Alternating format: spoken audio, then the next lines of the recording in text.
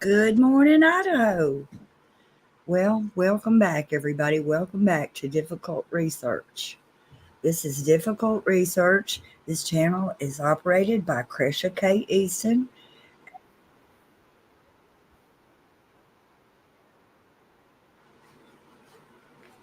Well, Cresha K does not have a professional sound person, so I would had an echo there for a minute. I want to apologize. So this channel was created because Cresha was doing research, the difficult research about the murders of her family members. And right now, we're in the middle of a trial. It's the trial of Chad Daybell. Chad, Chad and Lori Vallow were both active Latter-day Saints, and they got into an affair and killed their mates and Lori's children. That's what happened. And so we're here to find out, besides that, what else happened. We're here to get justice for Tylee, JJ, Charles, Tammy, and Joe. But specifically, this trial is about JJ Vallow, Tylee Ryan, and Tammy Daybell, who were all murdered, allegedly, by Chad Daybell and for sure by Lori Daybell Vallow. So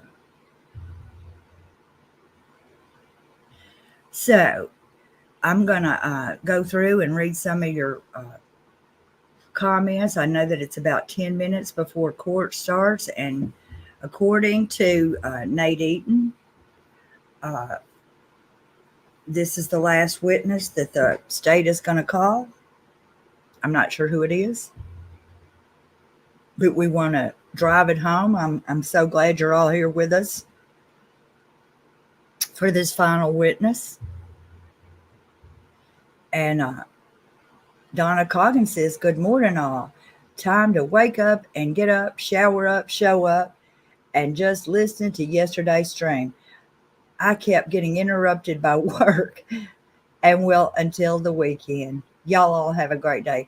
Yes, Donna, me too. And I know yesterday I was so tired. I didn't sleep well the night before. And I went to sleep during the last witness. I was like, oh no, what happened? Court's over. What? But I did hear the phone call.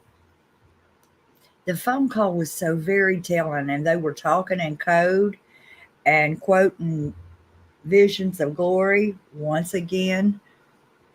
Hey, Tom Harrison. Denise Grace says, good morning, all. Donna, are you such a breath of fresh air for all of us, including Cresha? Well, I don't know how I can be a breath of fresh air, but I did take a bath. I'm bathed, clean. I didn't put on any makeup yet. Maybe I'll do that later.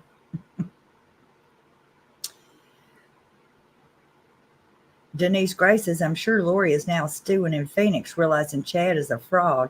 None of his magical powers can release her. I know it. And it seemed like to me she was kind of like accusing him of being a fraud in the phone call, even if she was talking in code. What about that 3%er? What about that 3% promise? What about it? Who made you a 3% promise, Lori?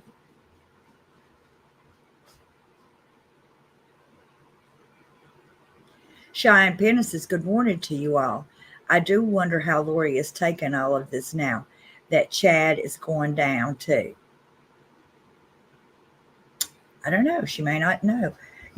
When people are in mind control groups, they avoid information that would make them have a doubt or poke a hole in it. They avoid the information. They're taught to. It's part of the culture. Zero says to Denise Gray, yes. In that phone call, she asked for reassurance that Chad was really hearing from God and she was still his partner. Does she know he's a fraud? Well, it sounds like to me she had a few doubts since she said that. Okay. Cheyenne Penna, Zero says, hi, Cheyenne Penna, Denise, especially sweet Donna. Thank you. Thank you. Y'all don't know how your comments to me make me feel better and more like I'm part of a community. Sometimes whenever you are don't have, like, you're not working out, so you're not seeing people outside at work and all that kind of thing, you kind of get to be a recluse just by virtue of what you're doing, which is taking care of mom. And I don't have much of a community, and I appreciate that I have a community. Thank you so much. Carolyn Isis, I just found out that Chad plagiarized some of his Selena James story. Do you guys already know that? Yes, I heard that too. That he was plagiarizing part of that Saturday's Warrior play about her eyes, and as if he had seen her before. I know he can't have an original damn thought one. We could, like, take all of our comments and write a book, and it would be original, because we come up with original things to say about these fools every day, and he can't even write one original thing.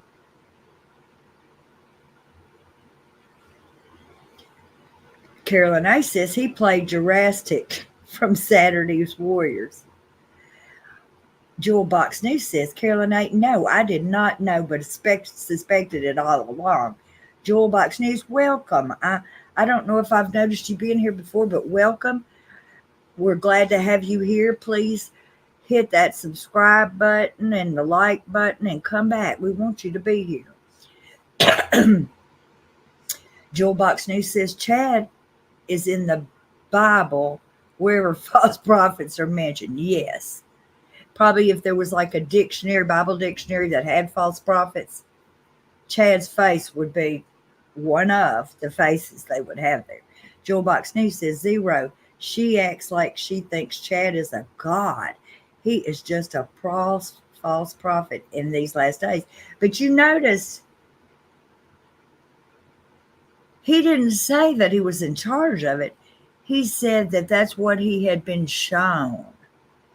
He'd been shown that in vision. So I don't know about all that. I do think there may have been drugs involved because it seems like with Tim. Okay, I'm going to update this thing. Okay, sorry. I scare you. Good morning. Morning, lady. My friend had asked me to help her do some things today that had surgery, but she wants me to wait till Saturday. So here I am. I was like, well, why are we live? Okay, so I was here on time. And I was trying to fix my camera settings because I'm shiny. I don't know why. So do you ladies use powder? You young girls, do y'all use like powder? Well, yeah, but I mean, I wore powder before, and it didn't do it before I moved my computer. It's like ever since I moved my computer. So you got some different something going on, yeah. It's the light from the computer, first off, I look like I'm jaundiced no matter what I do over here. I just made it full screen, so it got dark. So I just went dark. But anyways, it's neither here nor there. Good morning. So I found some stuff. Oh yeah, I found some stuff. And there's this guy that a while back I'm looking for it so I can kind of talk. He analyzed the shit out of Visions of Glory. Okay. Because I was watching Lauren's live not live. It wasn't live when I watched it, but she did like a recap or whatever last night. And the first part of Chad and Lori's deranged, noided phone call yesterday.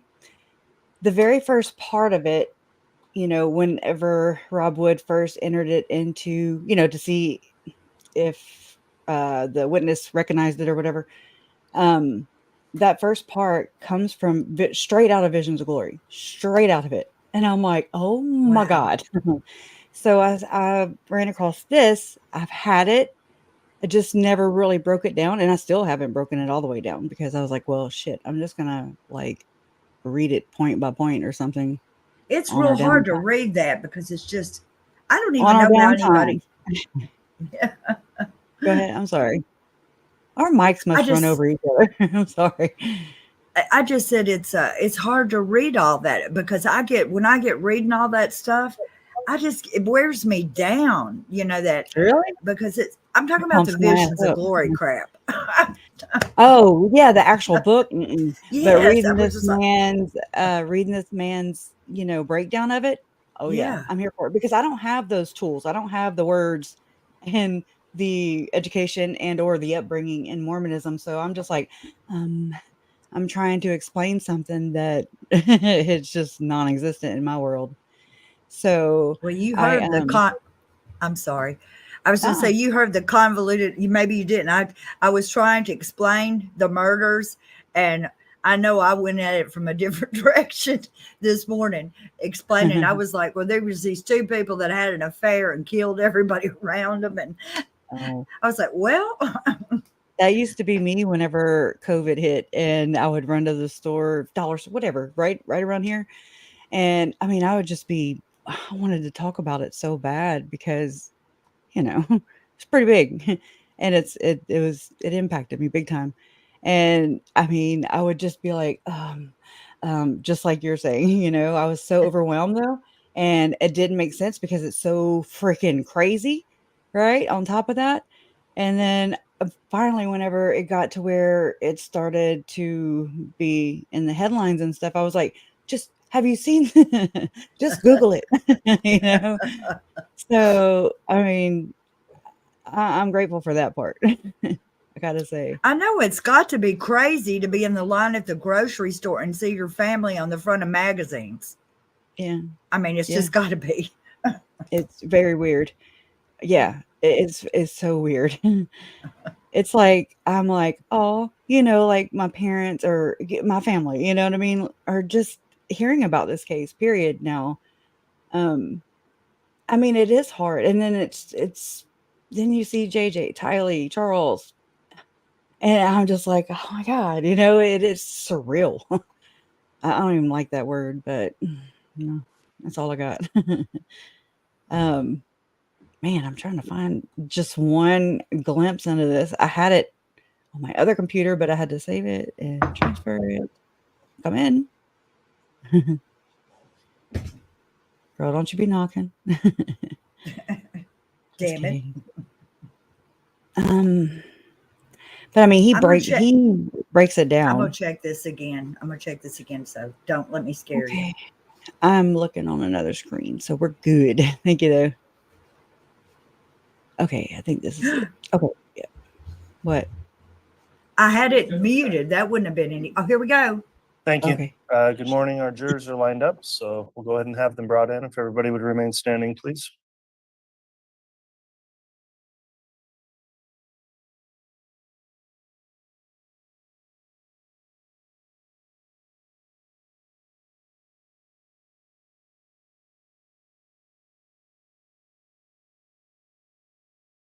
All right, please.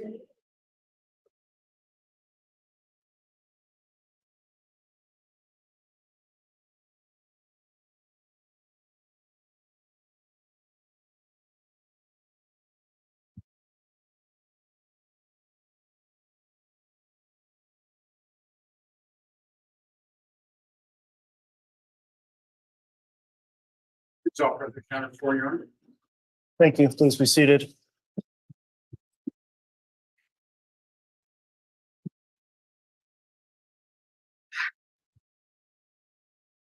All right, good morning, everyone. We're on the record on case CR 22-21-1623, State of Idaho versus Chad Guy Daybell. We're continuing with evidence on the state's case in chief. The court notes the jurors have all returned, and I've received the juror affirmation from each one of the jurors that they've followed the court's admonishing instruction as we broke for the day yesterday. So thank you again to each of you for following that instruction. At this time, then, I believe the state is prepared to call its next witness. Is the state ready to proceed with a witness? Yes, Your Honor. Who will that be? Doug Hart. Very well. You can call your witness, Ms. Blake.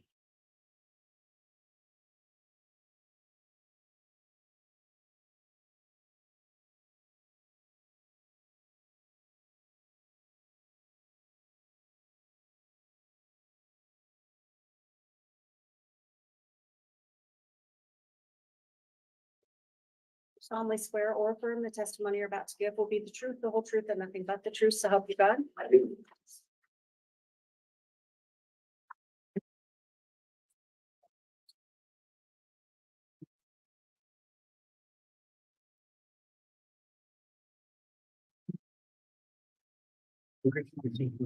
That's just right into your kid.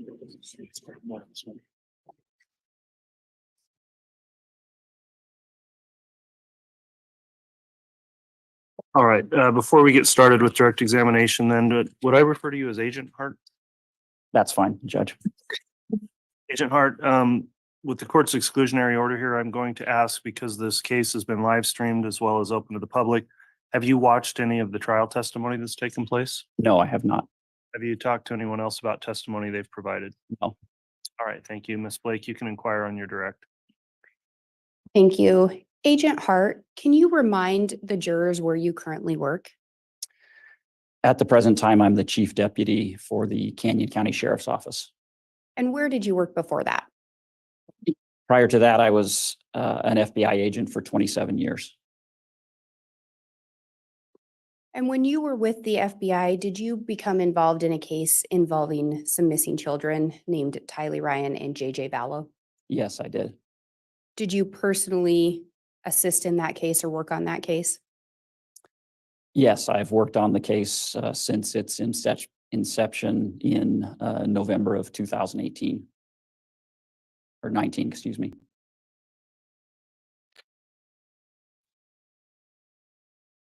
And can you explain why the FBI came to be involved in that particular case? Yes, it's a very common occurrence for the FBI to be asked to assist in cases involving missing children. Of course, when those cases come to us at the onset of the case, we don't know what has happened. There could be elements of those cases. Judge, I'm going to object at this point. This has become a narrative. Overruled. There could be elements of those cases that would, at a future date, indicate a federal prosecution. And so we're brought in early to assist our city and county partners, and that assistance continues through the entirety of the investigation. Prior to being involved in this case, had you worked on cases involving missing children? Several. With regard to this case, did the FBI follow up on leads?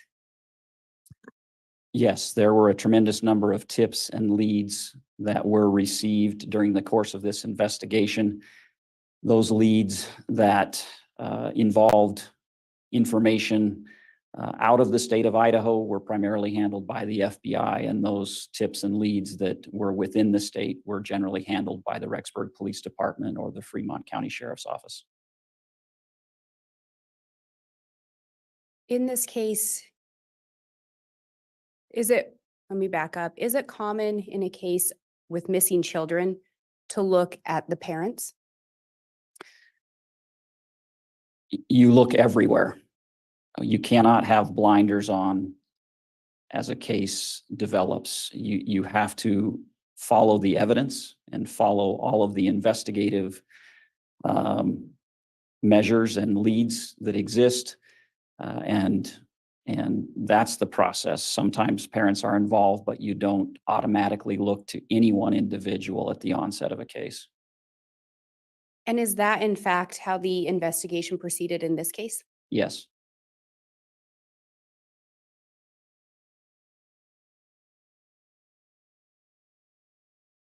Are you aware if other specialists or other branches, I may be using the wrong term, other areas of expertise within the FBI became involved in this investigation? Absolutely, several did. The FBI possesses individuals and units that have particular skill sets that oftentimes can't be replicated due to resources by a city police department or a county sheriff's office. And so in this case, we had forensic accountants, we had electronic cellular telephone specialists, we had the FBI lab, we had our evidence response team, we had analysts, so on and so forth. Each of those individuals or units have a particular expertise and skill set that were brought to bear in this case as our needs dictated. And Your Honor, I'm going to ask if I can be handed State's Exhibit 170. Very well.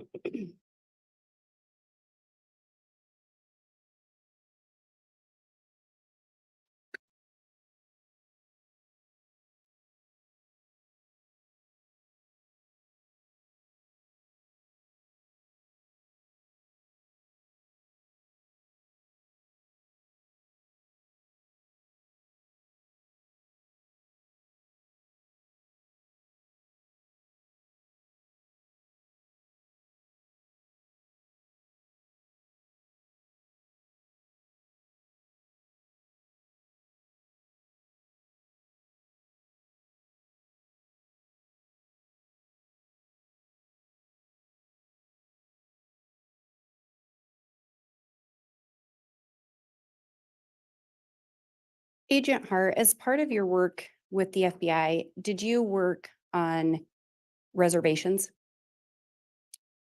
I did. I have spent approximately 14 years of my career, either full-time or part-time on various different Indian reservations. And with that, did you deal with any kind of burial sites? Yes, when you're assigned to an Indian reservation, there are specific trainings that you go through in preparation for the types of cases that you might see. One of those trainings is the identification of clandestine grave sites, as well as how to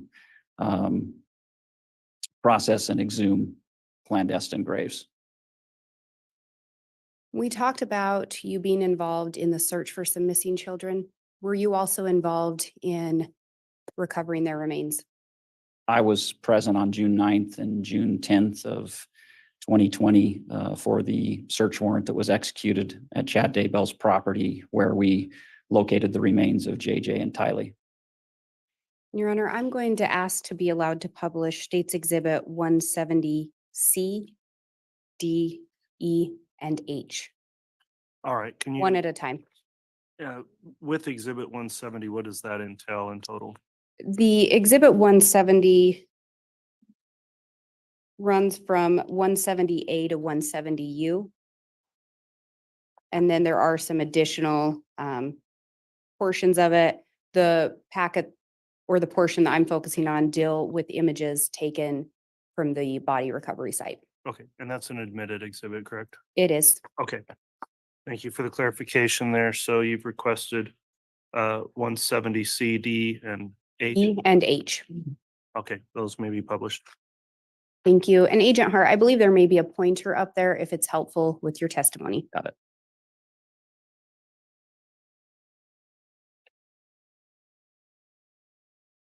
And for the record, I'm currently publishing C.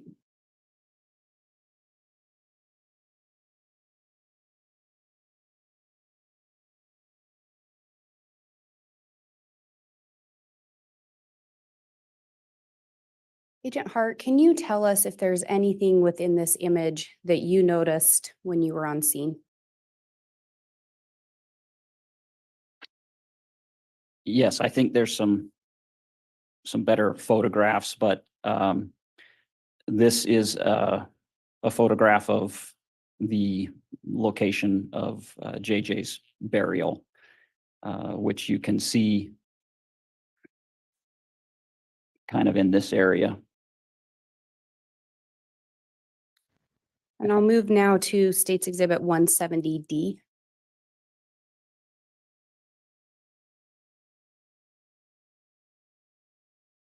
And when you said there were some photos showing it a little bit better, is this one of those?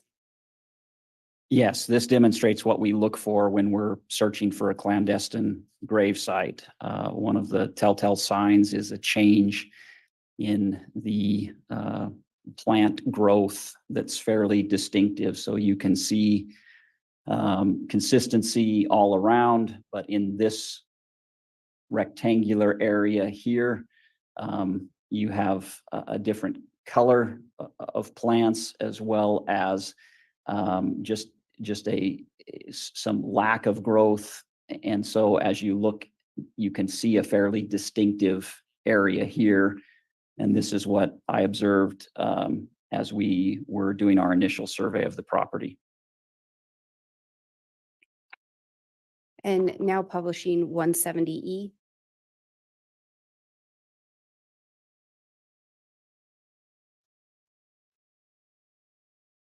Does that show anything additional? It's just a closer demonstration of the a pretty specific line, and as we felt in the dirt, you could actually feel a seam where the sod had been taken up.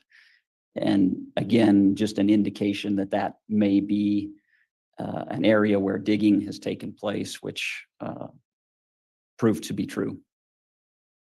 And when you talk about you can actually feel, do you mean with your hand? Yes. And now publishing 170H.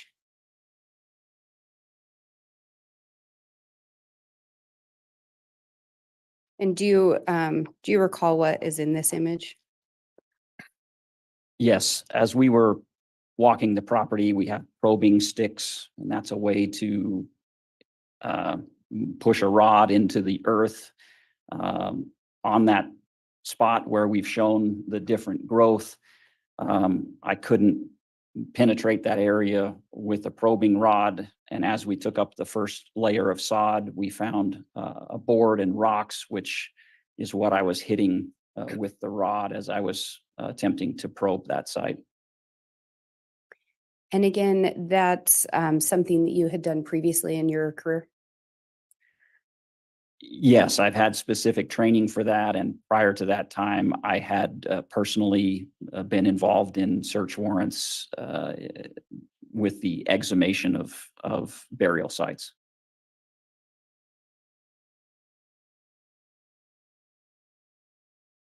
And once those things were removed, what was found underneath those? JJ's body.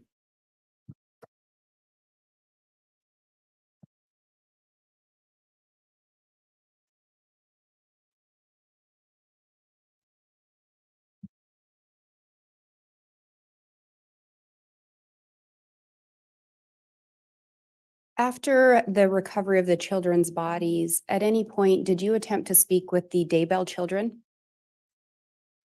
Yes, myself and another agent went over to their residence, which is kitty corner to the Daybell property, on the evening of June 9th, and spoke with them at length about what was taking place. Was it your understanding initially that they would agree to speak with you?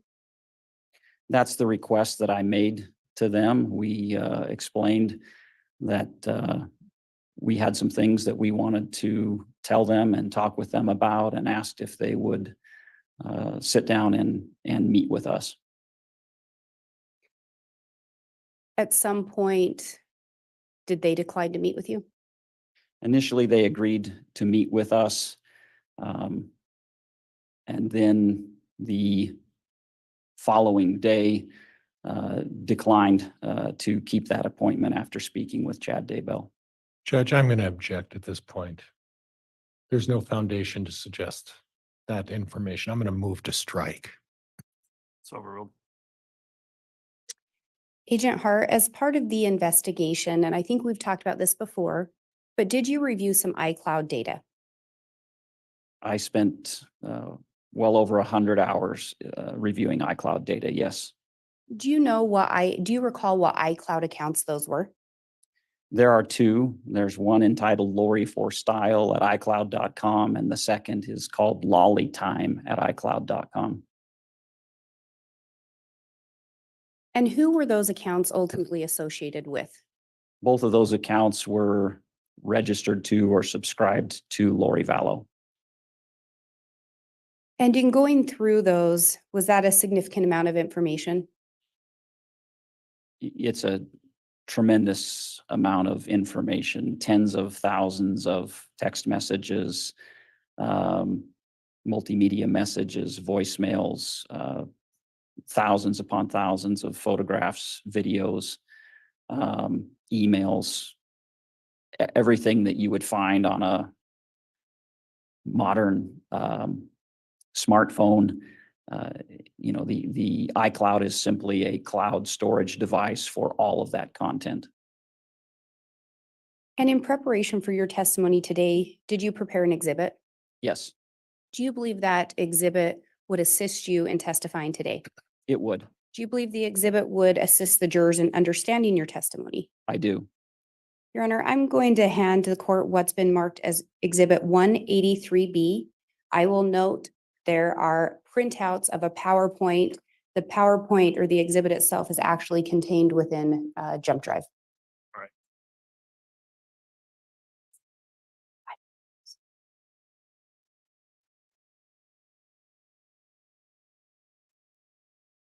And with the printout, I do have a courtesy copy for Your Honor as well as counsel and one for the court. Thank you. And if I may have the witness handed a copy of 183B, the printout. And Judge, could we have a sidebar, please? Yes.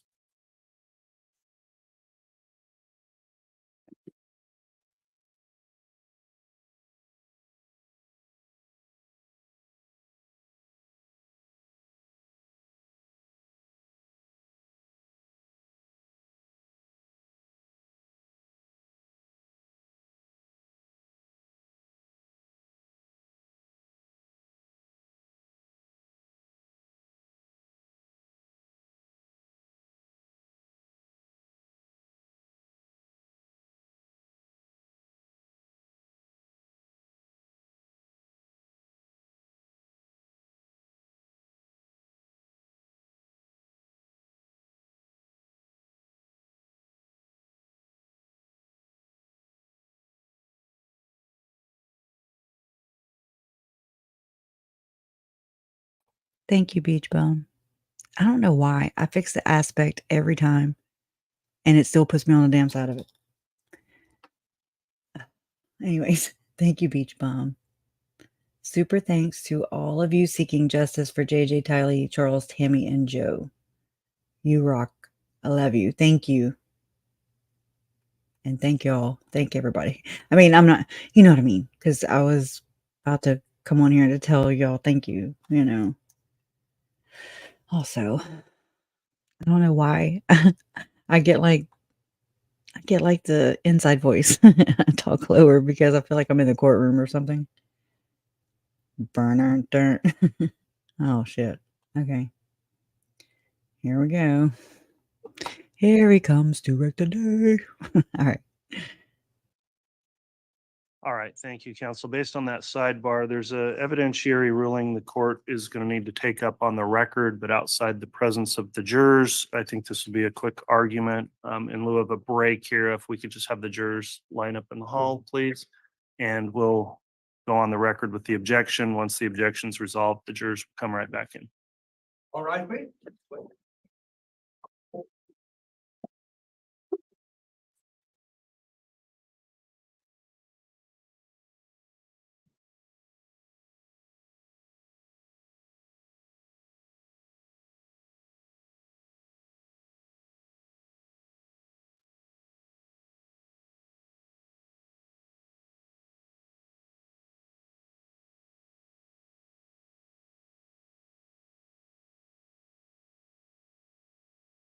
All right, thank you. Please be seated. We're outside well, in the courtroom, the jurors have been excused for hearing on an evidentiary objection. The state's proposed Exhibit 183B. Defense has an objection at this point, and I found it's proper to take it up outside the jurors' presence so that any reference to what may not come in would not be heard by them. So, Ms. Blake, perhaps if you give additional foundation of what the proposed exhibit is, and then I'll hear any objection from the defense. Yes, Your Honor. The exhibit is content from the iCloud accounts associated with Lori Vallow, that Lori for Styles and Lolly Time. Both of those are stipulated to exhibits, meaning the entire content has been stipulated to come in. This particular proposed exhibit is excerpts directly from those accounts, I believe mainly from the Lolly Time account. This was turned over to defense counsel at the end of January as a proposed exhibit. There was a few modifications made and the modified version was provided to counsel. However, the modifications made included removing 3 slides in their entirety. There were no other additions or changes made at all to the exhibit. So given that, that's just what the exhibit is. All right, thank you, Ms. Blake. Mr. Pryor, is there an objection from the defense? Judge, the objection is not the admission of the exhibit. The objection is that counsel throughout this trial has had a repeated course of action of providing me summaries either late the night before the testimony is to incur, or the morning of, or late in the evening on, again, the day before. I'm not objecting to the admission of the emails from Lolly Time. In fact, that was a stipulation of the parties that those be admitted. What I am asking for is an opportunity to ensure that what Ms. Blake is representing doesn't contain anything outside of what was stipulated to. And the fact that I got an email, I believe it was last night or the night before, that there were modifications made to this. I want to ensure that those modifications are as they were represented, and I ought to be afforded that opportunity. All right, Ms. Blake, to be clear then, the modifications were taking things out of the proposed exhibit, not adding things in. Is that correct? Correct. None of the remaining slides have been modified or altered in any manner from what was turned over in January. The only modifications were the removal of 3 slides. Okay, well, considered the objection here then. First, expressly was indicated there's not an objection to the admission of the exhibit. So with that and it being offered, the court will admit Exhibit 183B. In terms of the timing, while I understand it's certainly difficult in the middle of trial to be dealing with any modifications because this involved the taking out of some information, not adding it in, I think the court could presume that defense counsel has had an opportunity to review that. So I'll have it now that it's admitted. It may be published. However, if during the course of publishing you see something that doesn't seem to comport with your understanding of the exhibit, Mr. Pryor, you are allowed to make an objection, and I would ask the state be ready to stop publishing on quick notice if an objection comes up. The state has no problem with that, Your Honor. Okay, thank you. And I'll note also then this would be a summary exhibit under Rule 1006. Is that how the state's offering it? Yes, Your Honor. Okay, well, the exhibit's admitted then, and with the objection resolved, we'll have the jurors return for additional evidence. Yes, Your Honor.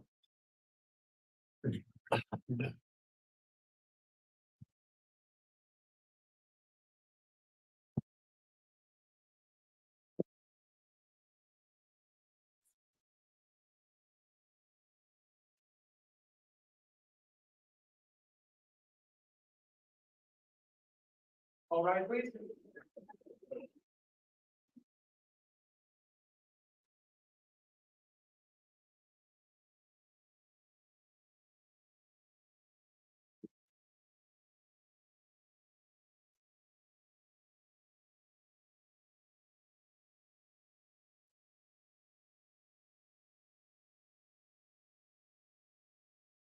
Raise all President counter for Your Honor. Thank you. Please be seated.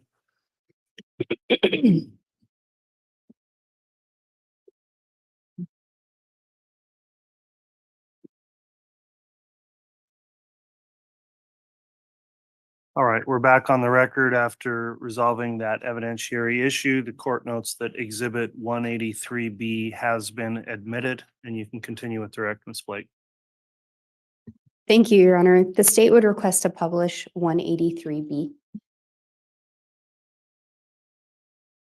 You may publish. I believe the court has the original jump drive if you would like me to publish from that. All right, we'll get that submitted.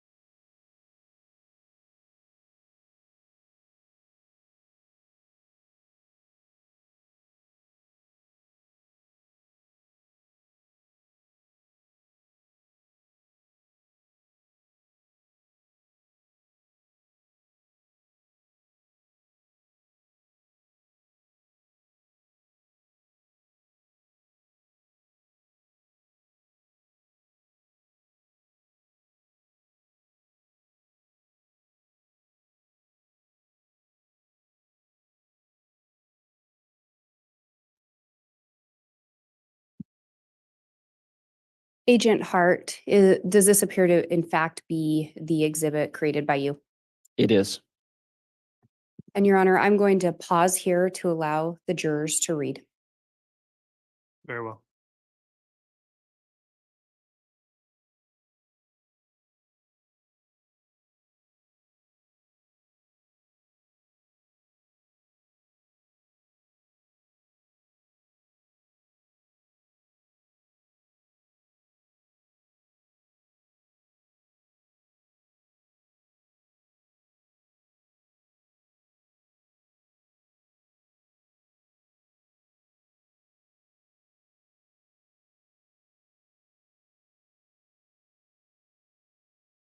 And Agent Hart, can you indicate who these messages were being sent from and who these messages were being sent between?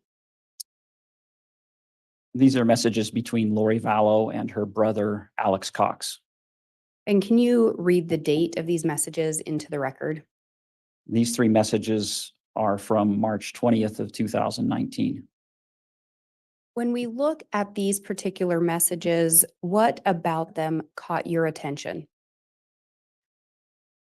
Alex Cox was a figure during the course of our investigation, and what caught my attention about this particular interaction between Lori Vallow and Alex Cox is in line 1837 that Lori Vallow had to check everything with her quote source to make sure she had her information correct, but that it was really good. Did this indicate to you that Lori herself didn't have this information? Yes, that's why I think it's significant. And did you also see in here that Lori was then going to pass that information on to Alex? Yes, Did you learn through the investigation who Lori's source was? Foundation. Sustained. Through the investigation, did you see messages from Lori to Chad quite frequently? very frequently. In those messages, was she oftentimes requesting information? Yes.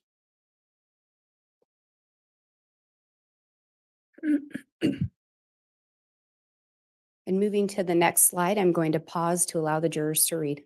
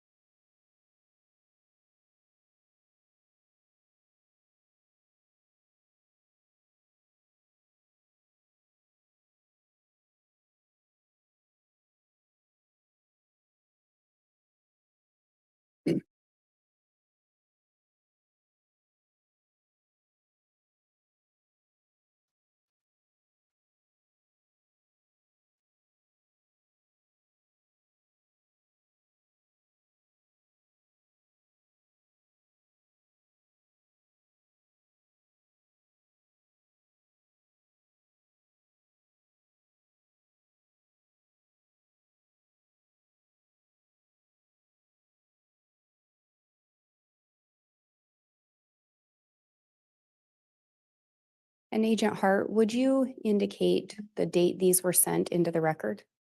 Yes, these four text messages were sent on July 18th of 2019.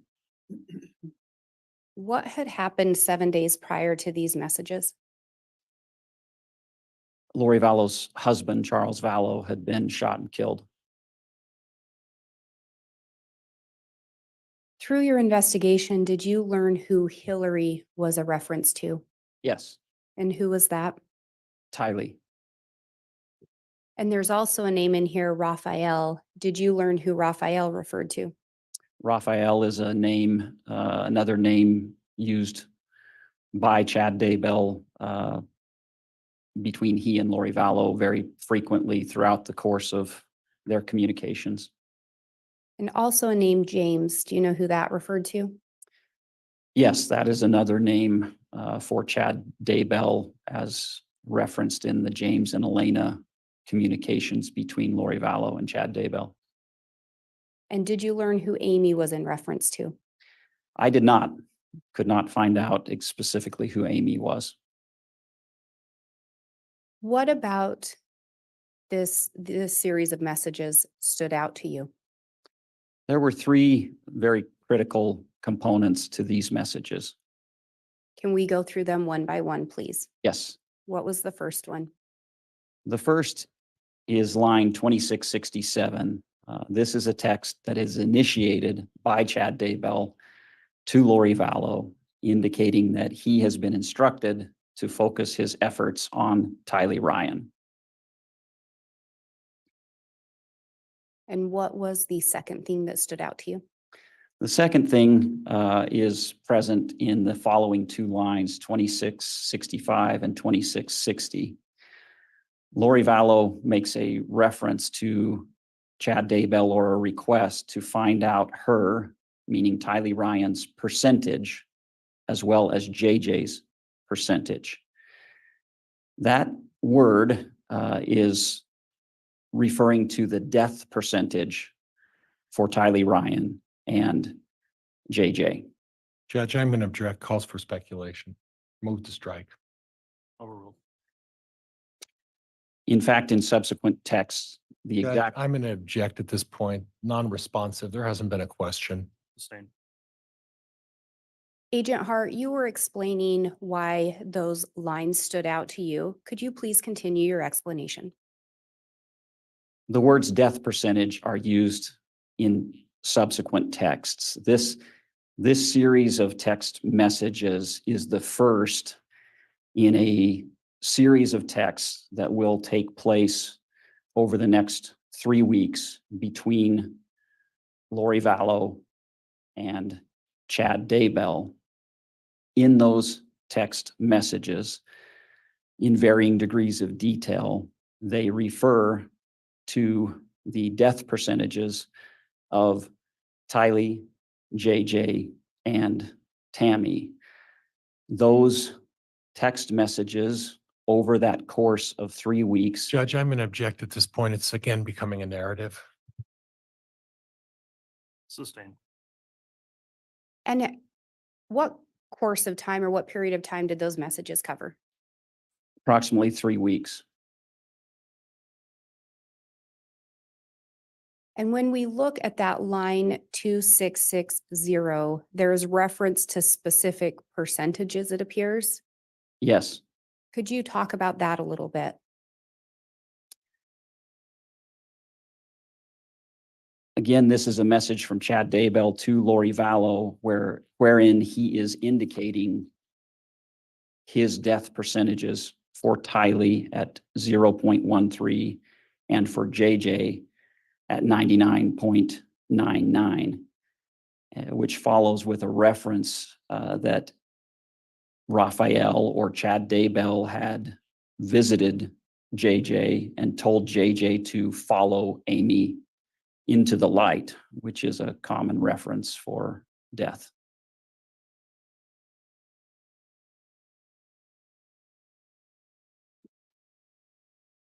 In this particular message, there's also a reference to turning up the pain to 10.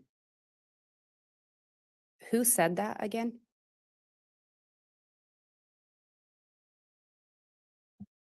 Chad Daybell, And also a reference to placing a spiritual virus in her. Who said that? Chad Daybell, And then in that last sentence, did anything about that stand out to you? well, line 2660 is a specific conversation regarding the deaths of Lori's children. Judge, I'm going to object. That's calling for speculation and conclusion, and I'm going to move to strike. I'll sustain the objection and strike the response. Based on your investigation, your experience and review of these messages, what did you believe line 2660 to be referencing? It's referencing their death percentages, And who are they? Tylee and JJ.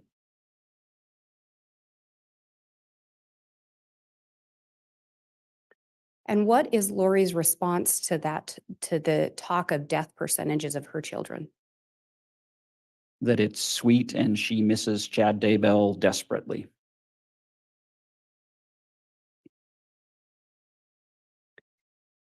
Was this the first time in these messages that you had seen reference to these death percentages that you can recall? Yes, this is the first message, and there are several that follow in the next 3 weeks, and then later on, there are additional similar conversations regarding Tammy.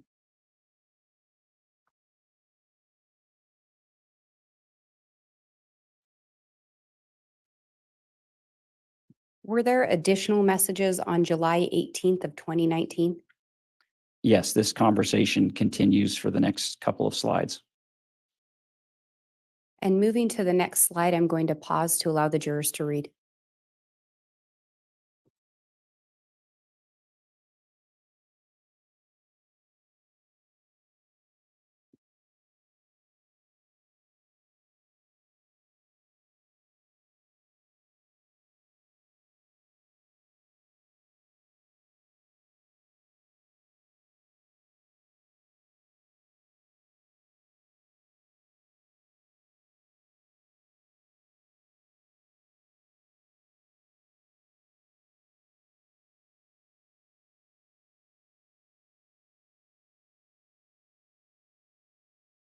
And Agent Hart, you indicated these are a continuation from the messages on the previous slide. Is that correct? Yes. What about these particular messages stood out to you?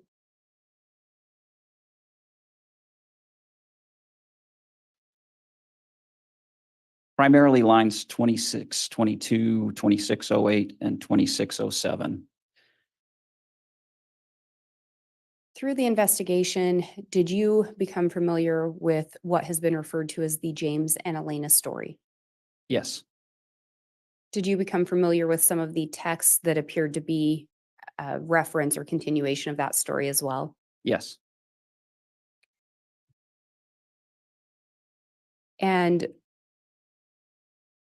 do you know were you familiar with the term storm? I am.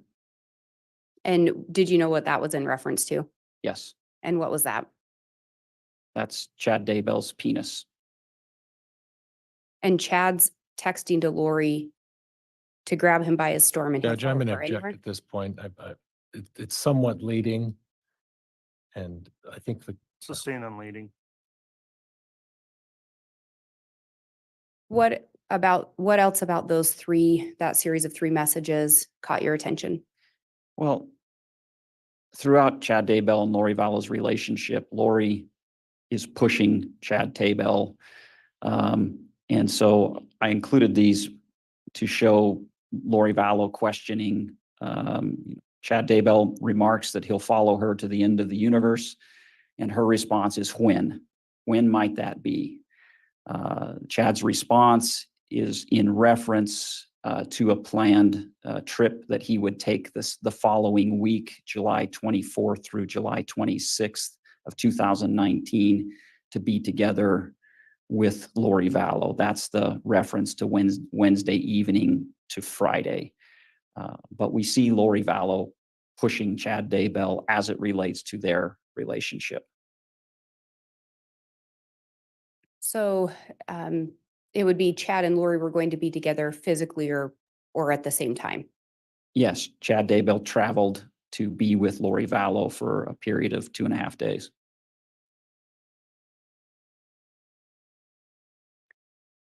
And again, during this time, was Tammy Daybell still alive? Yes.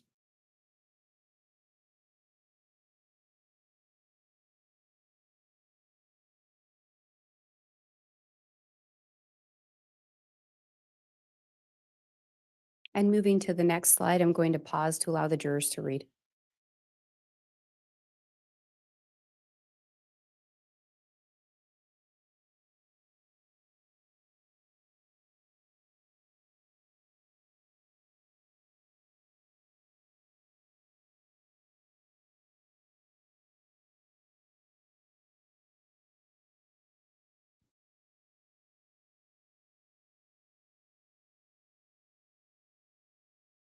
And Agent Hart, I believe you indicated these are a continuation as well from the previous 2 slides. They are.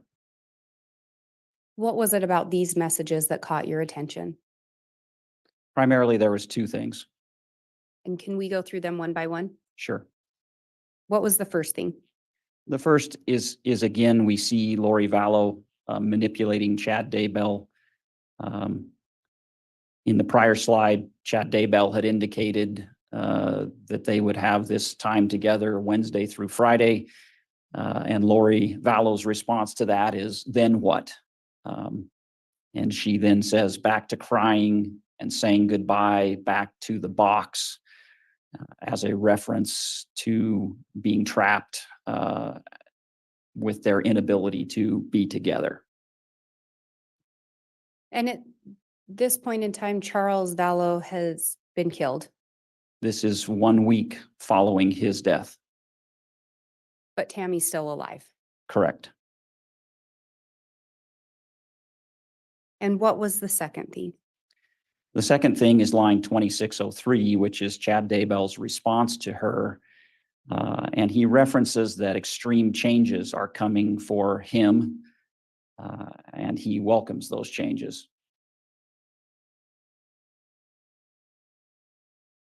And do you recall from previous testimony references Chad also made about feeling trapped? Judge, I'm going to object. It's leading. Yes, And do you recall approximately, or do you recall what those statements were, what that was in reference to? yes, that conversation took place at the conclusion of this trip that they're talking about. So that would have been on July 26th of 2019, where Chad Daybell references the Harry Potter stories and feeling trapped, having to live under a stairwell, and he gets to escape occasionally to have adventures with his goddess lover.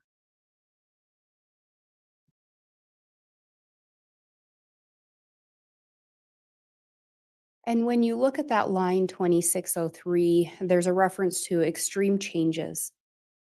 Did that catch your attention? It did. What did you, through your investigation and experience, what did you believe that to be in reference to? Judge, calling for speculation. Objection. Overruled. Well, within 3 months of this date, Tylee, JJ, and Tammy are all dead.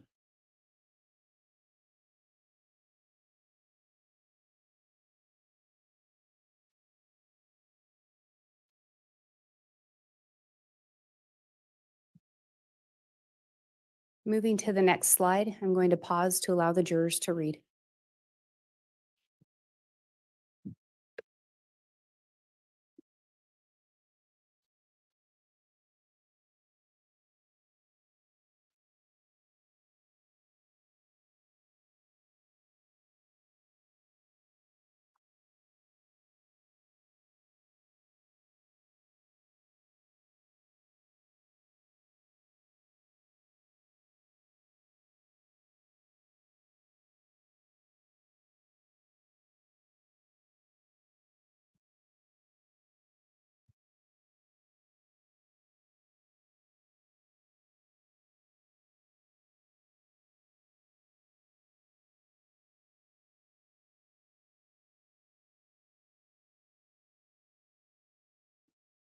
And Agent Hart, can you indicate the date these messages were exchanged into the record?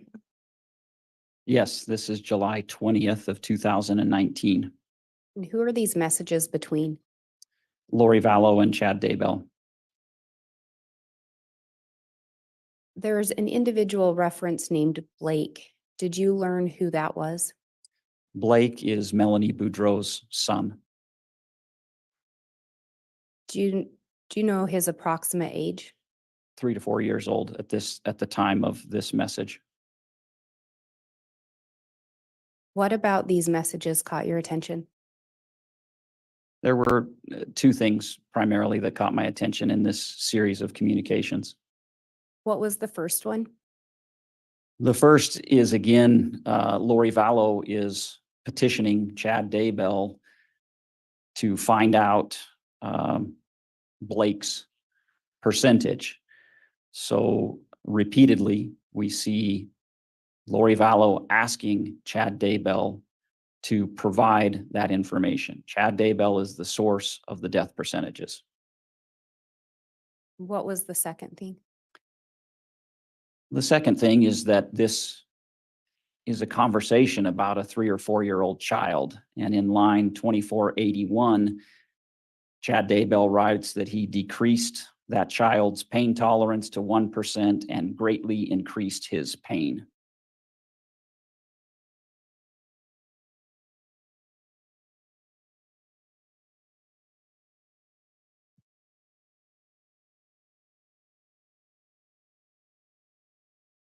And do you recall in one of the previous slides in reference to Tylee Ryan, Chad talking about turning up or causing her pain? Yes.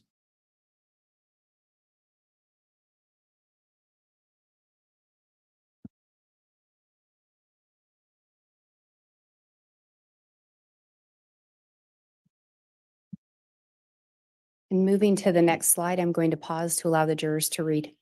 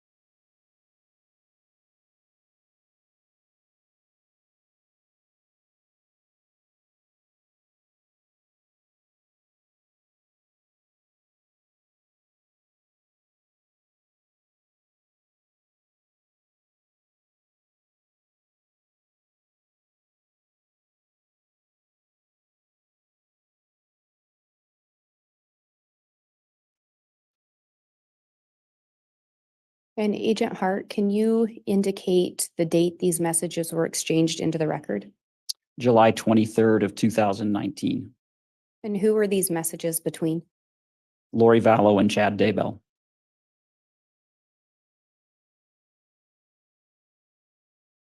What about these messages caught your attention?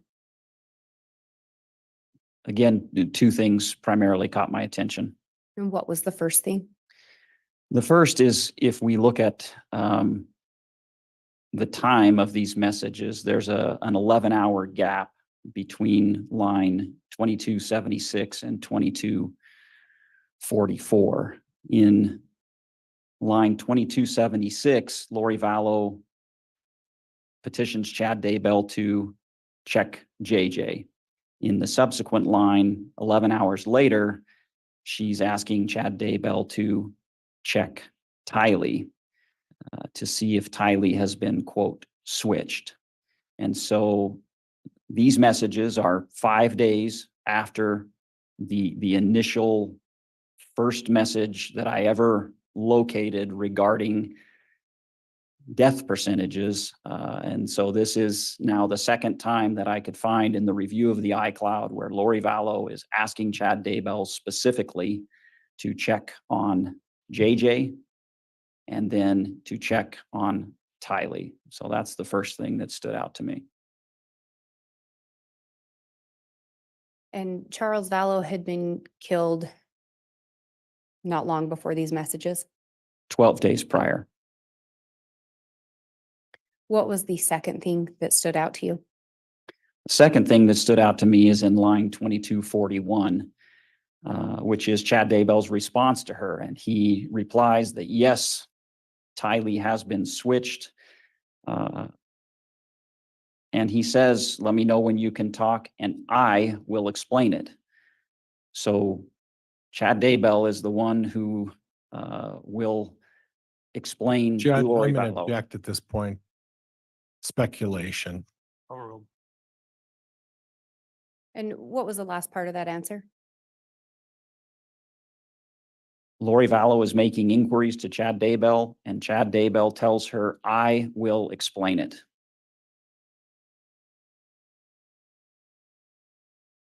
Prior to Charles being killed, are you aware if he was deemed to have been possessed? He was.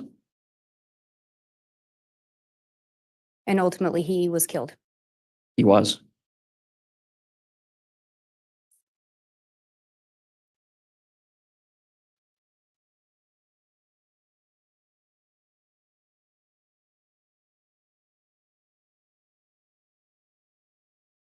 Moving to the next slide, I'm going to pause to allow the jurors to read.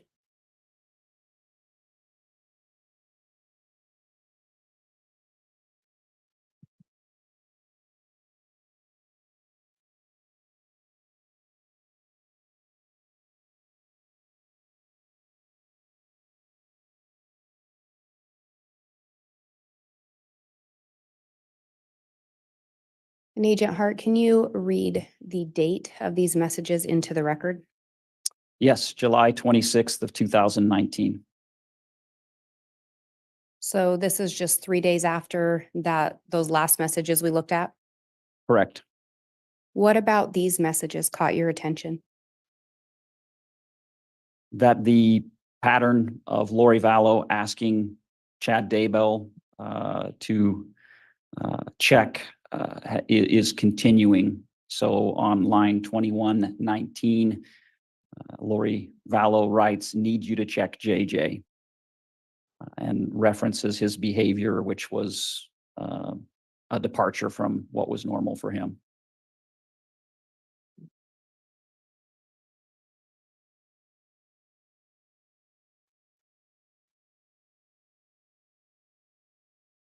And moving to the next slide, I'm going to pause to allow the jurors to read.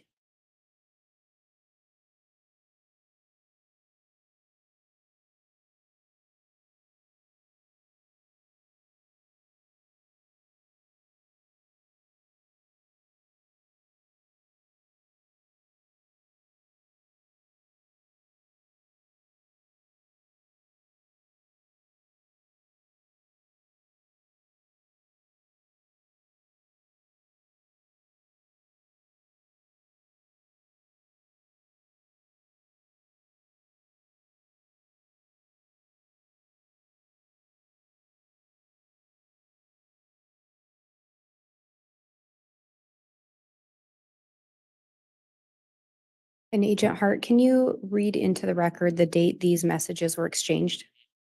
These messages were also, as with the previous slide, on July 26th, 2019.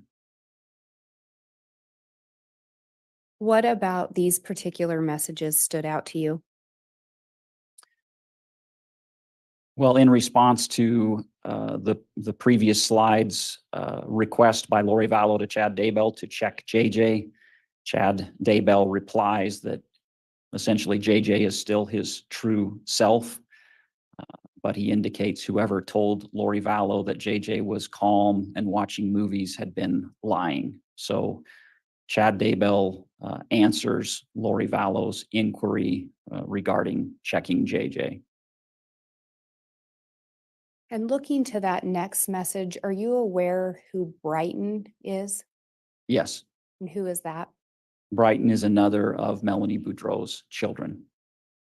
And the name Mel there, do you know who that was referencing? That's Melanie Boudreau. Was there anything about that next message that caught your attention?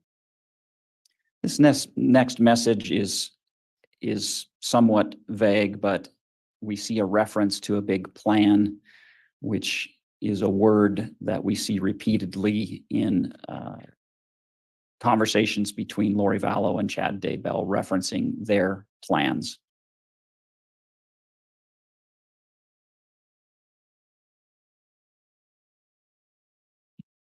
And moving to the next slide, I'm going to pause to allow the jurors to read.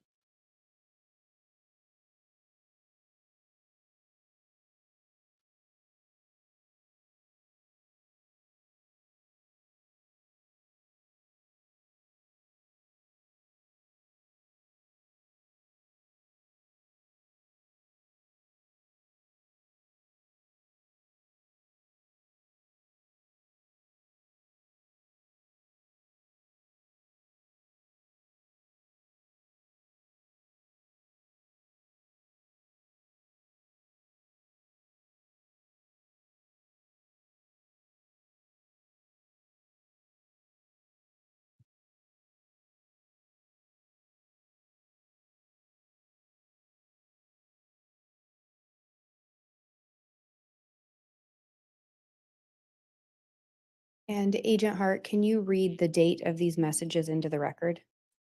Yes, these 4 messages were exchanged on July 29th of 2019. Who were the messages being exchanged between? Chad Daybell and Lori Vallow. What about these particular messages caught your attention? At this particular time in the investigation, Lori Vallow, Melanie Boudreau, and their children, as well as Alex Cox, had decided to take a trip to the California coast. And so these messages were sent to Lori Vallow as they were driving in the car, as Lori Vallow, Melanie Boudreau, Alex Cox, and the children were driving to California. And so Chad Daybell makes an offer to Lori Vallow to cause pain to the 2, quote, threes that she was riding with.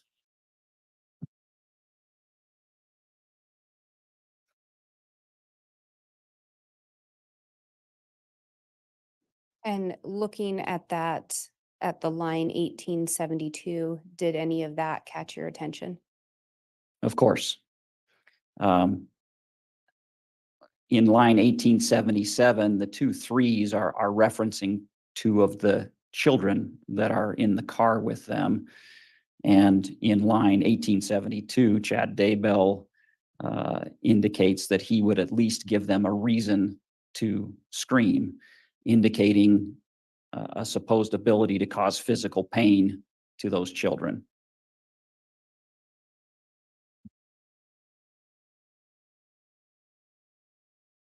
After offering to cause physical pain to the children, what were the next things he said? He told Lori that he loved, cherished, treasured, and adored her. The wonderful memories just keep coming back. She was mesmerizing, and that Raphael, which is the name for Chad Daybell, is one lucky guy.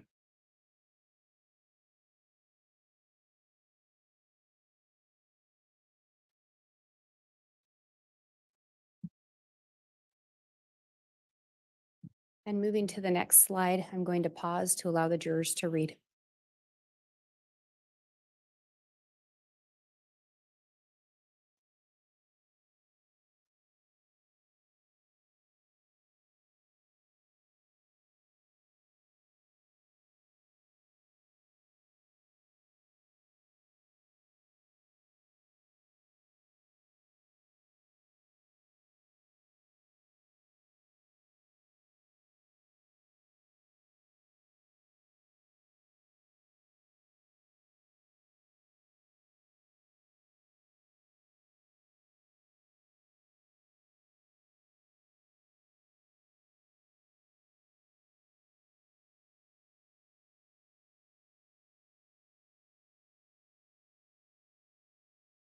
And Agent Hart, would you read the date of these messages into the record?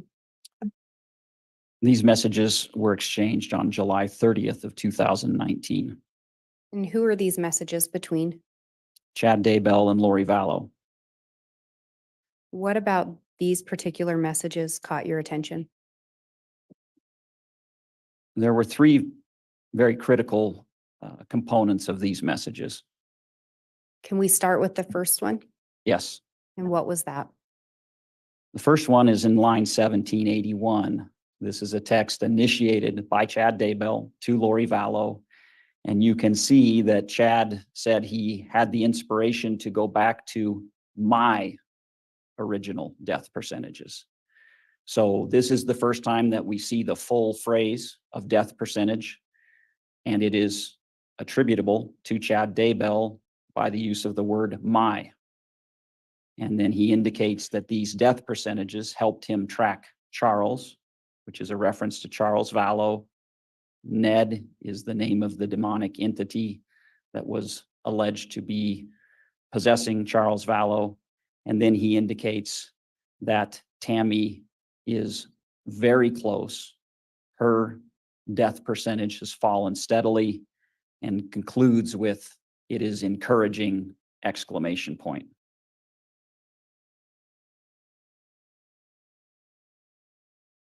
Do you also see the reference in there to Hiplos or Iplos? Yes, Do you know who that's in reference to?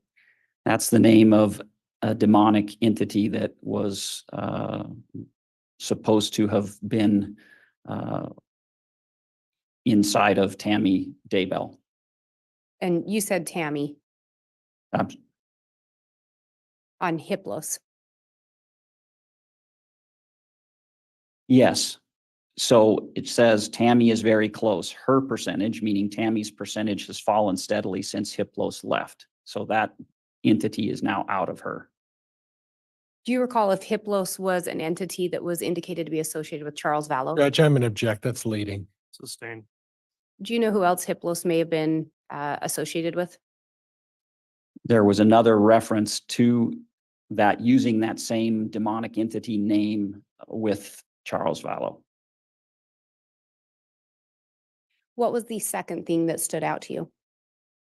The second thing that stood out is this reference to Chad Daybell's death percentages that helped track Charles Vallow. Charles Vallow didn't have a heart attack or pass away in his sleep. Judge, I'm going to object. It's narrative. Overruled. He was shot and killed. And so these death percentages by Chad Daybell are not simply a reference to natural deaths.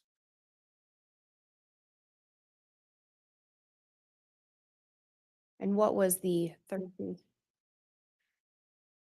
Well, the third thing is in lines 1779 and 1778. Lori's response to Chad is to inquire, what is the percentage now? Meaning, what is Tammy Daybell's death percentage? And then she follows that up with yet another inquiry. This would be now the third inquiry about JJ's death percentage. Chad Daybell responds, Tammy is at 3, JJ is at 2.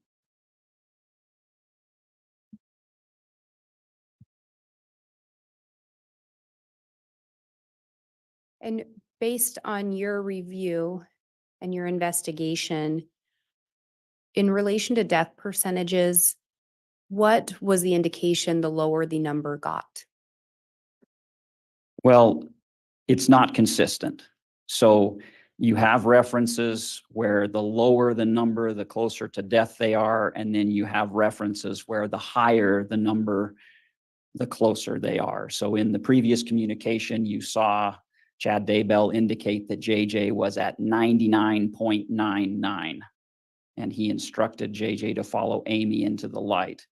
In this occasion, we flipped and they're at the opposite end of the spectrum, saying that Tammy is at 3 and now JJ is at 2 versus the prior message. So there's a lack of consistency, but the higher the number in one case, the lower the number in another.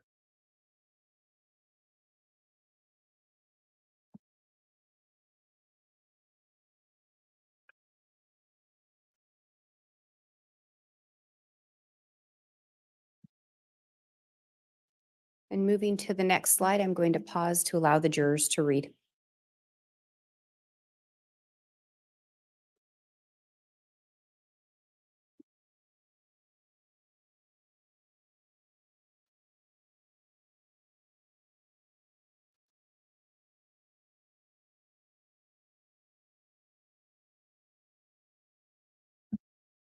And Agent Hart, can you indicate the date these messages were sent into the record?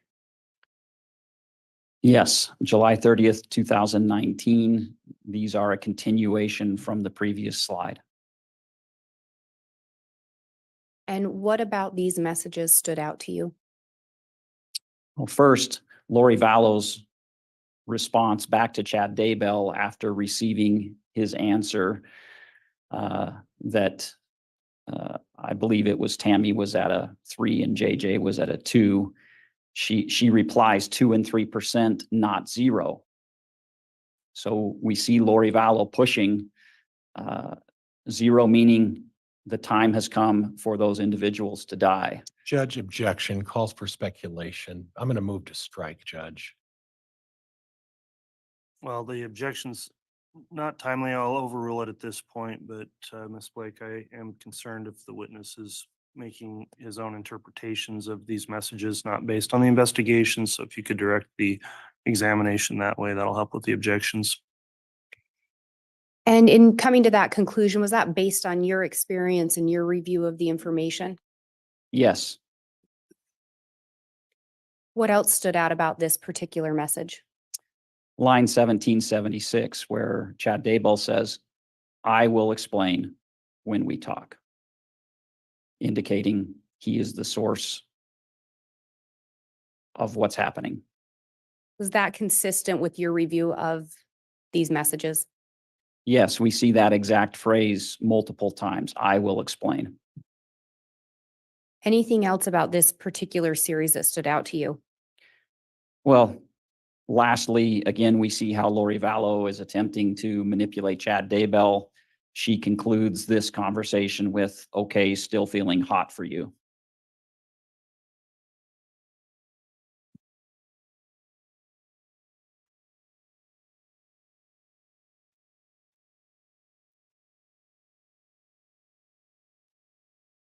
And moving to the next slide, I'm going to pause to allow the jurors to read.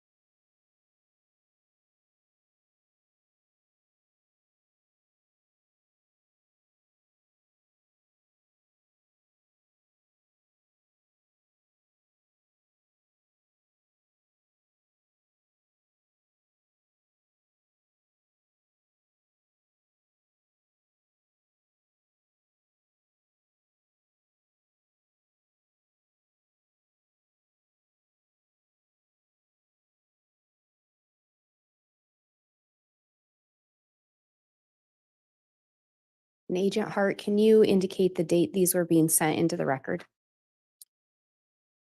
These two text messages were also on July 30th of 2019. And who were these messages between? Chad Daybell and Lori Vallow. What about these particular messages caught your attention? Two things. What was the first one? The first is a continuation to further explain Chad Daybell's death percentages. In the second sentence, he references this chart that checks what percentage mortals are still in their body, and then indicates that it worked for his friend's wife who died. And so we see just a further explanation of death percentages, and that this is talking about physical, real death, not spiritual death or some other kind of death. Was that chart that was referenced, was a copy of it ever located? No, we could never find the actual chart. I I can't account for where it might be.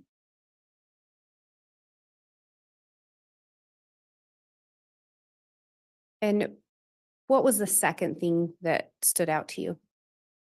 Well, there are two more. The first is that he references Tammy Daybell, his wife, that she said she felt lightheaded as if her body and spirit weren't connected. And then what was the third thing? The third thing is in line 1773, where Chad Daybell indicates he would update the list and figure out Brandon, Adam, and others. The reference to Brandon is Brandon Boudreau, and on October 2nd of 2019. Judge, I'm going to object at this point. This is definitely becoming a narrative. Sustained. Who was Brandon referencing? Brandon Boudreau. Do you know of something that happened in relation to Brandon Boudreau? Yes, What was that? on October 2nd, 2019, an attempt was made on his life. Are you aware of an attempt that was made on Tammy Daybell's life? Judge, I'm going to object. Calls for speculation. Overruled. I am. And when was that? October 9th, 2019.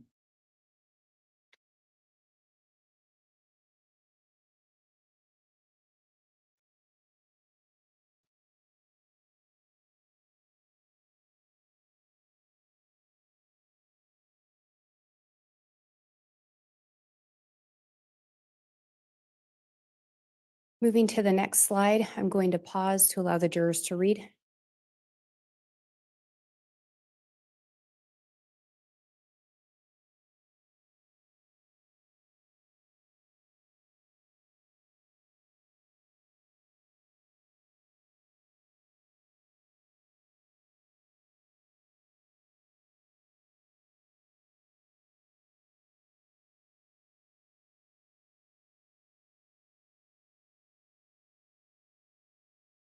And Agent Hart, can you indicate the date these images were sent? These were both sent on August 7th of 2019. Were you able to, looking at that first image there, who is that? That is Chad Daybell. Can you tell from the photo what type of building he may be in? Yes, it's the lobby of an LDS, an old LDS church. And who sent that photo? So the photo of Chad Daybell was sent by Alex Cox to Lori Vallow with the caption, "Look at the bubbies."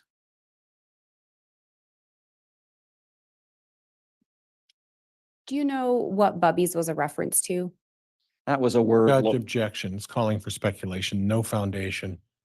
I'll sustain that without additional foundation. Through your investigation and review of messages, were you able to determine what Bubbies was in reference to? Yes, And what was that? it's just simply a pet name that Lori had for Chad Daybell and Alex Cox or other men in her life. And could you see the time that that message was sent? 10:48 a.m.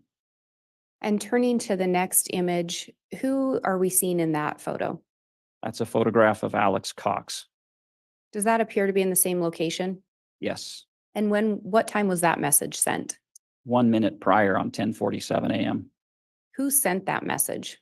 Chad Daybell, And who did he send it to? Lori Vallow. What was the caption that Chad included? Two exalted beings.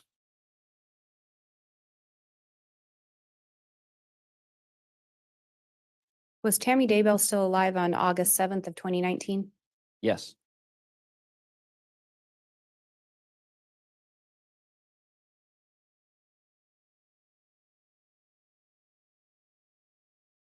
Moving to the next slide, I'm going to pause to allow the jurors to read.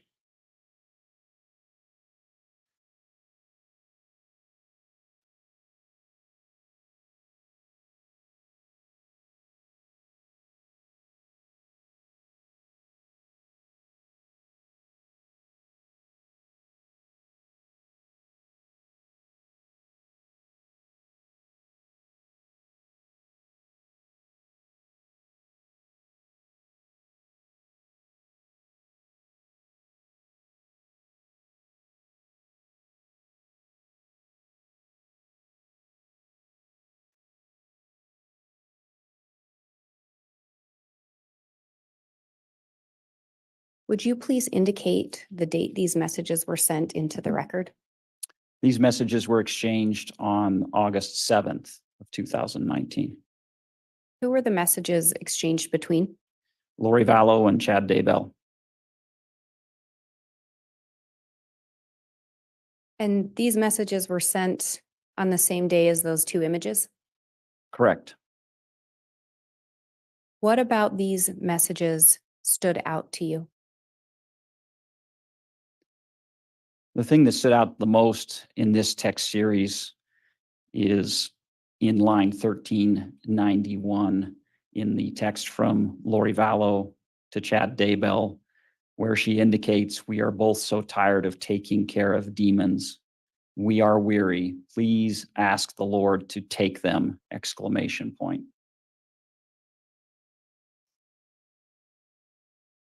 And Lori was sending that request to Chad? Correct.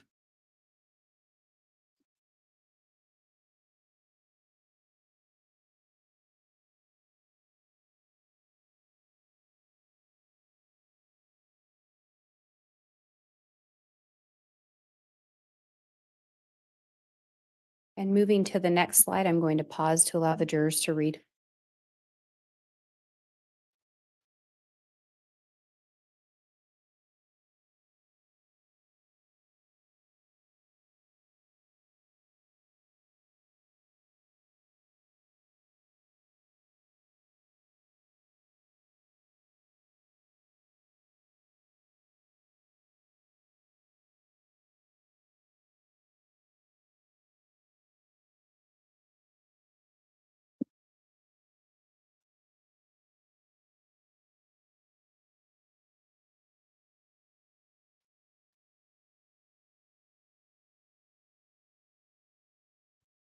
And Agent Hart, can you indicate the date these messages were sent into the record?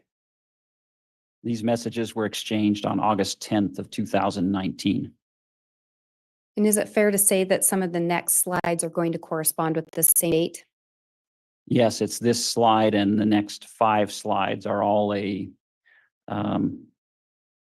continuous exchange of messages between Lori Vallow and Chad Daybell. What about this first slide with these messages caught your attention in relation to the investigation? What first caught my attention is we see now, I believe, the 4th time that Lori Vallow is asking Chad Daybell to check on JJ. And Chad Daybell responds once again that JJ is still JJ.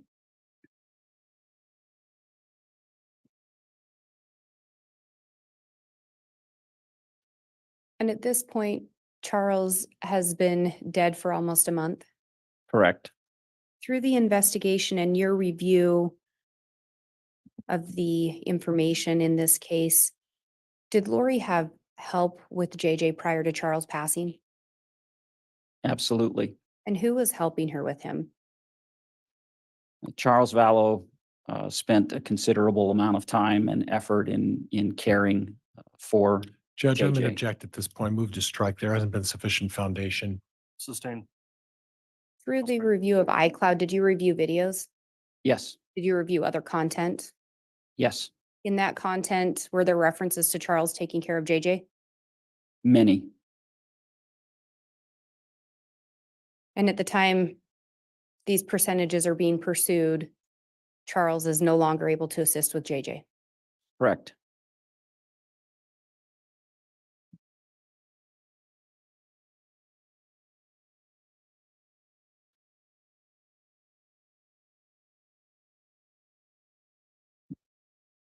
Moving to the next slide, I'm going to pause to allow the jurors to read.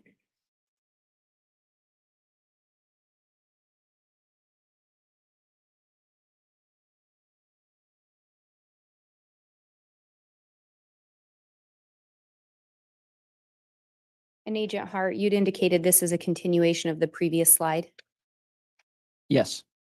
And what about these particular messages caught your attention? Well, primarily line 1170. In the last line of the previous slide, Lori Vallow asks Chad Daybell if JJ is at 0 yet. And we see Chad Daybell's response to that question. Yes, he's at 0. He was probably partly through the veil, talking to people, both light and dark.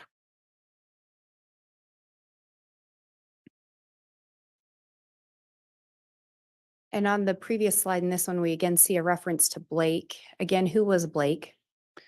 Blake is Melanie Boudreau's child.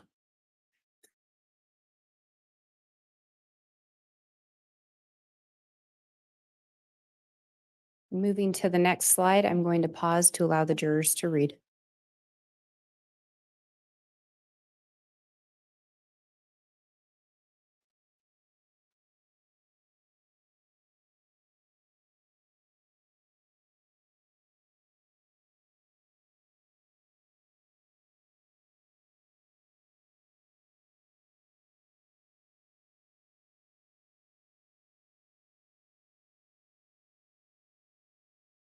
And Agent Hart, is this again a continuation of the previous 2 slides? It is.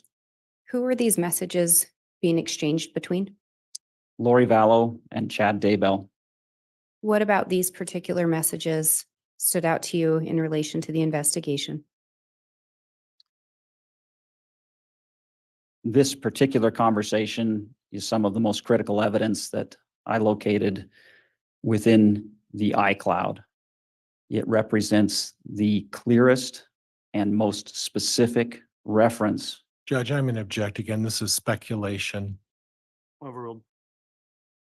It represents the clearest and most specific reference to a plan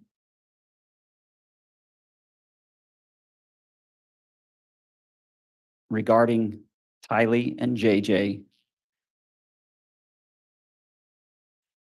That plan is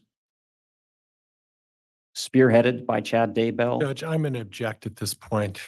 That's a narrative Also, and it's argumentative, it's sustained. and I'm going to move to strike. That last part of the comment is stricken. When you indicate that there's the reference to the plan, who is asking if there's a plan? Lori Vallow is asking Chad Daybell if there is a, quote, perfectly orchestrated plan to take the children. What is Chad's response? Chad's response is that there is a plan being orchestrated for the children.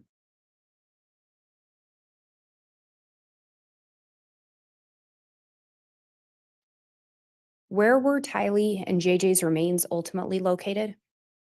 On Chad Daybell's property.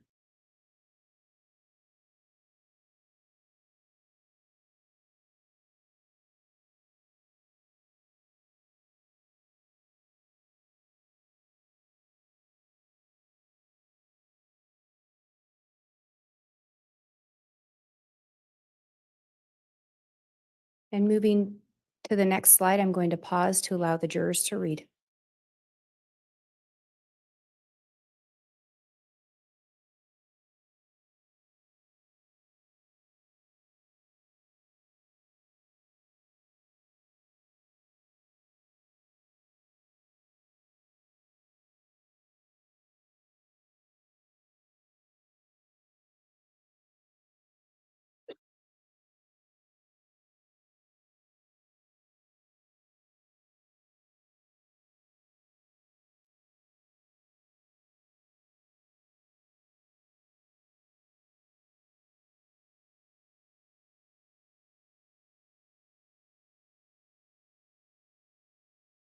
And Agent Hart, is this also a continuation from some of the previous slides? Yes, it is. Who are these messages being sent between? Lori Vallow and Chad Daybell. What about these particular messages stood out to you in relation to the investigation? Well, first off is line 1159. In the previous slide, there was a question about a plan and a verification of a plan. Then Lori Vallow asks Chad Daybell, what should I be doing? And in the subsequent line, 1158, Chad Daybell provides an answer to her, which concludes with being unencumbered and fully free.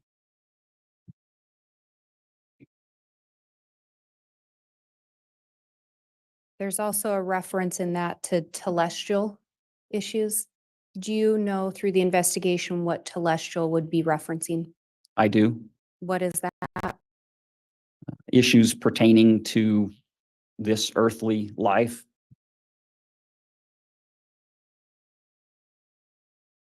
And in some of the previous messages, Lori was inquiring about the death percentages of Tylee Ryan and JJ Vallow. That's correct.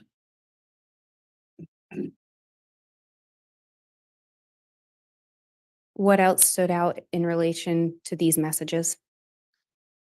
Line 1155 is very critical. Chad Daybell texts Lori Vallow and indicates that JJ is, quote, getting close. When I was sitting across from him eating bacon, I sensed he was barely attached to his body.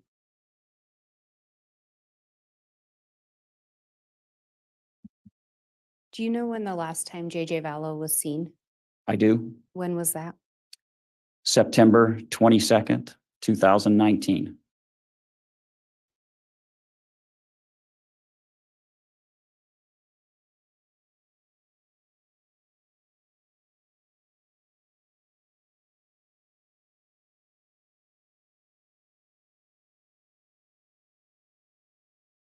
And moving to the next slide, I'm going to pause to allow the jurors to read.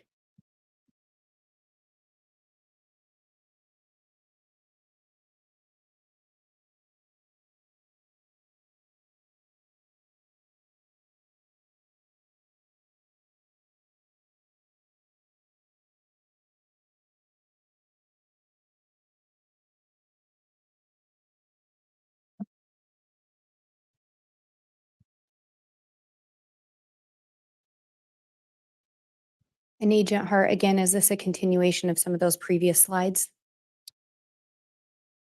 Yes, it is. And I believe there's one more that is part of this conversation. I'm going to move to that slide and pause to allow the jurors to read that one as well.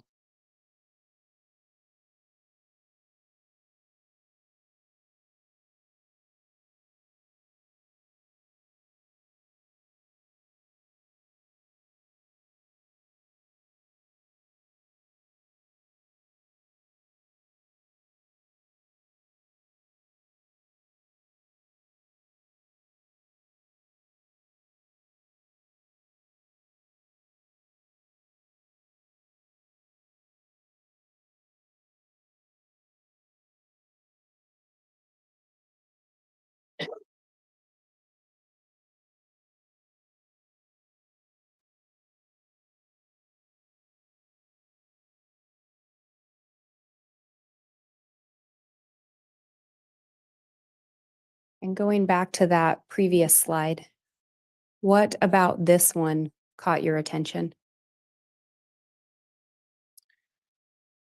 Well, this is just the continuation of the conversation. I think the more important content is on the following slide.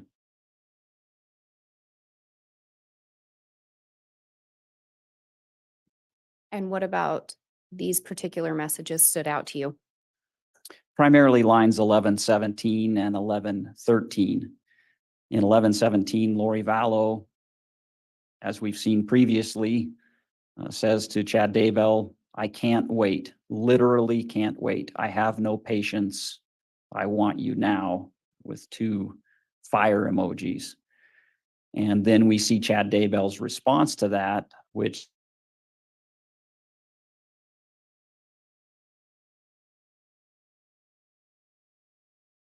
point.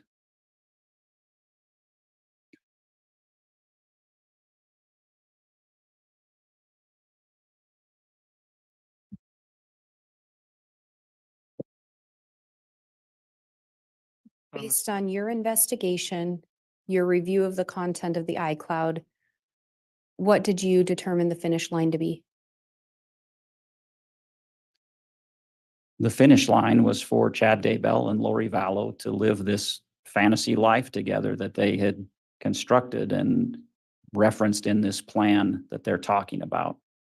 Did that include being unencumbered? Judge, I'm going to object. Calls for speculation. Overruled. Unencumbered from her husband and her children and from his wife. Yes. Your Honor, looking at the time, I don't know if you'd like to do the mid-morning break. I think this would be a good time for that. Thank you, Ms. Blake. We will take our mid-morning recess. We'll come back on just 10:30 or perhaps shortly before 10:30. Thank you. All rise, please.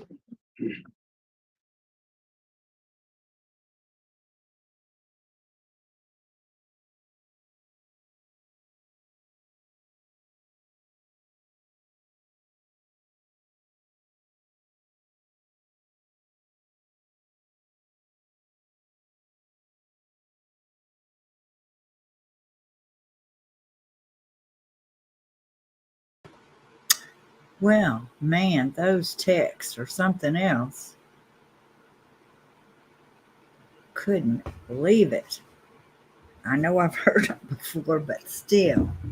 It was so weird too, because I was looking at Nate's tweets and it seemed like they were running slower. And I apologize that I'm sometimes way behind the story. Man, I'm going to read some of y'all's texts. There's Crash. Hey. Y'all, he was going ham after him. It was. Yeah, and I'm here for it. I was, god dang, freaking technology, man. Hooks.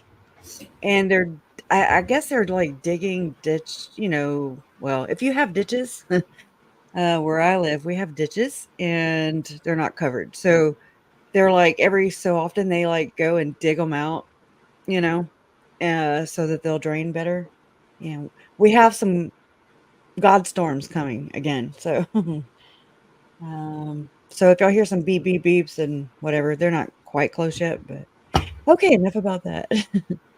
Yeah, he was going at it. He was pushing it. I like it. Yeah, And he's just like, what did Eric say? And he was like, when John Pryor's like, objection, trying to, whatever, a narrative. And he's like, it's your narrative. It's their narrative, Just exactly. reading the damn text. It's nuts. They're nuts. And it makes me feel so sane. I swear. You ever feel nuts? Just come over here and listen to these goofs. And those kids of Melanie's are so lucky to be alive. Yep. And the rest of the list for killing if they hadn't got stopped.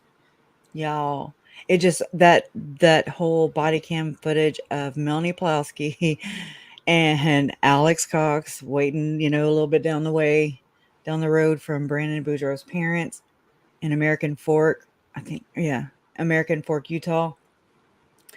Oh my God. Can you imagine if they would have got their hands on those kids? That was November 14th, 2019. And so they were in the murder, kill mode. They really Sacrifice, were. whatever. Yeah. Those kids. And I mean, what was it the other day? How backwards and inside out, inverted is the best word. How inverted they are, with the whole pain and turning it up and pushing people's, spirits out of their bodies and whatever. And I told Jason, I was like, it's so jacked up because here's Lori, talking about the dark and terrible ones, or the evil ones. She likes to say that, evil ones. And she's saying that because one of those boys, or one of those kiddos of Melanie Pulowski and Brandon Boudreaux's, had marked 3 crosses on the wall for the dark side to find them, and I'm like, what the fuck are you talking about? You know, and then it made me think, oh, this is what it was. It made me think about when I was watching Nuance Ho's interview, the second one with Ryan Fisher, and they were talking, I think it was them. I don't know. I watch a lot of Mormon stuff, so apologize, but I think so. And how they're marking Latter-day Saint church houses, meeting houses, temples, how they're now transitioning into the cross. And so when you look on GPS or whatever, it's on there. And it's just like they're slowly morphing into something that's a little more widely, accepted. Or if you're like me and you think just following these people and their beliefs in the second coming bullshit, it's not like what I like. I always saw the second coming. I'm thinking like doom, gloom, Armageddon. Okay. And that's how they make it sound. But by the way they talk, by the way they believe, and how they act, just super psycho. Tim Ballard. Okay. That's all I got to say. Tim Ballard, and he's a loose cannon. And so are these people. I mean, Ruby Frankie and Jody Hildebrandt, they were, second coming. And I'm just like, there tends to be a trend here. And it's definitely, I actually, for a little bit, and y'all, I felt a little sorry for the church earlier. I was like, damn, they're just really stinking right now, really bad. I do not, because you know why? Because every title you see says nothing about the church. It says Doomsday Mom, blah blah blah, but it never says LDS people going. Actually, and I'm sorry, there's some very nice LDS people, but if these were your please people, understand. you should want them to be thrown out. I mean, Please and you should understand, want to point out, this is not how you do. Yeah, no. Oh, so then, yeah. So, and y'all remember Shanna Gardner, right? It's kind of like she reminded me of Melanie Pulaski in the sense that, okay, I don't really know the details of it because I haven't, kept up with it. This is a lot already, and all the other ones I try to research, but I'm gonna follow this one too. But Hidden True Crime, Lauren shared last night the bond hearing. Her parents, Shanna Gardner's parents, own Stamping Up, which is a multi-million I'm sorry, MLM, and it's like buku money, okay? And they hired Jose Baez and everything to represent her, and she is alleged to have a co-conspirator with her husband and their tenant to murder her ex-husband, Jared Brightigan, and with his little baby girl in the car, which is messed up. He was a Microsoft, I don't know all the words, but anyways, they were talking about magic.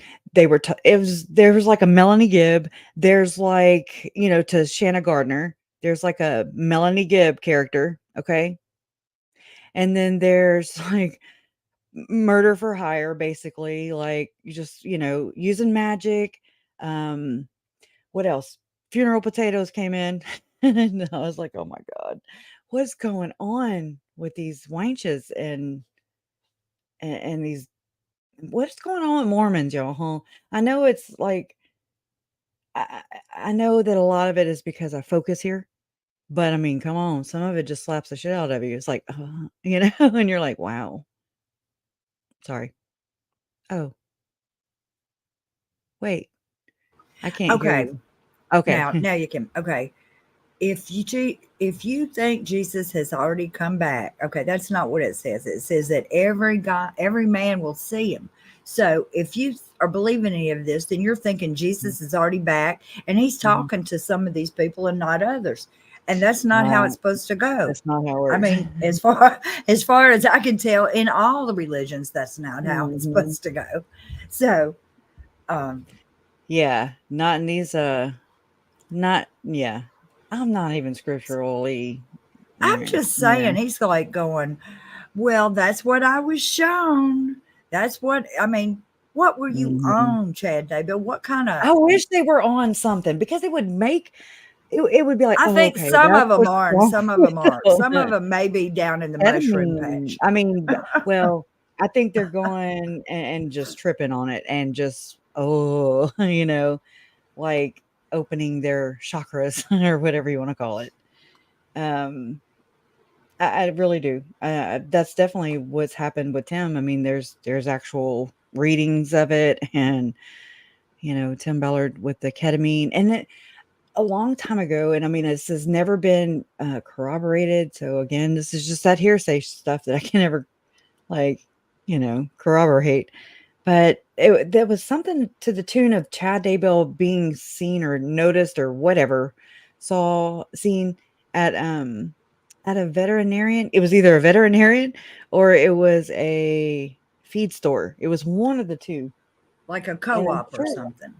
yeah. And I was like, so me and Jason, like just watching Nuance Ho and just we got to talking about how Tim gets, with the ketamine treatments. And I'm like, I know a lot of people take that kind of stuff in moderation. It's not like to trip balls, and to have these spiritual experiences, Y- is what I'm saying. But that's not what's going on. Oh my God, I can't talk. That's not what is going on with this one and quite a few others, and they're doing it to get revelation, and Yes, that's what they're doing it for, is to get revelation. And Joseph Smith might have been off in the mushrooms too. I would need to go back and watch that one. I was like, oh no, they're kind of boring, but I do want to know. Just I can't right now. It's so many things to watch already. Yes, exactly. Okay. So I just want to read y'all a couple things. I know I'm cramming it in, and then when we're back on record again, I'm gonna go schedule the Melanie Pulowski one. I went to do it before we went live today, but I didn't have a thumbnail in this computer. So, anyways, excuses. So, if you want to chit chat, and I'll just kind of be looking, and then I'll let you know when I find it. Should be okay, y'all. It's very interesting too, and it's like, oh my gosh, I don't know what Tom Harris is doing, but I bet his butt is just squeezed up tight wherever he's sitting today. If not, let him know. And also, excuse me, John Pontius's wife also. Terry. Exactly, because they could stop this any day they wanted to. Instead, they put up a whole website to not be tied with these people. And I'm like, kiss my ass, okay? You're it's not no only wonder. No wonder they're so messed up, because they're taught that the slightest sexual indiscretion is as bad as murder. In other words, and it's the Holy Ghost or Holy right. Spirit. And I mean, like, for instance, I don't know what happened with those children from the other channel. I don't know what they happened, but it could have been just as something as serious. And I don't expect anybody to be. What other channel? I'm talking about Ruby Frankie. Oh, I'm talking. I'm just going to say, like, she accused her 12-year-old of doing some kind of sexual perverted thing. And I'm sure, I don't know. But I'm just saying, how many of you, when you were 11 years old, had some boy run up and pinch you on the boob? I don't think it's that. No, she said that, or it was alleged by one of those tabloids, or not tabloids, but I want to say Daily Mail or something like that, who was in the courtroom. allegedly. None of that's for okay, one- by the way. Go ahead. Right. For one of those hearings that they had early on in their case before they pled guilty and all that. But it was alleged that Ruby blamed her son for, being, he was like, I want to say oh my God, he was like 3 or something. And she said something, I forgot all of a sudden. But I'm just thinking like, well, if he was 3, then you're the damn mom.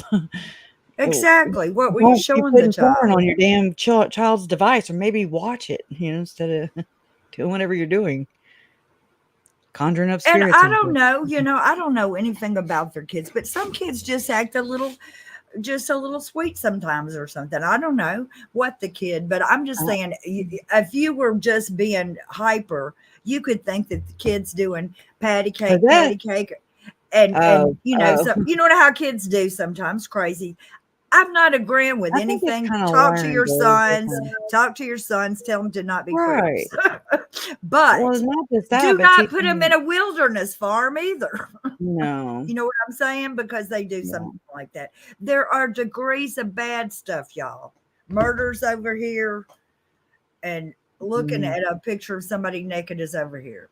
As But long like as the whole sadism thing, where they're just sadists and they're voyeurs and they're just like into pain and causing pain. And if I could ever find this damn thing that I found earlier, I could get on the roll here and just start telling you guys, and you'd be like, oh, okay, so Visions of Glory is their Bible, basically. Well, it must be, because he was quoting it to her, and then he's going to come back and call back and pray.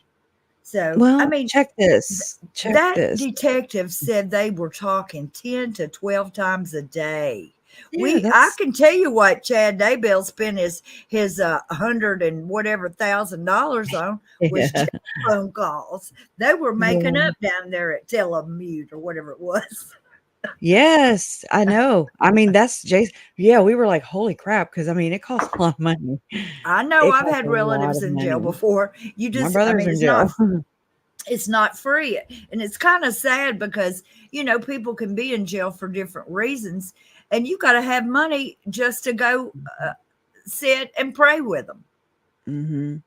Yeah, it costs, to even put money, in the machines now or whatever on the credit card, through the debit card, and on the account, and just whatever. Crazy. In my mind too, is like, okay, we're listening to this jail call. I mean, this call was okay. This was when she wasn't in jail. This was when she was in jail. I was like, my brain. Lori, Lori? we go listening to yesterday we were listening to a call. She was in jail. Today we're listening to detection. She's not in jail. And it's like, you got to keep up with your timeline. Yeah. I noticed a lot of people with the one yesterday. I took some notes, and I even have them right here. Because I can write them down. They're tangible. Right. But I don't do well with the computer stuff. I'm like, where'd it go? But like, okay. I wrote, it was June 8th, 2020. Everyone was dead, aside from Kay, Brandon, Melanie Gibb, David Warwick, and so on. Then I was like, number 2, why would Lori and Chad have a use for communicating with Alex, a dead spirit / ancestors? Hold on. I put Lori and Chad use people to get gain. Lori and Chad use dead people to manipulate others as well as each other to get gain. How would channeling dead brother Alex help their situation in this damn lifetime? Okay. Like, it doesn't, like, what's he going to do? So I think they're using him they're like, just using him as a guise, just like they exploit everything else on this planet. But anyways, I kept on, and I wrote, I said it doesn't. That was number 3. And I was like, number 4, they are passive aggressively talking in code about who the source, at least 1 or 2 within their own group, because they did say within their own group, i.e. Melanie Gibb and Warwick is who it sounds like to me, but I don't know. If I really don't think that they're talking about, Putting a trailer down. I mean, no, I really don't. I don't Or it's either. dual purposed or something. It is dual I mean, because purpose. the police are using it right now in testimony, saying that, I mean, it was him manipulating her, but she was bitching him out big time. I'm going to say, if you don't know, when you start to put a house trailer in a new location, that you have to have all these like little holes dug in your backyard, and they put water in them to see how long they drain before It you put depends. the concrete and stuff in. Well, So it could especially be. in a cold, especially in such a frigid place, it gets cold there. So yeah, Plus, I I never wonder. believed she's going to live in a damn house trailer. A Never, ever, trailer, a ever. mobile home, a double Never. hide. No. No. This is the queen of my double wide trailer, right? If you were going to do that, why don't you just move in the house? Yeah. Okay. It don't make no damn. Go to the cozy cone, like Jason is probably saying right now. A cozy cone. That Get you a freaks me out. paintbrush, woman. Oh my gosh. Okay, and then I went ahead and I was like, "They're okay." So they're okay. I'm sorry. I said they're passive. No, it's me. They are passive aggressively talking in code about who the source, at least one or two within their own group, i.e., Melanie Gibb and Warwick. Chad says, I put euphogenics, and I was like, eurythmics. I had to, anyways. He kept saying eurythmics, and he kept saying like, I don't really know that one off the top of my head right now, but it was like he not solo couple, it was something like that. And you got to think Chad Daybell wrote the damn train stream. Go listen to it. KJ read it, so I didn't have to, but it's on my channel. And she read the whole damn thing. And he's talking about, just like Spencer, just like Tom Harrison in Visions of Glory. I've said this so many times. I just haven't said it in a while. But there's like this storyline, but you can fill out whatever you want to talk. If you want to talk about grass, if you want to talk about trains or planes, or pick whatever subject you want to write about or topic, and then you write about it. But the stories, just like Tom Harrison's, just like Chad Daybell's, just like Julie Rose, a lot of these have the same I don't know the what all goes into a story. So I'm not a storyteller, but there's certain aspects that go into it, and I don't really know how to describe that, but it's basically the same thing. It's just plot. like the plot. There you go. Thank you. I've been looking for that for a damn 2 years. I can't. But I mean, they're saying like the same thing, but just in a different storyline. And I mean, I don't know if that's the little, that's probably the little autism I have in here. I'm telling you, because I'm just like I just automatically like group things. I don't know. It's not my fault. Anyway, so basically he says, Chad says, and not solo, a couple.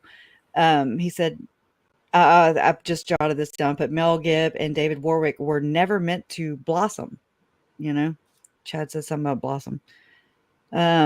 Melanie Gibb was originally supposed to marry Alex Cox, but maybe she fell for Warwick. Maybe she fell for Warwick, or arranged, or it was an arranged, in order not to testify against one another. And I was like, let's be honest, they are not smart. They thought that marriage would protect them from prosecution. I really do. I'm starting to think that more and more. And then Lori says something like not being able to text. Here we go. I'm gonna have this together by the time we get back. I promise. Thank you. Please Right. be seated. Sit down. All right, Mr. Bailiff, we'd like the jurors brought in, please.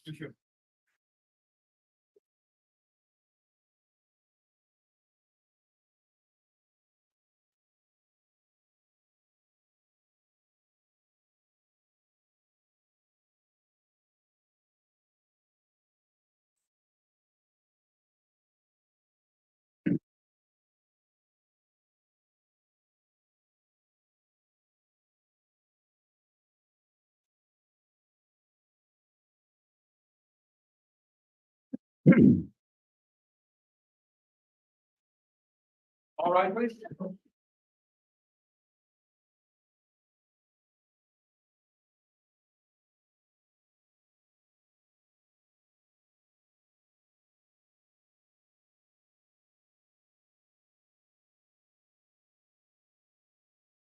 Donna,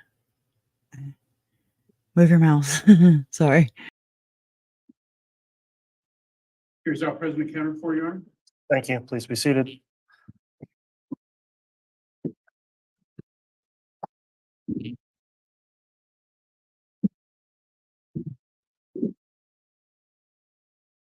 All right, we're back on the record on CR 22-21-1623, State of Idaho versus Chad Guy Daybell. Continuing with direct examination. Agent Hart, if you'd like to continue, Ms. Blake, you may. Thank you, Your Honor. And may I go back to publishing? Yes, you may.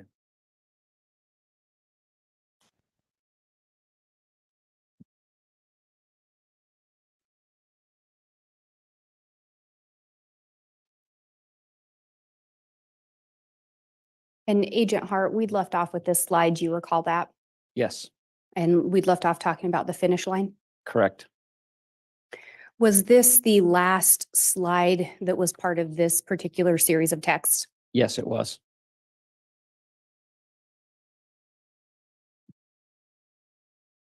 And moving to the next slide, I'm going to pause to allow the jurors to read.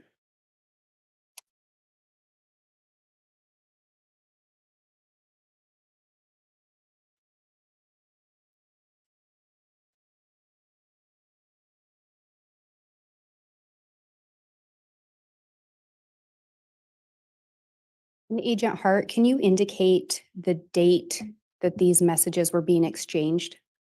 Yes, this text exchange is from September 3rd of 2019 Who are the messages being exchanged between? between Alex Cox and his sister Lori Vallow. Do you know where Lori Vallow was living at this time? Yes, both Alex Cox and Lori Vallow moved to Rexburg, Idaho from Arizona on September 1st of 2019. Was there anything else about these messages that stood out to you? Line 264 from Alex Cox to Lori Vallow, where he indicates the network password is too many kids. And her response is funny, exclamation point, exclamation point. When was the last known sighting of Tylee Ryan? Last known sighting of Tylee Ryan was September 8th of 2019. And when was the last known sighting of JJ Vallow? September 22nd of 2019.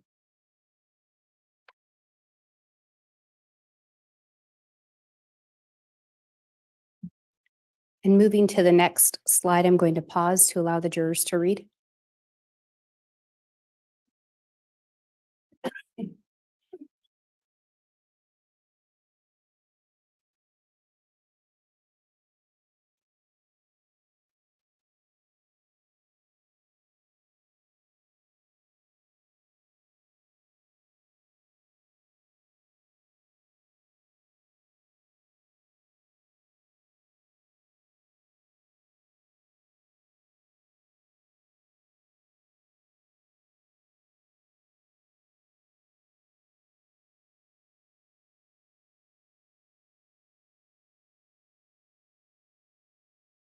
And Agent Hart, is this a continuation from the previous slide?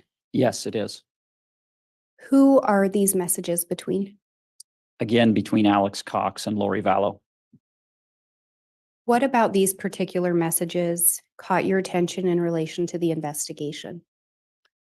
In relation to the investigation, these few messages provide a little bit of insight as to Alex Cox's role within this small circle of people, Lori Vallow and Chad Daybell. And in that line, do you know what the Z's was referring to based on your investigation? I do.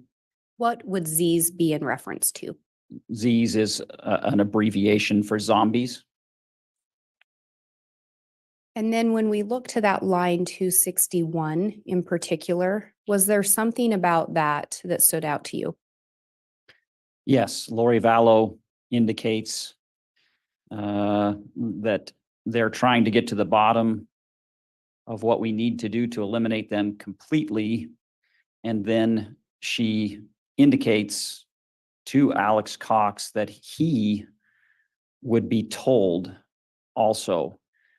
And so to me, that sheds light on Judge, I'm going to object. It's becoming a narrative and it's calling for speculation. Overruled. it sheds light on Alex's knowledge, how much knowledge he has, and that he too would be told what to do or what his role would be. In your review of these messages, was Alex included in the text regarding death percentages? He was not. And this message indicates Alex would be told. Correct. And what was Alex's response? Excellent.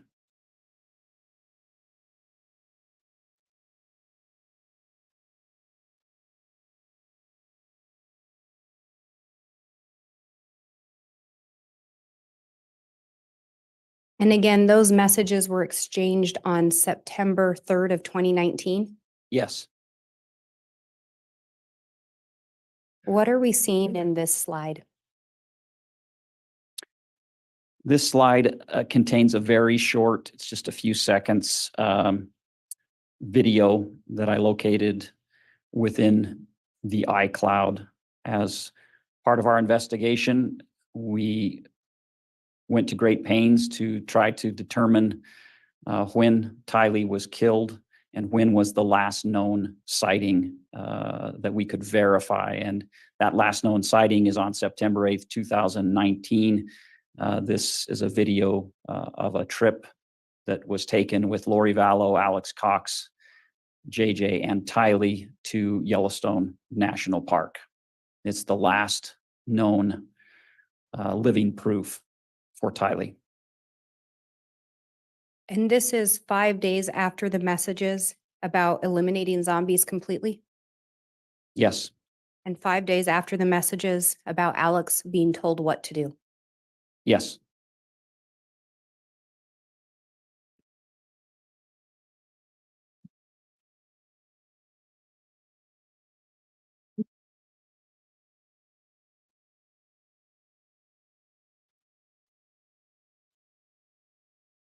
And who else was in that video?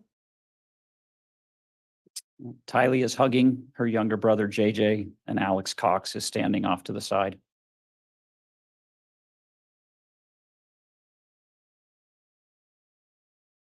Can you tell us what we're seeing in this slide?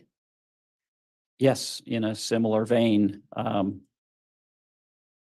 we searched for what would be the last known sighting or living proof of JJ. And this is what I located on the iCloud. It's from September 22nd of 2019 at 10:46 a.m. in the morning. Subsequent to this video, there are no other photos or videos existing in the iCloud of JJ.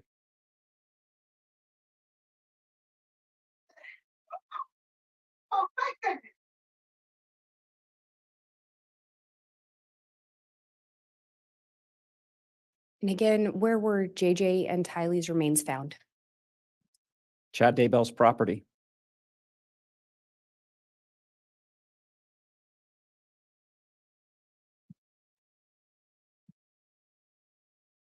Moving to the next slide, I'm going to pause to allow the jurors to read.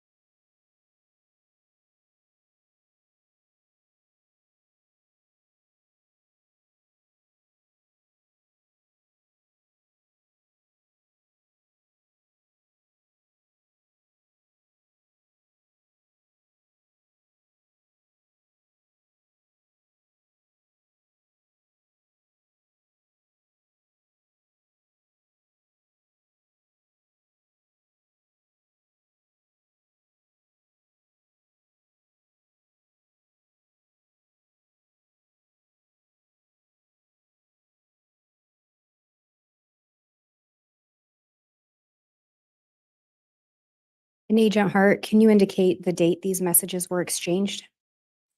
These are from September 24th of 2019. Who are these messages between? These are messages between Sydney Woodbury and Lori Vallow. And in relation to this date, was it significant? Yes, And why was that? the date is 2 days after our last known living proof for JJ. What else about these messages stood out to you in relation to your investigation? These are the first lies we can find documented by Lori Vallow regarding JJ and his whereabouts.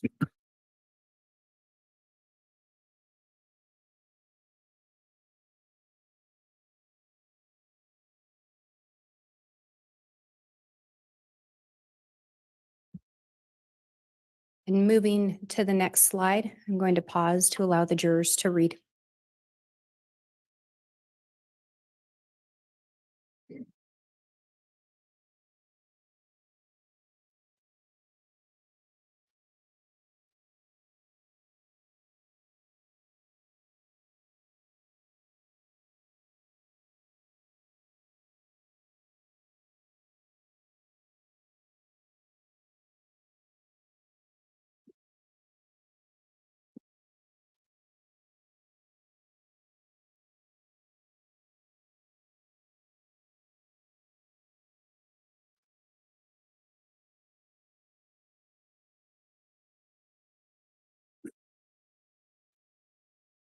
And Agent Hart, there's 3 messages here that all contain a different date. Is that correct? It is. At the time these messages were exchanged, was Charles Vallow alive? No, Was Tylee Ryan believed to be alive? no, JJ Vallow believed to be alive? nope, Was Tammy Daybell alive? yes. Looking at the first message, can you indicate the date that was sent? First message was sent on October 3rd of 2019. Who was it being sent from and who was it going to? This was a message from Chad Daybell to Lori Vallow. Was there something about that message that stood out to you? Yes, Chad Daybell indicated that he was so excited to go on a date with Lori Vallow.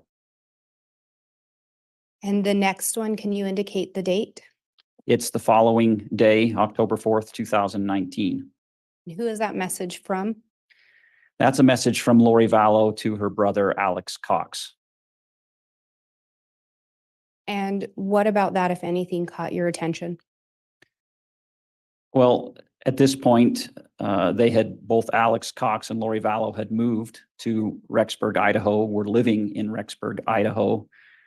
And the investigation indicates that Tammy or Tylee and JJ were both deceased at this point. Lori Vallow says to Alex Cox, we are supposed to go on a quote, real date tonight, but are discussing it. And then she indicates perhaps an evening at home would be better, so we are not out and about. And again, at this time, Tammy Daybell is still alive. She is. Where was Lori Vallow living at this time? She was living in Rexburg, Idaho, which is a very short distance from Sugar City, where the Daybell residence was located. And then looking at that last message, can you indicate the date? October 5th, 2019. Who was that message being sent from and who was it going to? So this is a message from Chad Daybell to Lori Vallow.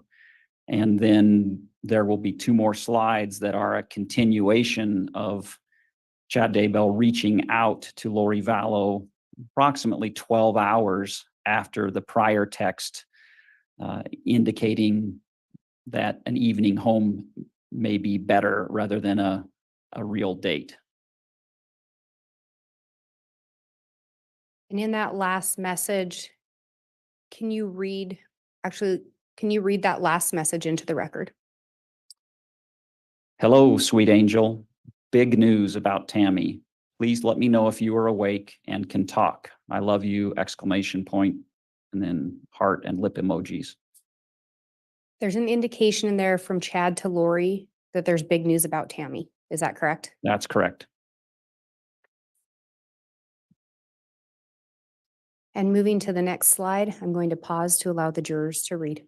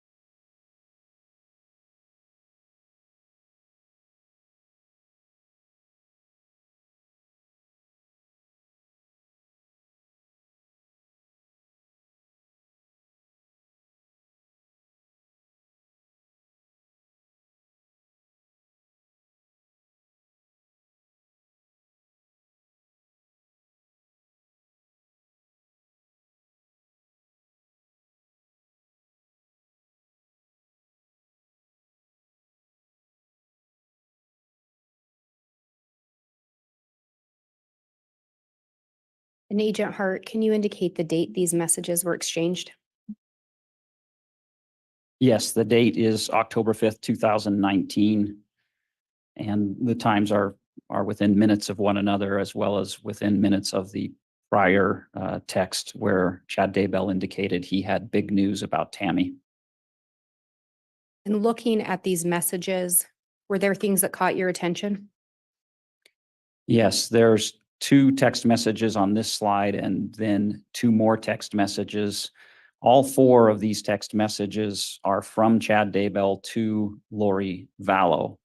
I found no response from Lori Vallow to these messages. But in these messages, Chad Daybell is providing an explanation, a narrative indicating that Tammy has been switched and that there is a demonic entity that is now in Tammy Daybell's body that she wants removed. And that word removed, I think, is critical. And do you see in here a reference to the name of the demonic entity? Yes, the name that Chad Daybell assigns to this demonic entity is Viola. Judge, I'm going to object, move to strike. There's no testimony regarding who assigned what. Overruled.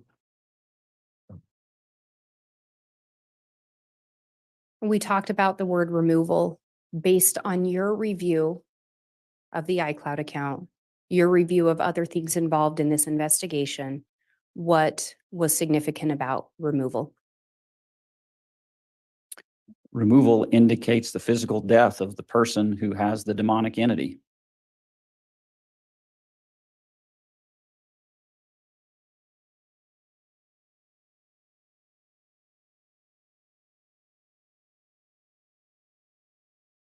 And moving to the next slide, I'm going to pause to allow the jurors to read.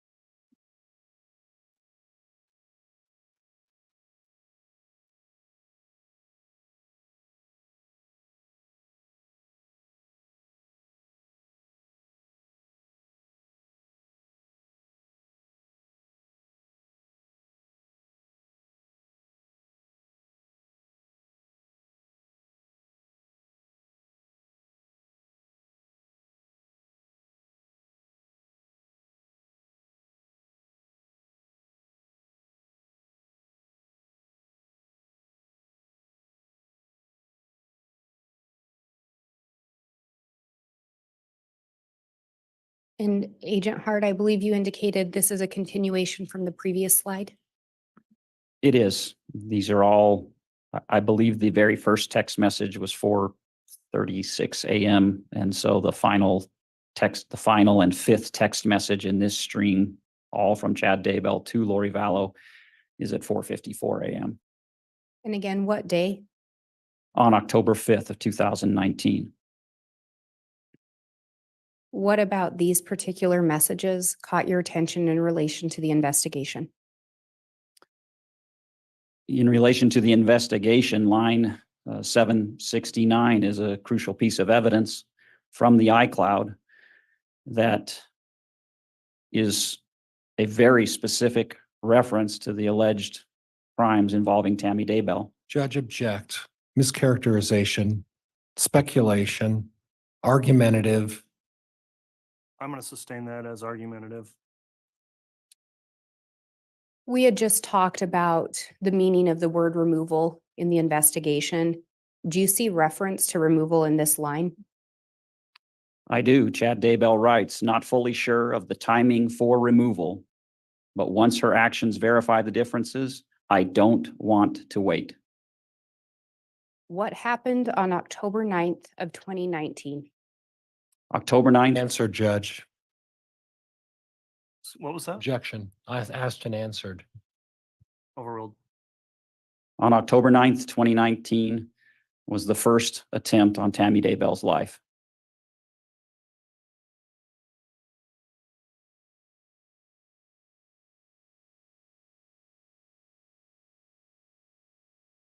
Moving to the next slide, I'm going to pause to allow the jurors to read.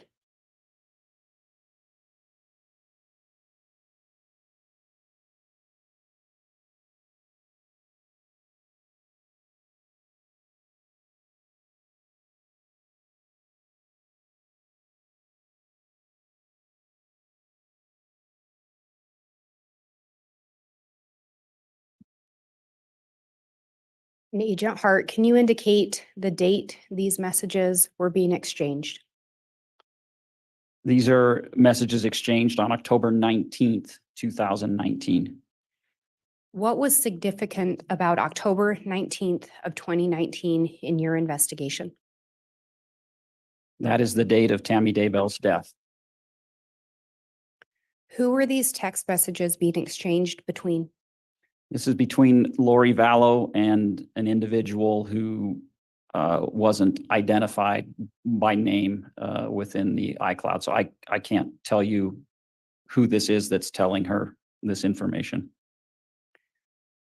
What was significant about these messages? Or let me withdraw that. What caught your attention in relation to these messages? Simply that someone knew that Tammy Daybell had died and then provided that information to Lori Vallow, who was in Hawaii at the time. Do you know where Chad Daybell was at the time? In his residence in Sugar City, Idaho. Do you know where Alex Cox was? Alex Cox was in Rexburg, Idaho.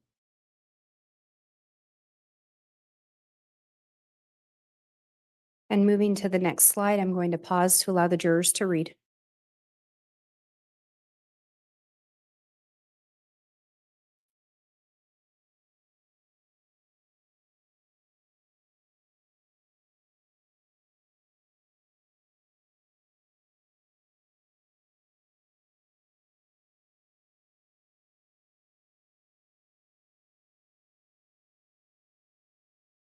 And Agent Hart, can you indicate the date these messages were exchanged? Again, on October 19th, 2019. And who were these messages being exchanged between? These are between Lori Vallow and Chad Daybell. What in relation to these messages stood out to you in relation to the investigation? Primarily the timing of the messages in conjunction with Tammy Daybell's death. And then this is the first in a series of messages over the next 24 hours or so between Chad Daybell and Lori Vallow subsequent to Tammy Daybell's death. And again, Tammy Daybell was pronounced dead on October 19th of 2019. Yes, the call, the 911 call was approximately 6 a.m. on October 19th, 2019.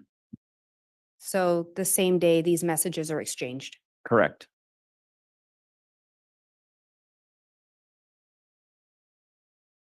And move to the next slide and pause to allow the jurors to read.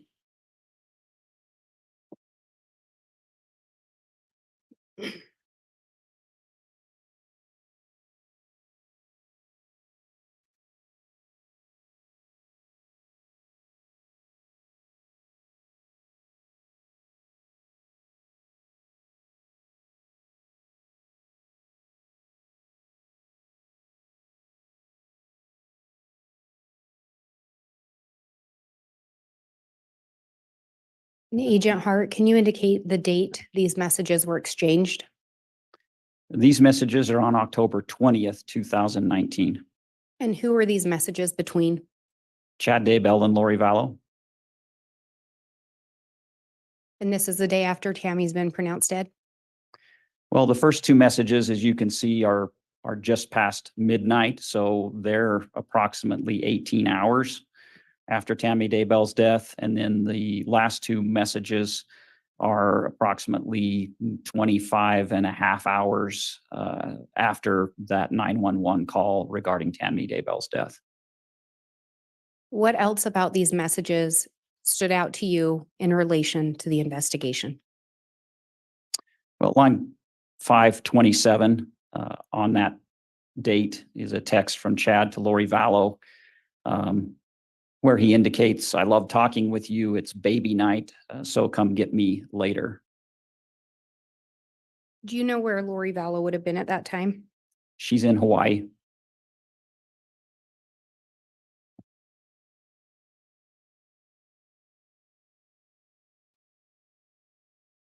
In the messages that you reviewed shortly after Tammy's death, any expression of grief by Chad Daybell regarding his wife's death?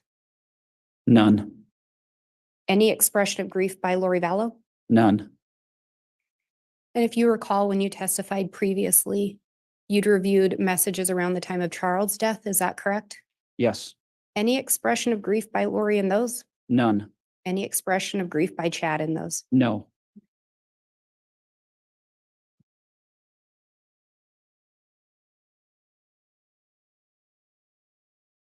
Moving to the next slide, I'm going to pause to allow the jurors to read.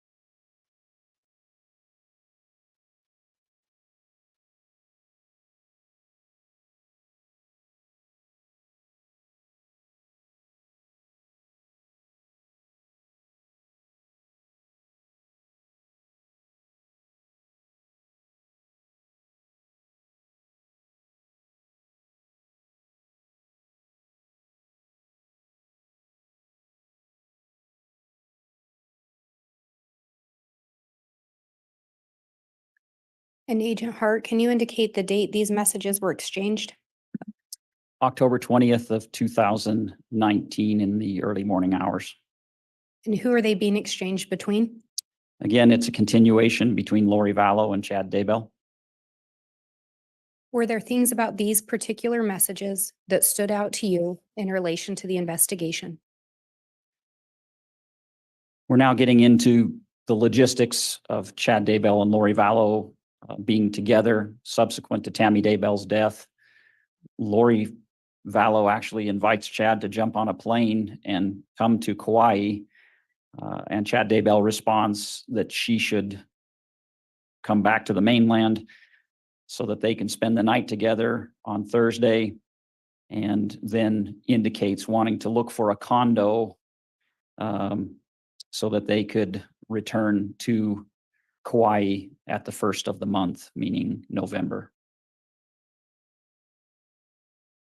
And do you recall from your previous testimony reviewing some messages regarding a plan to be in Kauai?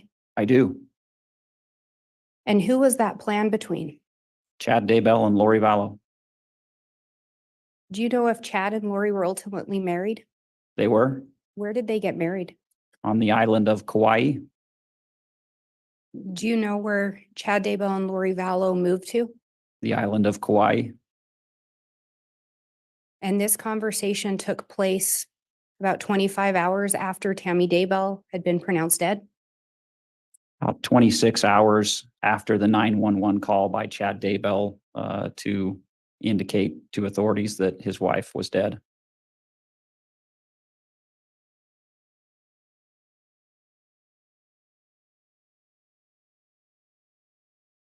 Moving to the next slide, I'm going to pause to allow the jurors to read.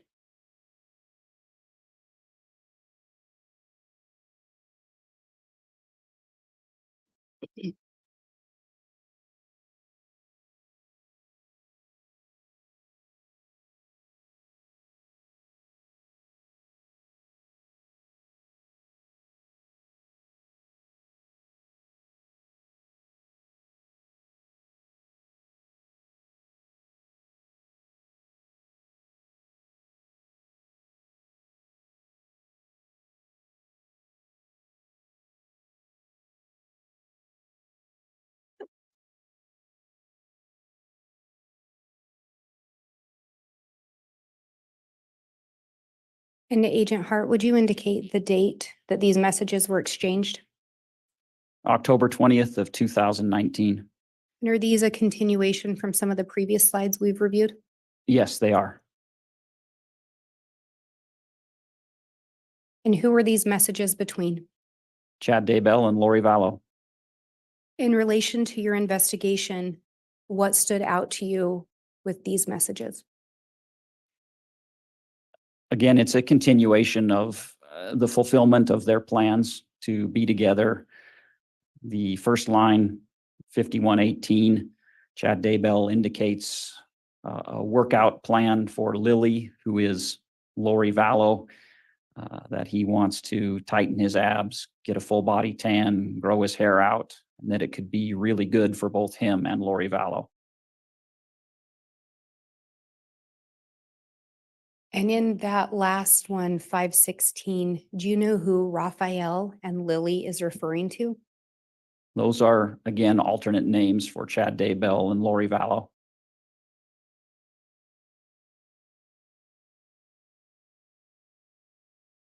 And is there an indication there about how much they will be together? 100%.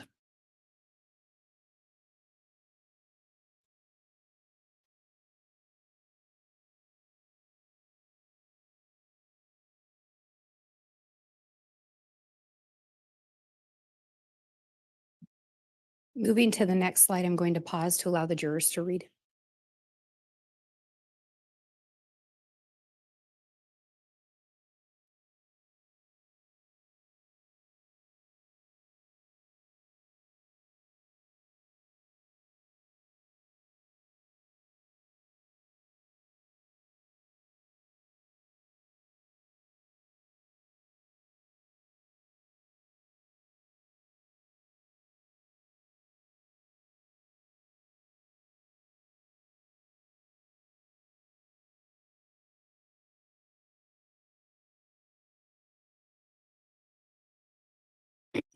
Agent Hart, can you please indicate the date these messages were exchanged?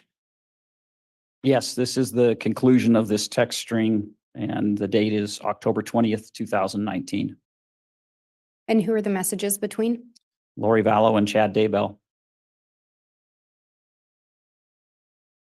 Was there anything that stood out to you in relation to the investigation in these messages? Yes. In line 515, you have Lori Vallow indicating how consuming her love is for Chad Daybell. And then of note, line 514, Chad Daybell responds, "I know exactly how you feel. I'm feeling sad, but it isn't for the reason everyone thinks, exclamation point.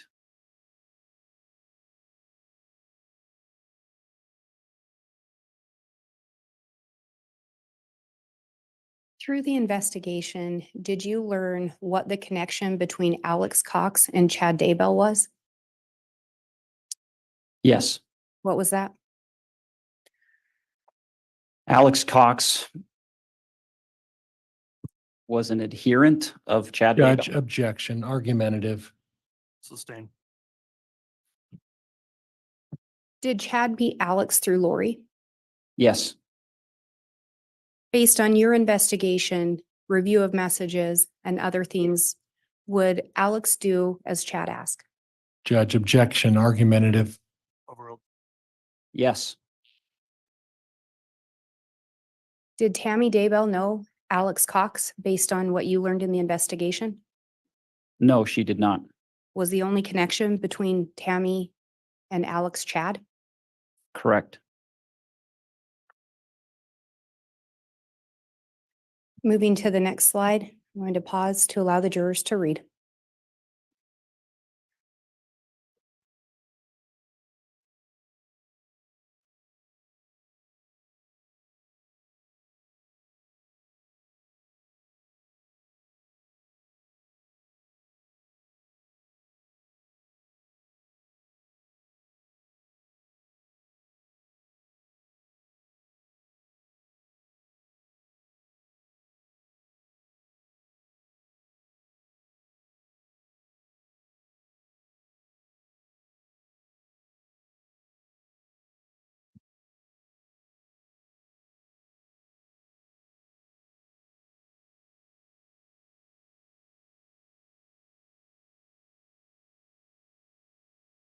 And Agent Hart, can you indicate the date these messages were exchanged? Yes, October 23rd of 2019. And who were the messages being exchanged between? Lori Vallow and Chad Daybell. And do you recall in a previous slide talking about a message where Alex was going to be told information also? Yes, What about these messages stood out to you in relation to the investigation?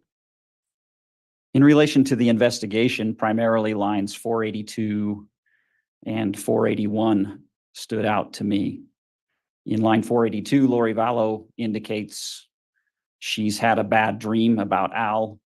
And primarily line 481, Lori indicates that Alex Cox would be the one they use to get us both. All this alone time is not good for him. So something that Alex Cox knows is a risk to Lori Vallow and Chad Daybell. Based on your investigation, review of the iCloud, and other information, who was the they being referred to? Objection, speculation. Overruled. I believe that is a direct reference to law enforcement. What is Chad's response in line 479? Chad Daybell indicates I will try to reach out to him later today.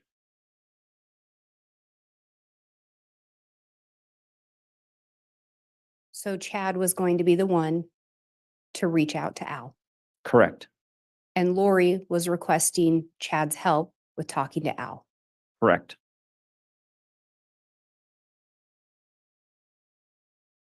And again, through your review of the messages, who was seeking information? Primarily Lori Vallow, And who was providing the answers? primarily Chad Daybell. I have no further questions. All right. Thank you, Ms. Blake.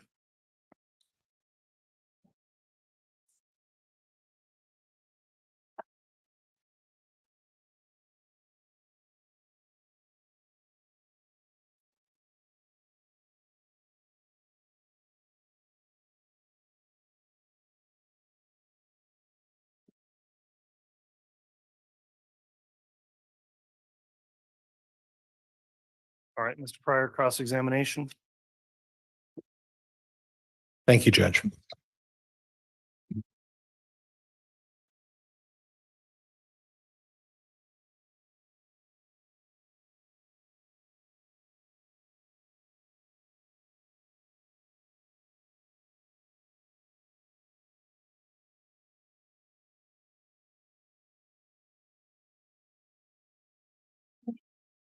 Agent Hart, there was a discussion about when you're investigating missing children, who the potential folks that you would look to if you were starting your investigation. Do you recall that discussion? Yes, And wouldn't it be fair to say that an obvious person to look for or look at when you're investigating missing children would be a new husband? in addition to others, yes, we would look at the parent or the husband. I guess my point was you can't put blinders on. You can't exclusively hone in on one person at the onset of an investigation. Right. And it would be inappropriate to do that. I mean, when you're looking and conducting an investigation, wouldn't it be fair to say that any and all evidence that you obtain, you should look at all leads of evidence and not target your investigation in one channel? Would that be fair? Yes, that's what we did. Okay. And that's what you're, as far as the FBI, that's what you did, right? I participated in dozens of meetings with the Rexburg Police Department and the Fremont County Sheriff's Office. It's my belief that's what all of us did. Okay. So again, just to reiterate, it's your contention that you didn't fail to investigate or look into evidence that might lead you in a different direction. Would that be fair? That's correct. Okay. Now, as part of your FBI training, you talked about that you were involved in the task of looking for identifying missing children, correct? Yes. And as part of that FBI training, is it your experience or the FBI's experience that they ever utilize the use of a medium to try to locate or talk to children who have passed on? It's extremely common for people who claim to have those abilities to come forward, but no, the FBI does not employ mediums in its investigations. And I didn't say employ, I said utilize, but do you know the name Allison Dubois? I believe I'm familiar with that name, yes. And Ms. Dubois is a medium who claims to have the ability to talk to children and to help. Objection, Your Honor. Counsel's testifying. Move to strike. Abstain. What is your knowledge of Allison Dubois? It's my belief that she holds herself out to be a spiritual medium.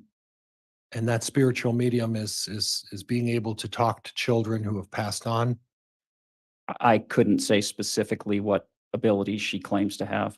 Okay, and I don't want to say employ, but has the FBI or any agency you've been involved in ever employed Allison Dubois or any other medium in helping gain information? Objection, Your Honor. Relevance. Overruled. Gain information about the whereabouts or the circumstances surrounding the death of a children or anyone in particular. Well, Mr. Pryor, when I said employ, I think I mean the same thing you do as utilize, Okay. not pay money to. I've never spoken with Allison Dubois. I've never requested her services. To my knowledge, nobody in this investigation requested her services. Many times these people come forward offering their services and offering what they claim to have seen.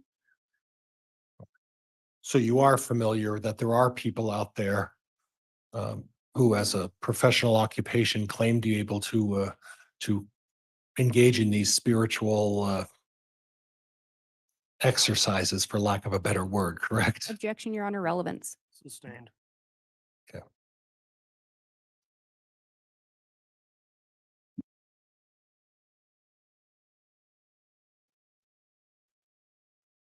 So would it be fair to say that if Chad Daybell placed himself out as someone who claims to be able to have these spiritual gifts, that in itself is not unusual? Would you agree with that? I don't believe it's common. Okay. Your concern is that the number of text messages in reference to Tammy and the children, that's where you say that's where we potentially have a problem, correct? Given what happened to Tammy and Tylee and JJ, yes. Okay. Okay. Now, I noticed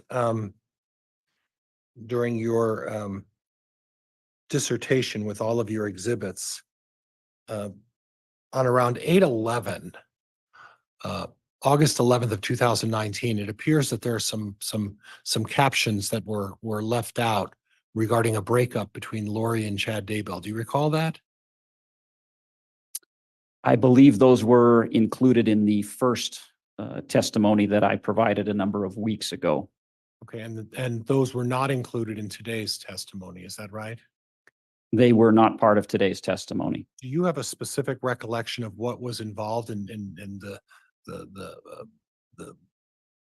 language that was used that you could read and provide us in terms of testimony regarding those emails?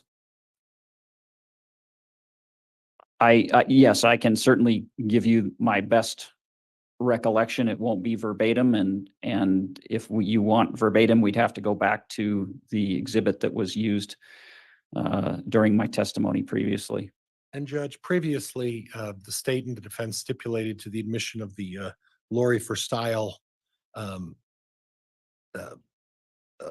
contents of that particular account. I'm holding in my possession Exhibit 7U.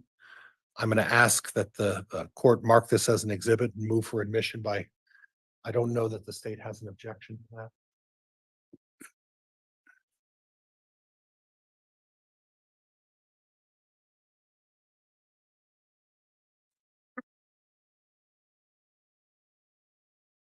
The state does not have an objection. I just wanted to clarify which ones.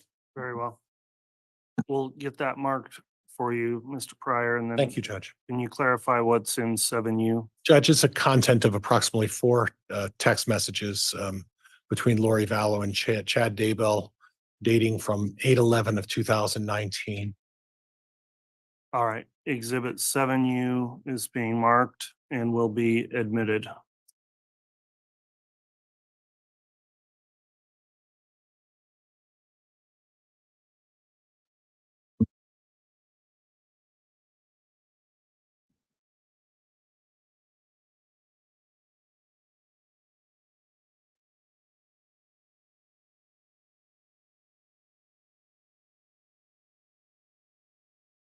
Thank you.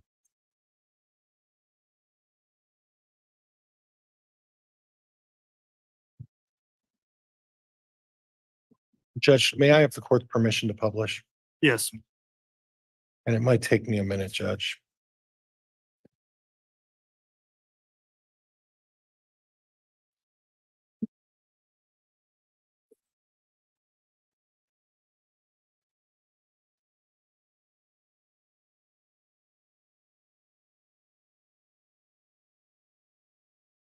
For more than a minute.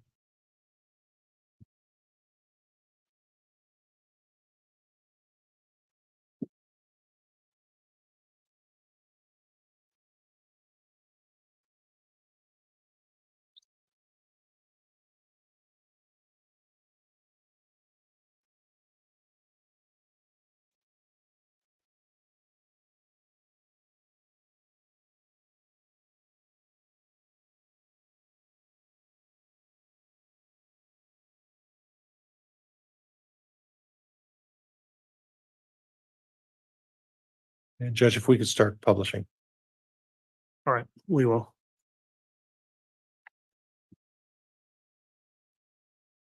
No, officer, I apologize. Agent, line 856 talks about from Chad Daybell to Lori Vallow, the next 2 days will be torture. Do you see that?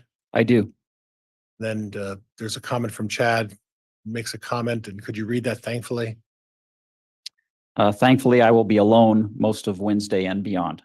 Okay, and then we go to line 854. Are these there's no text messages that are in between each of these, is that correct? So in the iCloud, there can be. So in between 8:56 and 8:54, Lori Vallow could have gotten a text from a friend about lunch. And so they're just arranged and given a line number based on the date and time. So that's how this works. Okay, so the time on the first one, 8:56, is at 9:56. The 8:54 would be the next correspondence from Lori Vallow to Chad, correct? Yes. And if you could read that entire text message starting with the word is. Is that what he wants? For me to sit around waiting for you endlessly and you miserably wasting time? It just doesn't feel right! Exclamation point. Okay.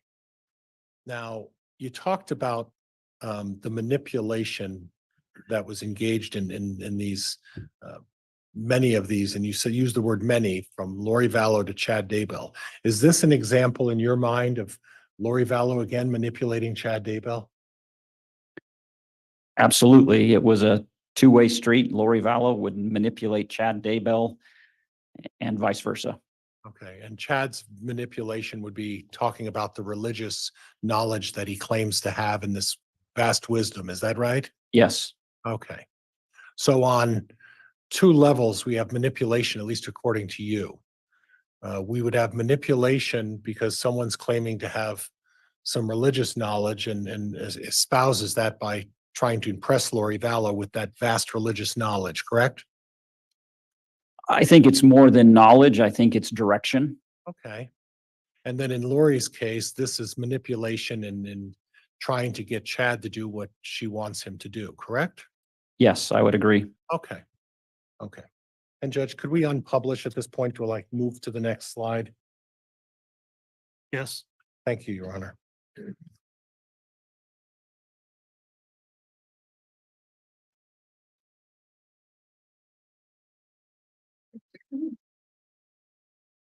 Okay, and then if we could publish again. Go ahead.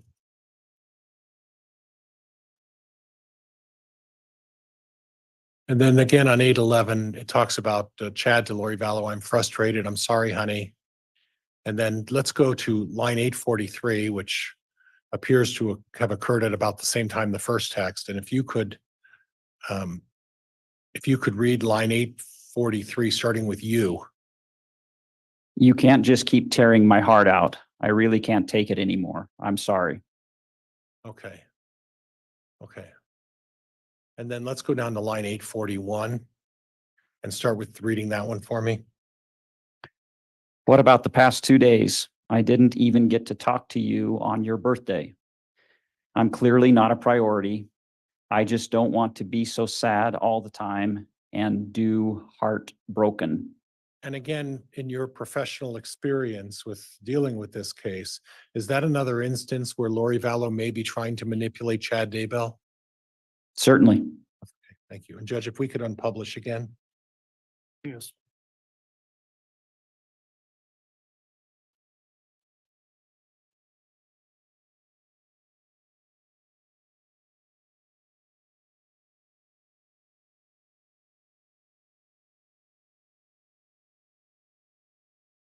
And let's publish again, Judge.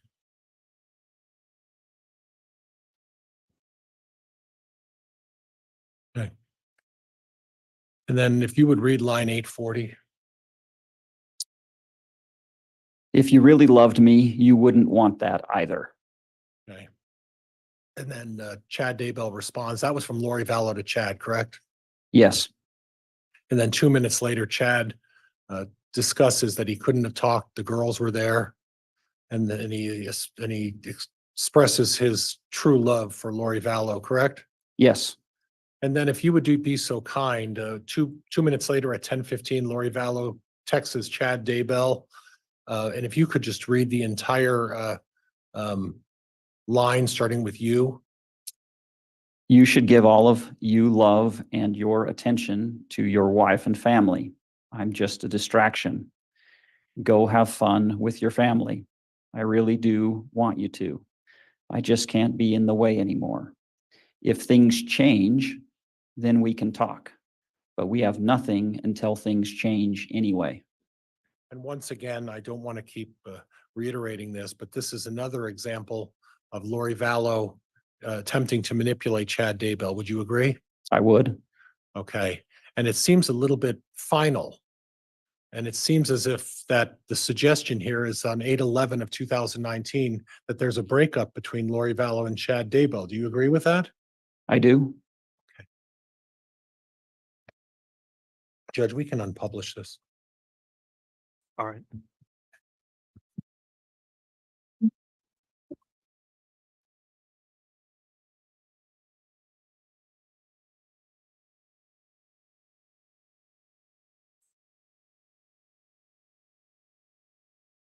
All right, that concludes cross.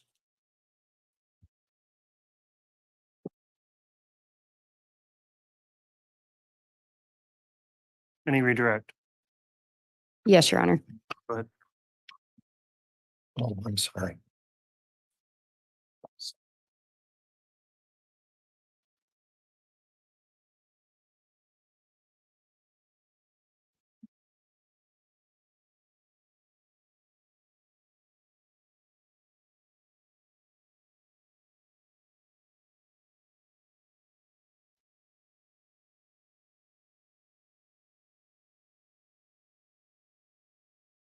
Your Honor, I would request permission to publish from 183B the printout of the PowerPoint. I can use the drive if necessary. All right, we'll get you the exhibit on the drive.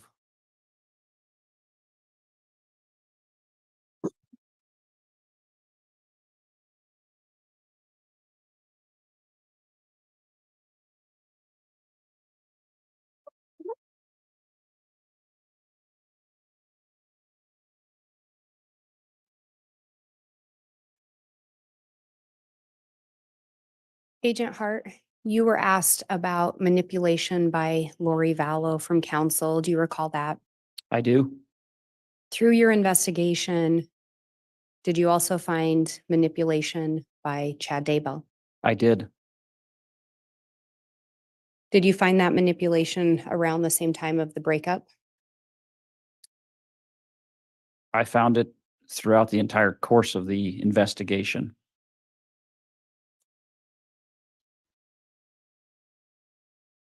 And again, through the investigation and based on your review, who would determine someone was dark? Chad Daybell. Who would determine if someone was a zombie? Chad Daybell. Who would determine? Judge, I'm going to object at this point. It's going beyond the scope of cross-examination. Overruled. Who would determine death percentages? Chad Daybell.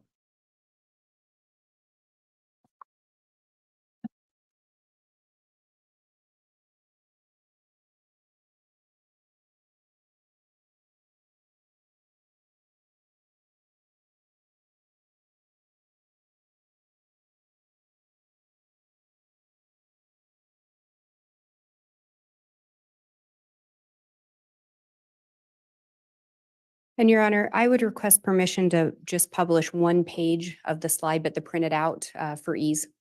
Yes, you may publish the printed version on the Elmo if you'll identify what it is when you do that. Yes, it is slide 18 from the printed version of Exhibit 183B.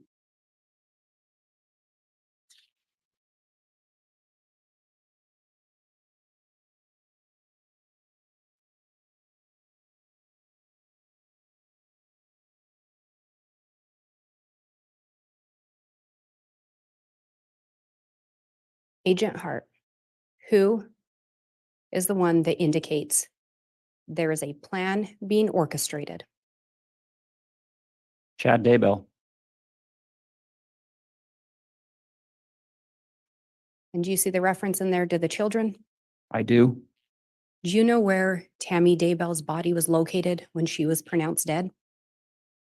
Tammy Daybell's body was located in the bedroom in their home. Where were the bodies of Tylee and JJ located? Tylee and JJ were both located on the pasture property of the residents, And was that the residence of who again? Chad Daybell. I have no further questions. All right, thank you. That will conclude the testimony then of Agent Hart.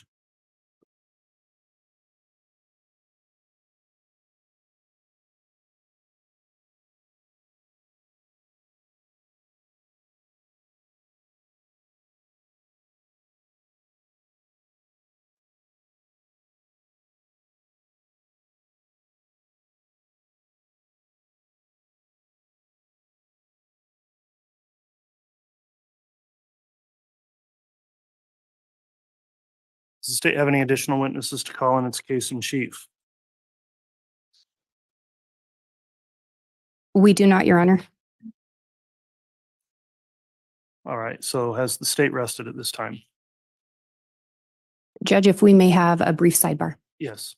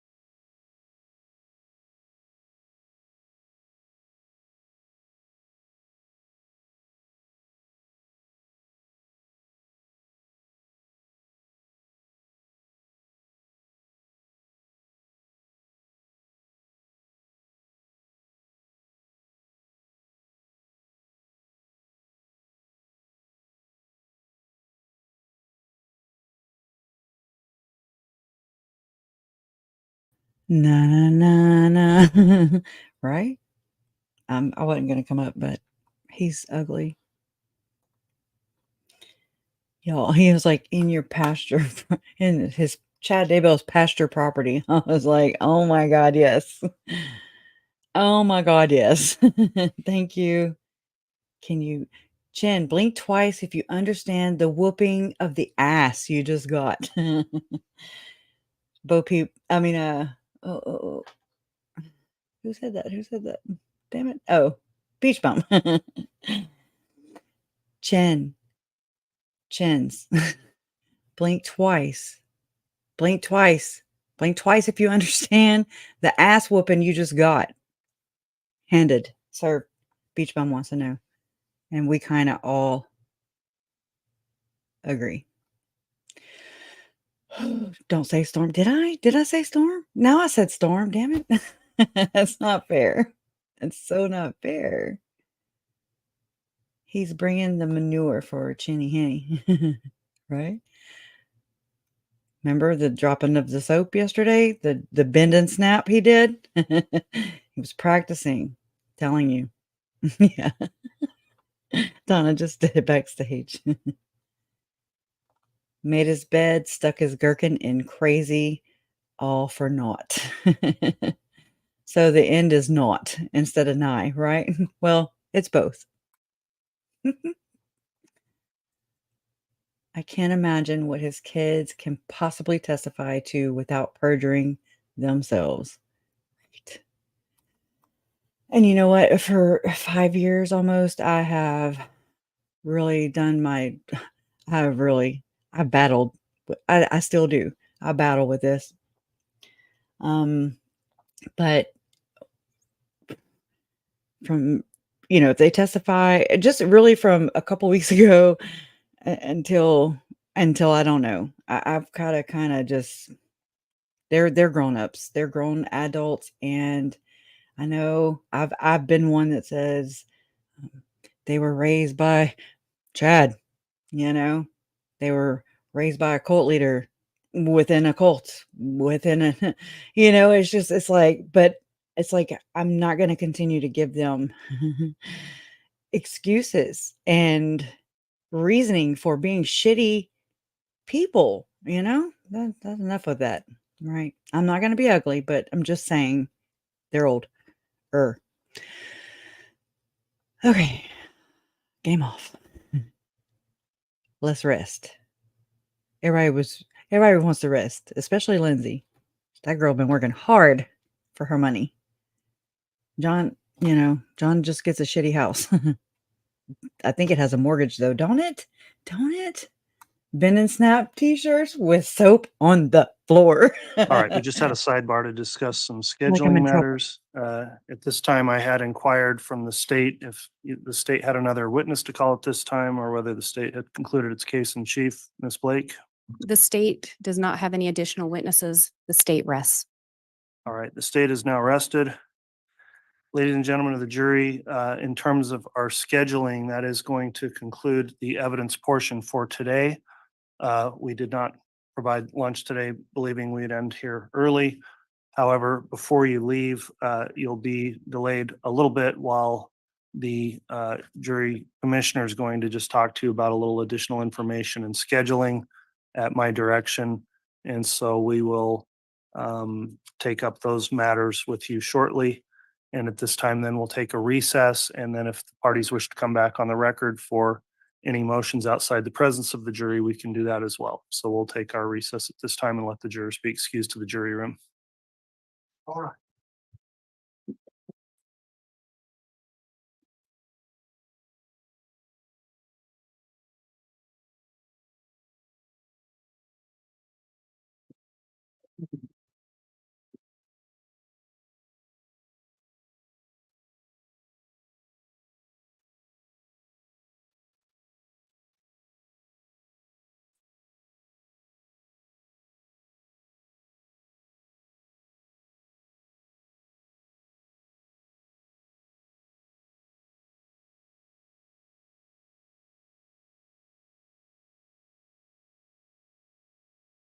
All right, thank you. Please be seated. I'll note that the last witness, Agent Hart, is still, I'm advised by the state, I believe, going to be held under subpoena potentially for rebuttal. Is that correct? That is correct, Your Honor. Okay, we just advised the witness he's done for today, but he's still subject to the exclusionary order. At this time, also then, I do want to take a recess here because I do want to meet briefly with the jury commissioner, and we'll take a break. And then Mr. Pryor, is the defense intending to make any motion today? Judge, I anticipate making a motion, a general motion for a directed verdict, Judge. I'll describe it that way. Okay.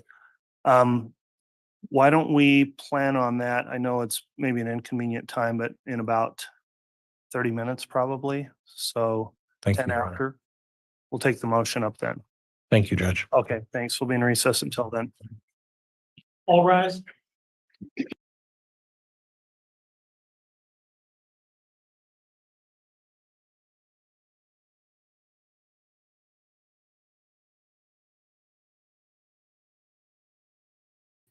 All right.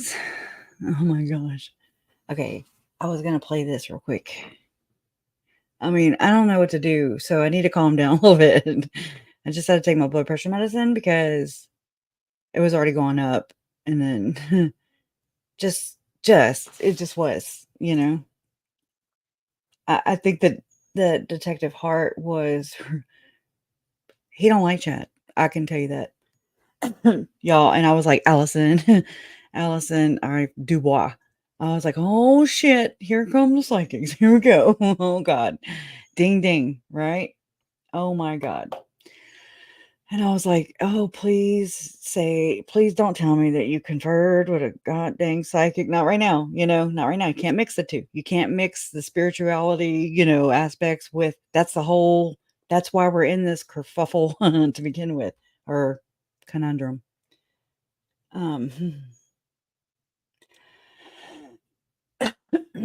The Alfred plea, would that be now though? I think, wouldn't that be like once the defense rests and then they do their closing arguments? I don't know. I'm not a professional by any means. I can't. I don't know. I'm smoking a cigarette. Thank you, Jewel Box. What did he say? I thought I heard him say something about a plea too. The very last words he said. Oh, okay. Well, let me go fetch that. Maybe the last sentence he said. I mean, maybe he said conditions of plea. I don't know what he said, but he said something about plea. But then again, maybe I'm like magical thinking wanting to. So Right. you want me to pull this back and you hunt for it on that one? Huh? No. Whenever I pull my screen up, it'll knock it down.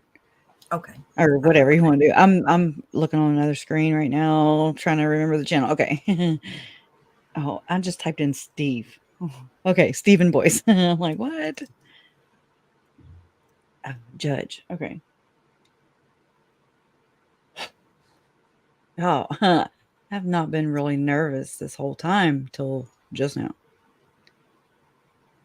What? Oh, okay. All right. Let me kick it back. Ooh, ooh.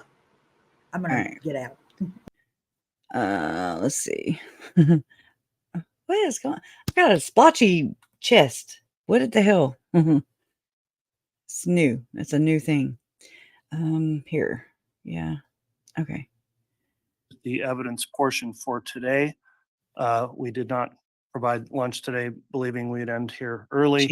Cheap However, before you leave, you'll be delayed a little bit while the jury commissioner is going to just talk to you about a little additional information and scheduling at my direction. And so we will take up those matters with you shortly. And at this time, then we'll take a recess. And then if the parties wish to come back on the record for any motions outside the presence of the jury, we can do that as well. So we'll take our recess at this time and let the jurors be excused to the jury room. All right. I didn't hear nothing about a plea. Did y'all? I wasn't listening intently though. For what it's Come worth. back on the record for any motions outside the presence of the jury, we can do that as well. So we'll take our recess at this time. I need to back it up some more. I'll do that too. Ladies and gentlemen of the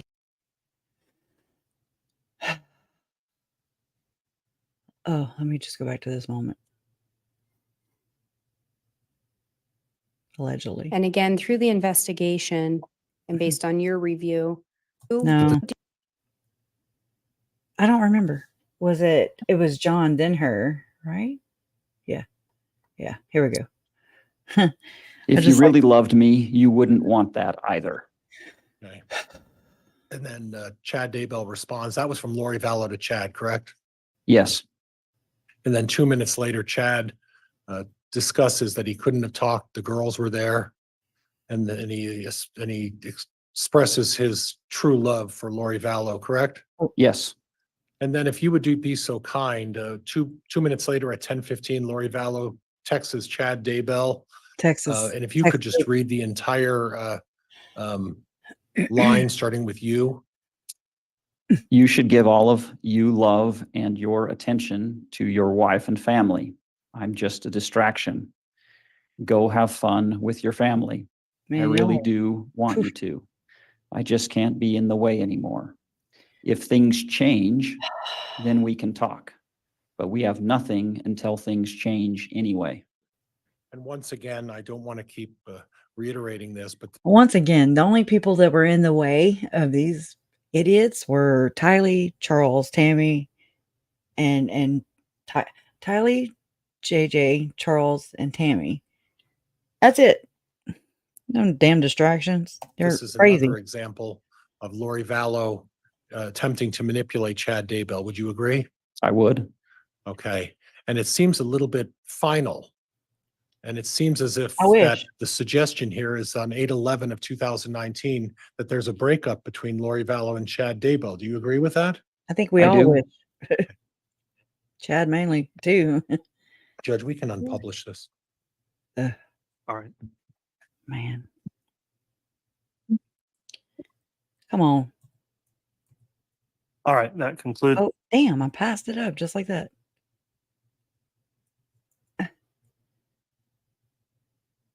Where does he say it? Does he say it with Lindsay or I don't remember when he says All right, that concludes cross. pasture property. I thought it was the last thing he said, but it must have not been. But it was whenever he asked him, "Do you have Any any? redirect? You have any motions Yes, to Your Honor. do after we Right. come back?" So we'll just have to Ah, find out sorry. what he does the motions when he comes back. I But- know that. I know that. I'm looking for the pasture comment. Oh, I've I'm already sorry. Yeah. I was like, what? I didn't right. think it would be that far back. I'm going to go back here and do something. No, you're fine. You can't read my crazy mind, right? Mine's Wow. frazzled as it is. I just want to hear that. I didn't know if I thought he said it with John prior. Your Honor, I would request permission to publish from 183B the printout of the PowerPoint. About I the can use the passport? drive if Is necessary. it the very end? All right, we'll get you the exhibit on the drive. Oh, okay. Thank you, Auntie Renee or Auntie Renee Ray. Ree? I don't even know. Sorry. I need to lay down and get back up. I don't know. I made my bed this morning. So. Agent Hart, you were asked about manipulation by Lori Vallow from counsel. Do you recall that? I do. Through your investigation, did you also find manipulation by Chad Daybell? I did. Did you find that manipulation around the same time of the breakup? I found it throughout the entire course of the investigation. But John Pryor still has to do his And defense. again, through the investigation, I'm confused. based on your review, who would determine someone was dark? Chad Daybell. Who would determine if someone was a zombie? Oh, it was Chad here. Daybell. Who would determine? Judge, I'm going to object at this point. It's going beyond the scope of cross-examination. Overruled. Who would determine death percentages? Chad Daybell. That dude.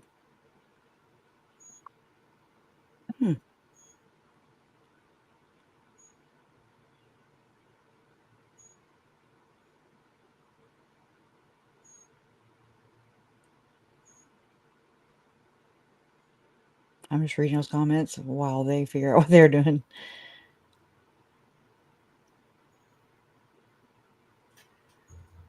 And Your Honor, I would request permission to just publish one page of the slide, but to print it out for ease. Thank you. Yes, you may Tootsie. publish the printed version on the Elmo if you'll identify what it is when you do that. Thank you, ma'am. Yes, it is slide 18 from I the know, printed right? version of Exhibit 183B.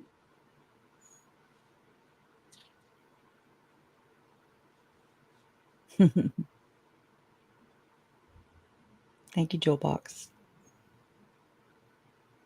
It might be Pryor's Hail Mary. Uh-oh. I'm gonna have to go say some Hail Agent Mary. Who is the one that indicates there is a plan being orchestrated? Right. Chad Daybell. And do you see the reference in there to the children? I do. Do you know where Tammy Daybell's body was located when she was pronounced dead? That's my part. Tammy Daybell's body was located in the bedroom in their home. Where were the bodies of Tylee and JJ located? Tylee and JJ were both located on the pasture property of the residence. And was that Back the the property. residence of who again? I'm just saying. Chad Daybell. I have no further questions. All right, thank you. That will That's all. conclude the. That's all I wanted to go back and see. I don't know if y'all want to go back and see anything, but because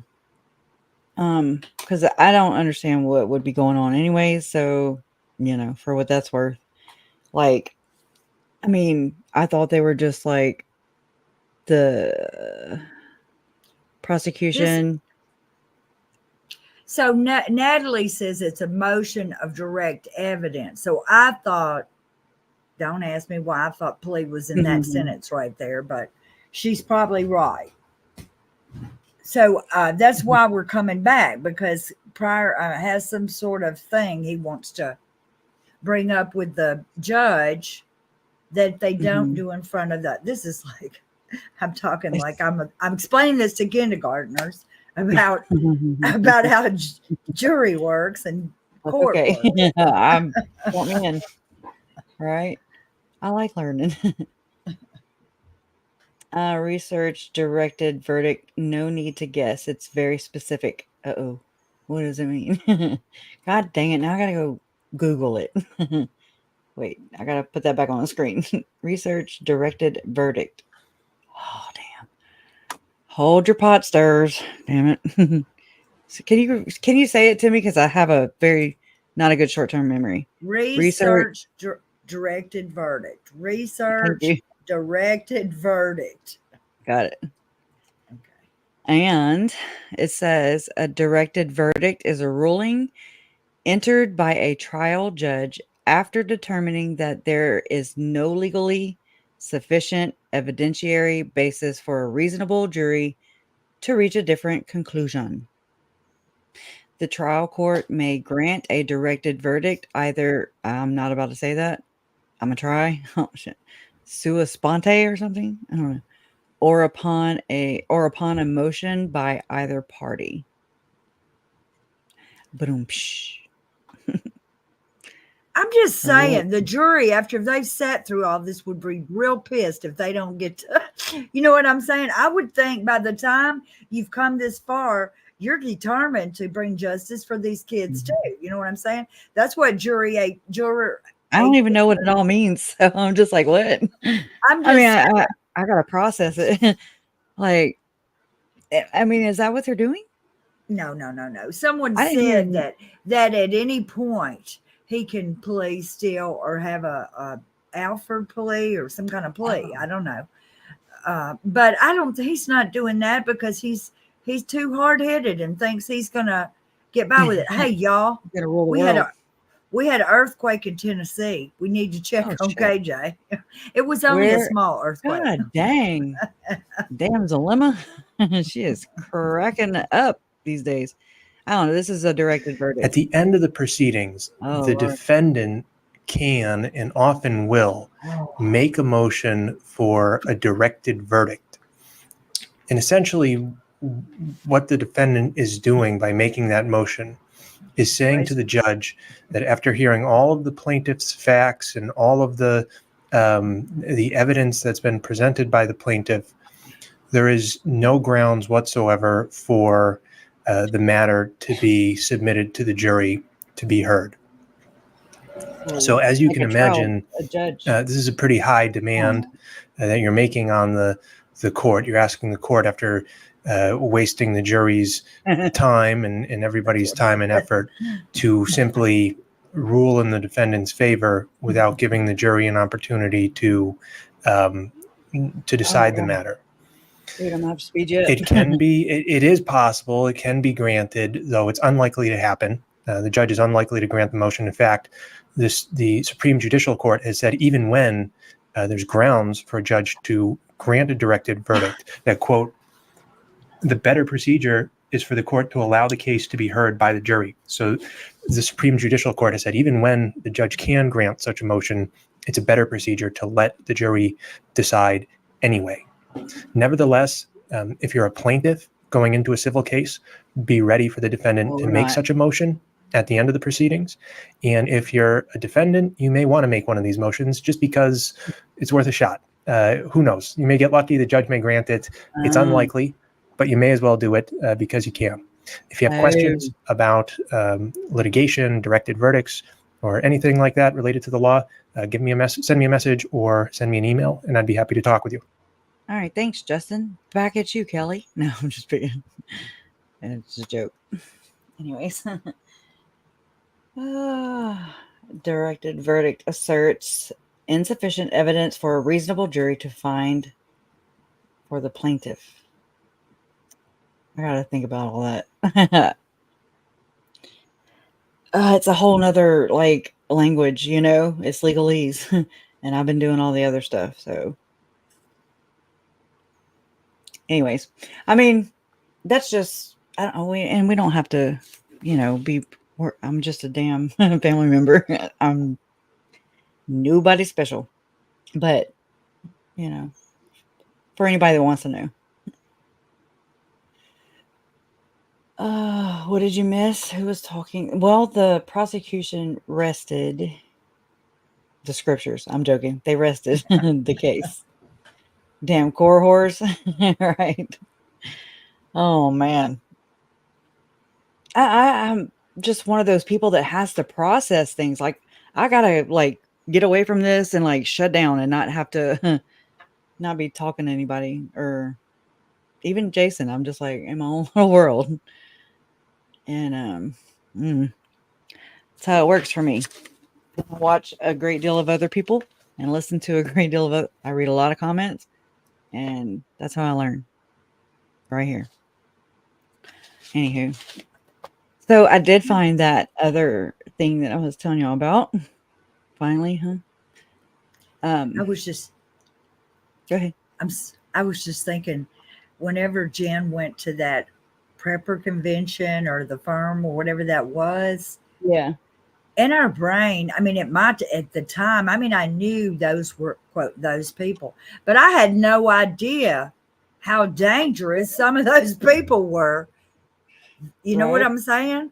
And two, whenever Lauren went to that thing, she's like, "Oh, these are just like the people I grew up with." And like later on, she's like, "That was freaky." That's the same. Know, they went. What she processed it. They went to the same conference. Actually, I know. I know. Yeah. But I mean, Jen, you know, I mean, she left. She is a same-sex marriage, right? And so they definitely frown upon that, you know, because they're all righteous and shit or whatever. You know what I mean? So, no, I had to break it into 2 parts because, you know, it wouldn't make a presentation. But I mean, I'm just basically just going to read this to y'all. Okay, so this guy he's a medical doctor and he like just shredded the book Visions of Glory. Spencer, who is Tom Harrison. Just hold on. Let me read this. So I don't have to do the whole disclaimer thing. And so this is his part of his analysis. This is Chad and Lori's damn beliefs, okay? Spencer tells us, so that's Tom Harrison. Tom Harrison tells us that those who choose evil eventually reach a point for which people who had already been entrapped by them, evil spirits, could hardly hear their own thoughts. The voice of the evil ones had become even more powerful than their own mind. They would do anything their evil controllers said, even while thinking it was their own idea or their own wishes they were fulfilling. Once these evil spirits had total control, they then desired that the mortal should quickly depart mortality so that their possession became permanent. They thereafter urged them to risky behavior, acts of violence, and even deletion to hasten, in other words, the day of their mortal death. Okay. I was like, well, that's about, yeah. So the body had to die, right? So there you go. I mean, that's just right there. And then if this is so, and so this is kind of his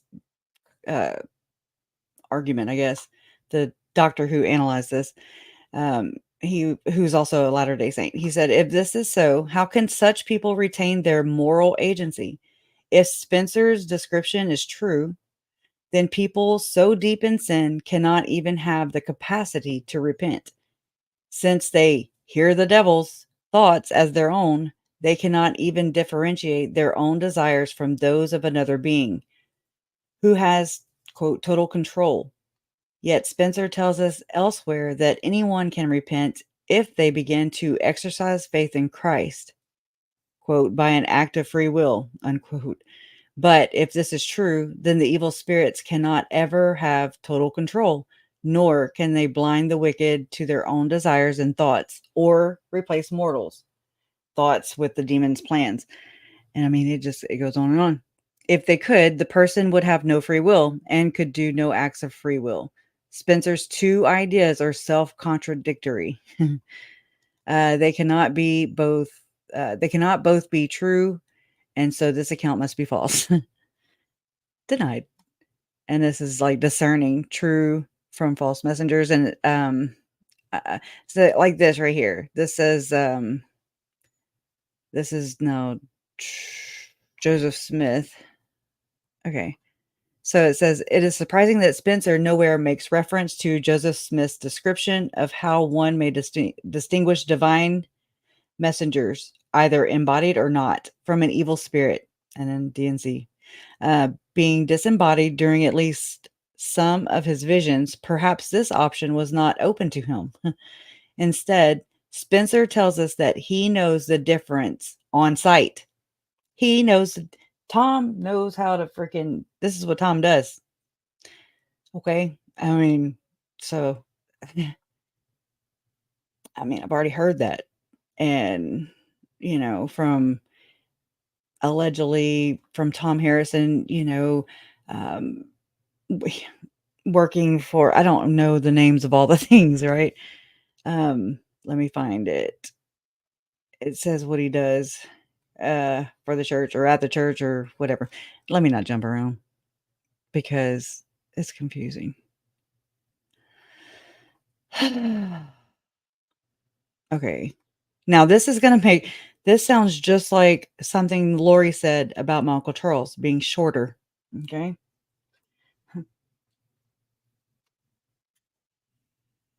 So visions of glory is visions of Lori or visions of Chori, Chada and Lori. It is surprising that Spencer nowhere makes reference. I already said all that. All right. It says, instead, Spencer tells us that he knows the difference on sight. Quote, the disembodied looked human and wore clothing typical of the period in which they had died. The evil spirits were less substantial, generally smaller, with misshapen features, like being shorter, right? Making them look slightly inhuman. These claims do not match those of Scripture. We are repeatedly cautioned that Satan and his minions can appear, quote, like unto an angel of light. And I'm like, okay, what about Joseph Smith? Right? Anyways, neither here nor there. If his visions really happened, it is not clear how Spencer knows that he was not deceived. Unable to interpret, it says, despite receiving so many marvelous visions and revelations, Spencer is unable to understand or explain them. He puzzles over them for more than 20 years. He tells us that eventually his anonymous deceased apostle friend, who's Neil Maxwell, tells him to not try to interpret them, but to await God's explication of the vision. Awaiting God's answer is certainly good advice, but Spencer's account does not follow the pattern of revelation and vision shown in the Scriptures. Such revelation is almost always accompanied by an explanation or understanding. The Lord does not grant a revelation merely to be mysterious or to give his children something to puzzle over. Joseph Smith noted the pattern. Okay, let's see. I'm not going to read all that, but let's see. Okay. Basically, like right here, don't be afraid of being damned for not knowing the meaning of a vision or figure if God has not given a revelation or interpretation of the subject. You can read all that. But anyways, Spencer is given extensive revelations, and yet he has not told and cannot tell us what they mean. It is not clear then why he would be told to make them public when neither he nor we have any authorized divine interpretation of their confused and chaotic symbols and vignettes. In fact, despite having had a vision of Jesus Christ, Spencer tells us later that, quote, I did not have significant faith at the time to believe in the visions God had shown me. So these supposedly miraculous experiences were not only uninterpreted, but even a message from an apostle, and the visions themselves could not move Spencer to have faith in them. Taken together, these problems and inconsistencies suggest that the visions are either not from God or have been fabricated all together. I'm both. And then here's the problem with anonymity. Visions of Glory is doubly anonymous. It was written by John Pontius, a now deceased LDS author. We cannot therefore check with Pontius to verify his story. Secondly, John Pontius, right? He's basically like the ghostwriter. It's like Tom didn't write the book, but he spent like I forget how many weeks with Pontius, and then Pontius wrote the book. But secondly, Pontius claims to have prayerfully condensed an account of Spencer's journeys beyond the veil. The identity of Spencer is not revealed. It's Tom Harrison, in case you don't know. It is possible that he is not even a real person. Yet Pontius wants us to see Spencer as a trustworthy source regarded as reliable and righteous by leaders of the church. Pontius does this by telling us that Spencer is a lifelong member of the Church of Jesus Christ of Latter-day Saints. He presently serves, now I don't know how old this is, he presently serves as an ordinance worker in the temple and has served in bishoprics, high councils, stake positions, and many other callings. He presently serves on a general advisory board for the church and holds 3 advanced degrees, working with abused children, by the way. Pontius cannot claim that Spencer desires anonymity, while at the same time, it's that doublespeak, using his callings and work with the church as a reason to trust him. We must be able to judge such things and people for ourselves. No scriptural messenger from God ever operated this way. President Boyd K. Packer emphasized the principle clearly. We always know who is called to lead or to teach and have the opportunity to sustain or to oppose the action. It did not come as an invention of man, but was set out in the Revelations. Quote, it shall not be given to anyone to go forth to preach my gospel or to build up my church, except he be ordained by someone who has authority. And it is known to the church that he has authority and has been regularly ordained by the heads of the church, unquote. In this way, the church is protected from any impostor who would take over a quorum, a ward, a stake, or the church.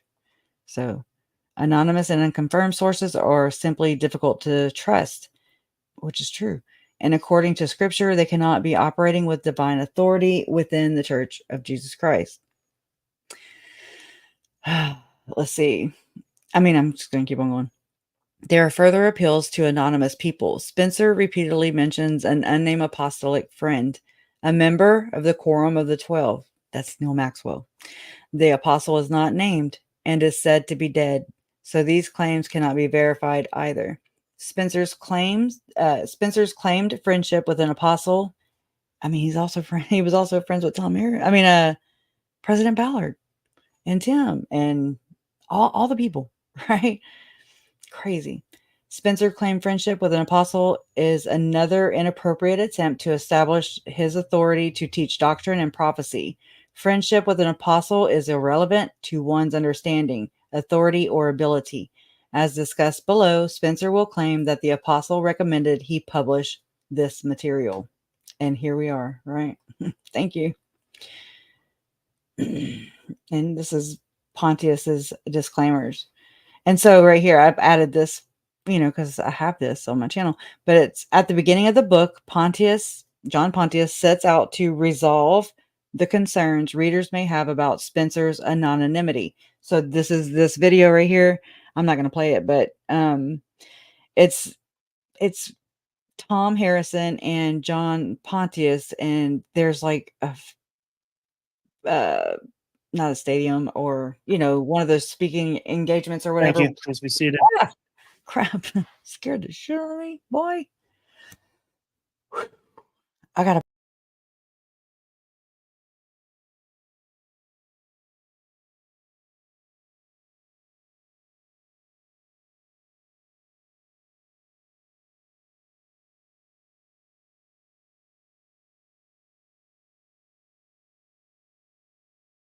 All right, at this time, we're back on the record on case CR 22211623, State of Idaho versus Chad Guy Daybell.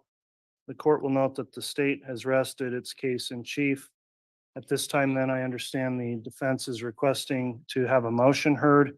We do have the defendant here along with defense counsel. The state's also present with the prosecutors. The jury is not present in the courtroom at this time. This motion will be argued outside of the presence of the jurors.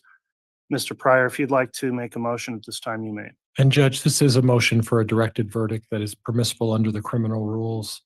I'm going to do this, Judge, in a general sense without getting into specifics, but I'm going to move for a directed verdict on the murder charges, specifically with Tylee and JJ. There is no indication that Mr. Daybell was present, took an active part in, or facilitated in any way the murder of JJ and Tylee. In regards to the conspiracy charges, there's no indication that there was any act that he took in furtherance. There's reference to significant religious discussions, but that in itself is not an action in furtherance of those charges. Lastly, Judge, in regards to the fraud, the only testimony I recall is that the insurance was upped from $10,000 to $80,000, and that there had already been a longstanding $300,000 policy from 2002. At this point, I don't think the state has met its burden regarding the fraud. And again, I don't think they've met their burden regarding the conspiracy on all of the conspiracy charges, and they have not met their burden in regards to the murder as set forth previously. All right, thank you for the argument, Mr. Pryor. Who's going to be responding for the state? That would be me, Your Honor. All And I right, think, Ms. Beatty, you can proceed with a response from the state. thank you, Your Honor. On a motion for directed verdict, Your Honor, the state is entitled to all reasonable inferences that can be drawn from the evidence. And I think the case law is pretty clear that a motion for judgment of acquittal should only be granted when there is no evidence upon which to base a verdict of guilty. And that is from State versus Vargas, 100 Idaho 658. Essentially, the trial judge must review the evidence in the light most favorable to the state, recognizing full consideration must be given to the right of the jury to determine the credibility of witnesses. The jury gets to determine the weight of the evidence, as well as enjoying the right to draw all reasonable inferences from that evidence. And that's from State versus Huggins, 103 Idaho 422. Going through the charges in this case, Your Honor, first beginning with the conspiracy to commit the first-degree murder and grand theft by deception related to Tylee Ryan. The state charged a series of overt acts, and the state has presented evidence on all of those overt acts. Number one being that the defendant endorsed and espoused beliefs designed to justify the homicide of Tylee Ryan. Specifically, statements made about her being dark. These beliefs were part of the defendant's teachings, and it would be very reasonable for the jury to draw the inference that these beliefs that the defendant was espousing were designed to dehumanize these victims and justify their homicide. As to number two, that his co-conspirator Lori Vallow changed the deposit on Tylee Ryan's JP Morgan Chase account to her BBVA account. We also heard testimony from the state's financial witnesses to that effect, evidence that his co-conspirator and then mistress, Lori Vallow, moved to Idaho with his other co-conspirator, Alex Cox, as well as JJ Vallow and Tylee Ryan. Multiple witnesses testified to this. We heard evidence that the defendant himself did Google searches for the wind direction on September 8th of 2019, the last day Tylee Ryan was seen alive, and the day prior to when the state presented evidence that Tylee Ryan would have been buried on the defendant's property. That is directly related to the defendant. Number 5, Alex Cox went to co-conspirator Lori Vallow's apartment where Tylee Ryan lived in the early hours of 9/9. Certainly there was evidence presented to that effect.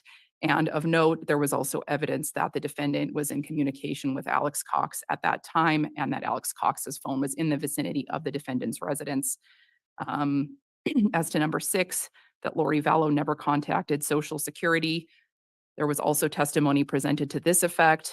The jury also heard that just weeks prior to Tylee Ryan's death, that Lori and Chad was aware that she would still be getting those Social Security checks after the death of Charles Vallow, which does link the defendant to that co-conspirator's actions in never contacting Social Security.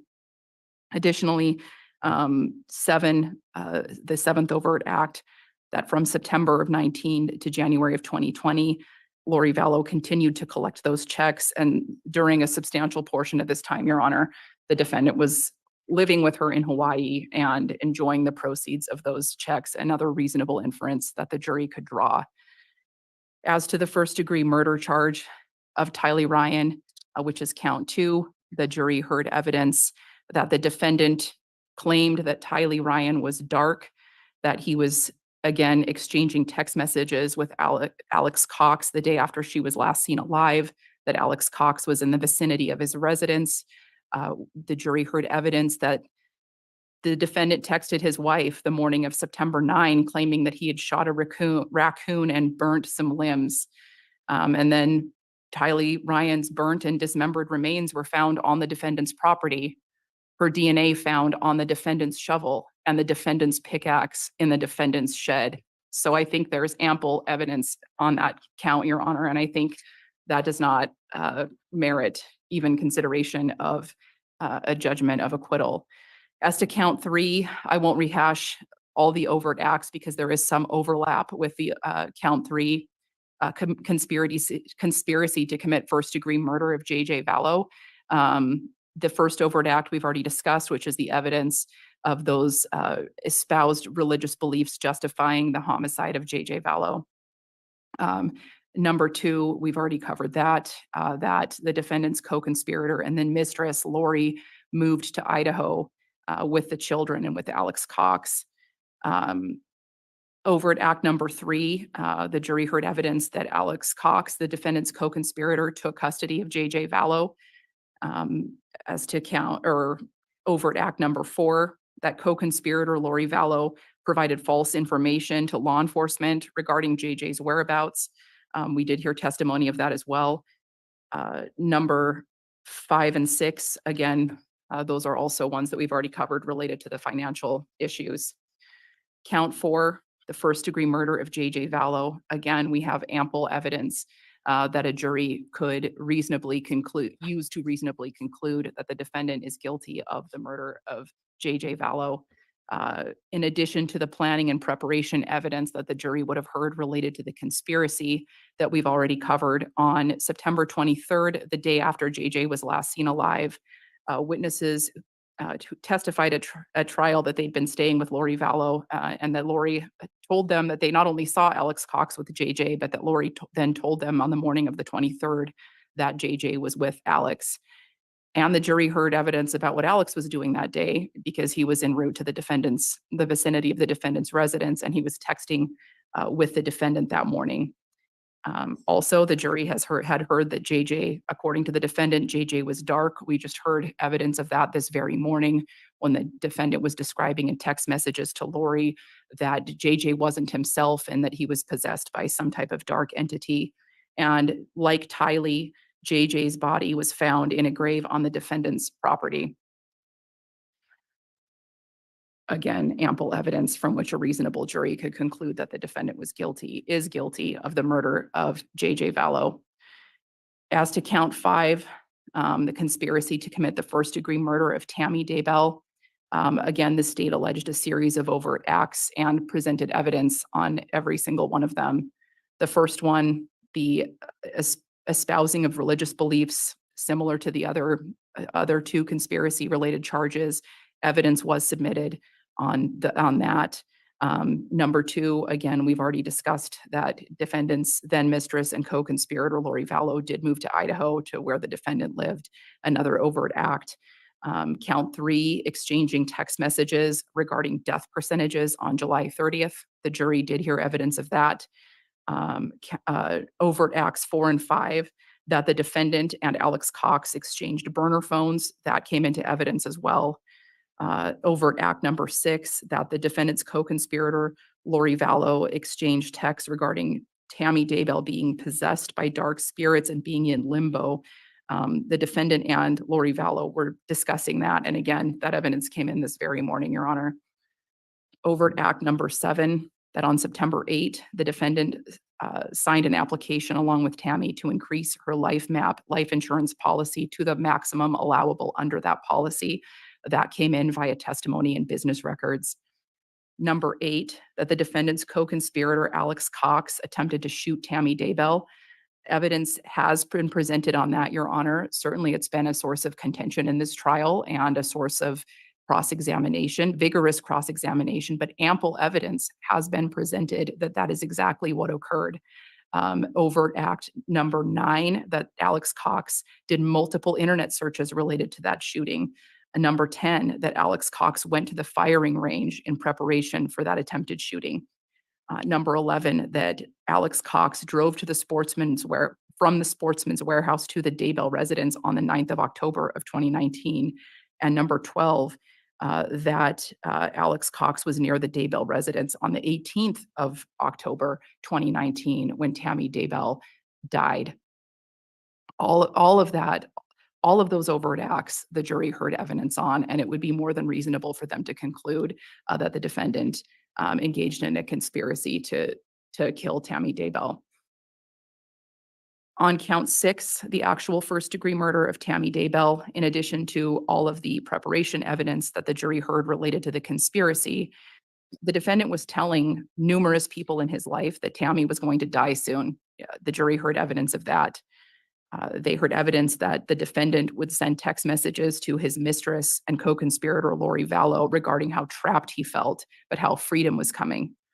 The defendant's mistress, Lori Vallow, was shopping for wedding rings before Tammy even died. The defendant then told conflicting stories about how she died, when she died. At the defendant's funeral, Chad claimed that he had miraculously asked Tammy for all of her financial passwords just days before his death, or her death. After Tammy's death, Chad immediately moved out, cashed out Tammy's life insurance policy, and went to Hawaii to live with Lori Vallow, who he married just 2 weeks later. And of course, the jury heard evidence that Tammy Daybell's death was ultimately deemed homicide by asphyxia. Again, we have ample evidence from which a jury could conclude that the defendant is guilty of the murder of Tammy Daybell. As to the final 3 counts regarding the grand theft and the insurance fraud, there were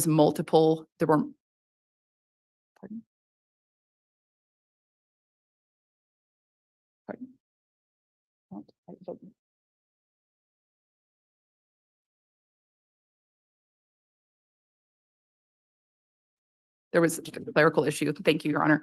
As the final 2 counts of insurance fraud, I won't belabor this since we've already discussed it in the conspiracy portion, but the evidence does show that the defendant and Lori began an affair in 2018. Months later, Lori's husband, Charles, was killed by Alex Cox.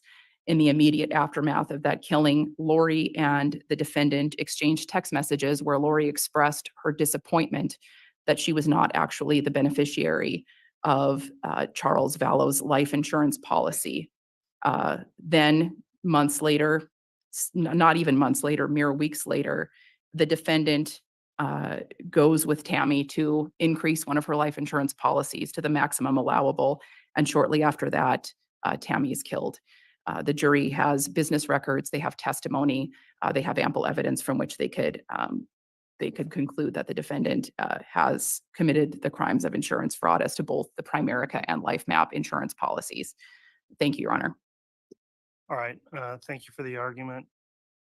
The courts reviewed the motion, which is a motion brought under Rule 29 of the Idaho Criminal Rules. And this is a motion for judgment of acquittal, which reads that we're now at the time the prosecution has closed its evidence. And if the court finds, based on the standards cited there by the state, insufficient evidence, the rule reads, must enter a judgment of acquittal of any offense for which the evidence is insufficient to sustain a conviction. I've listened throughout the trial to all of the evidence submitted. There's multiple counts in this amended indictment. As I've gone through those, I'm prepared to make a ruling on nearly all of the motion here, but there is one particular issue that has arisen in the charging document, and I'd like to address that with the state if I could. So in the initial indictment filed in this case on May 25th, 2021, and I'm looking at count 4, which is the charge of first-degree murder involving J.J. Vallow. Initially, it was alleged that, quote, on or between the 22nd and 23rd of September 2019 is when the murder was committed. The state amended the indictment on February 20th, 2024, and under the amended indictment, the count 4 now reads as follows: the defendant, Chad Guy Daybell, and Lori Noreen Vallow, on or between the 8th and 9th day of September 2019 in the county of Madison, state of Idaho, and then goes on to describe the allegations about the murder of J.J. Vallow. When I look at the evidence that's been presented here from the state, the evidence not only does not support a finding of the dates between the 8th and 9th of September, but contradicts that in that J.J. Vallow was clearly alive after the 9th of September from many witnesses, including testimony today. And so I have some concern that the charging language, which would control in this case in the amended indictment, cites a date range that does not comport with the evidence. And I'm concerned about instructing jurors with evidence that I believe was never presented here at trial. It's an issue identified as we prepared for this hearing today. I understand the state may not have been aware of that. It wasn't argued by the defense, but the court has its own duty to also review the evidence and under 29, point out anything that may be considered for a potential judgment of acquittal. And so I don't know if the state is ready or willing to address the issue on the dates contained in count 4 now, or whether the state would like some additional time to look at the issue and perhaps come back a little later this afternoon and present some additional argument or authority. But I have a concern about count 4. The testimony does not comport with that. I'll note one additional point. We have an on or about instruction that's already been given and will be given. In some of the counts in the amended indictment, there are on or about language. There's also others that have on or between language. And in my mind, a plain reading of an on or between still gives a date range, but the range is from one date to another.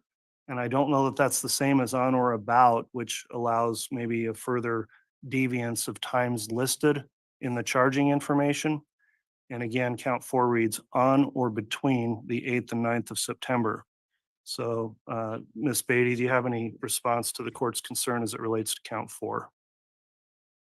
And Your Honor, if we could come back and address that perhaps Monday morning, so we have the opportunity to review that prior to the defendant's case. I'm not sure anyone was aware of. And Judge, I need to respond for the record. Yes. Why don't you, I did say a lot there, and Mr. Pryor offered the state a chance to respond. Any response from the defense, Mr. Pryor? Judge, state has had an opportunity and an ample opportunity to review their pleadings. They've made amendments of those pleadings once, and we had a hearing on those amendments in which I agreed they could make whatever amendments they wanted. And now we sit on the eve of the defense starting their cause. The state has rested. The defense has made a motion under Rule 29 for a directed verdict. I don't think this gives the state the ability to make any modifications or amendments after they've rested their case, and at which time I've made a motion for a directed verdict. That motion for the directed verdict, Judge, tolls the state from making any further adjustments to the accusations they're making against Mr. Daybell, and I'm suggesting I'd ask the court to make its ruling on my directed verdict. All right, I'd note there's actually a rule that governs this directly, Idaho Criminal Rule 7E. The court may permit amendment of an indictment, quote, at any time before the prosecution rests. So I do agree with the defense there that amendment of the indictment's not permitted at this stage in the trial. In terms of the timing and the request by the state, the issue with waiting until Monday is if the defense is going to be prepared to start with its case in chief, the defense is entitled to know what it's defending against. And if potentially one of these counts is dismissed on a judgment of acquittal under Rule 29, that would affect potentially, in fairness, preparation for the defense.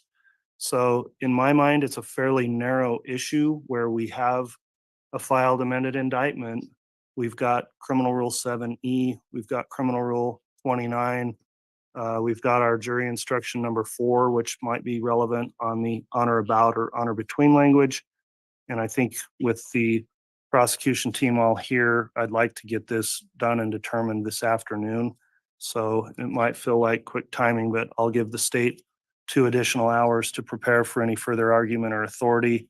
And we'll come back on the record at 2:30 for further argument and potentially ruling on this, including all the remaining counts as well.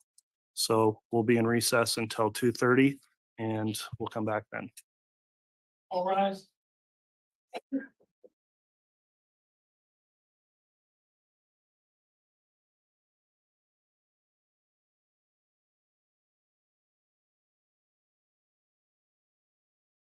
I am not sure what just happened, to be honest. It's something about because it charges on or between September 8th and 9th that they can't, like, don't tell me because they don't have a date on there that you're going to drop this kid's a murder. I'm just not understanding that. That just don't seem right. Maybe I'm wrong. I don't understand. Is there anybody in our chat that knows? Beach Bum says, let's replay that part. Okay. Okay, that's what we'll do.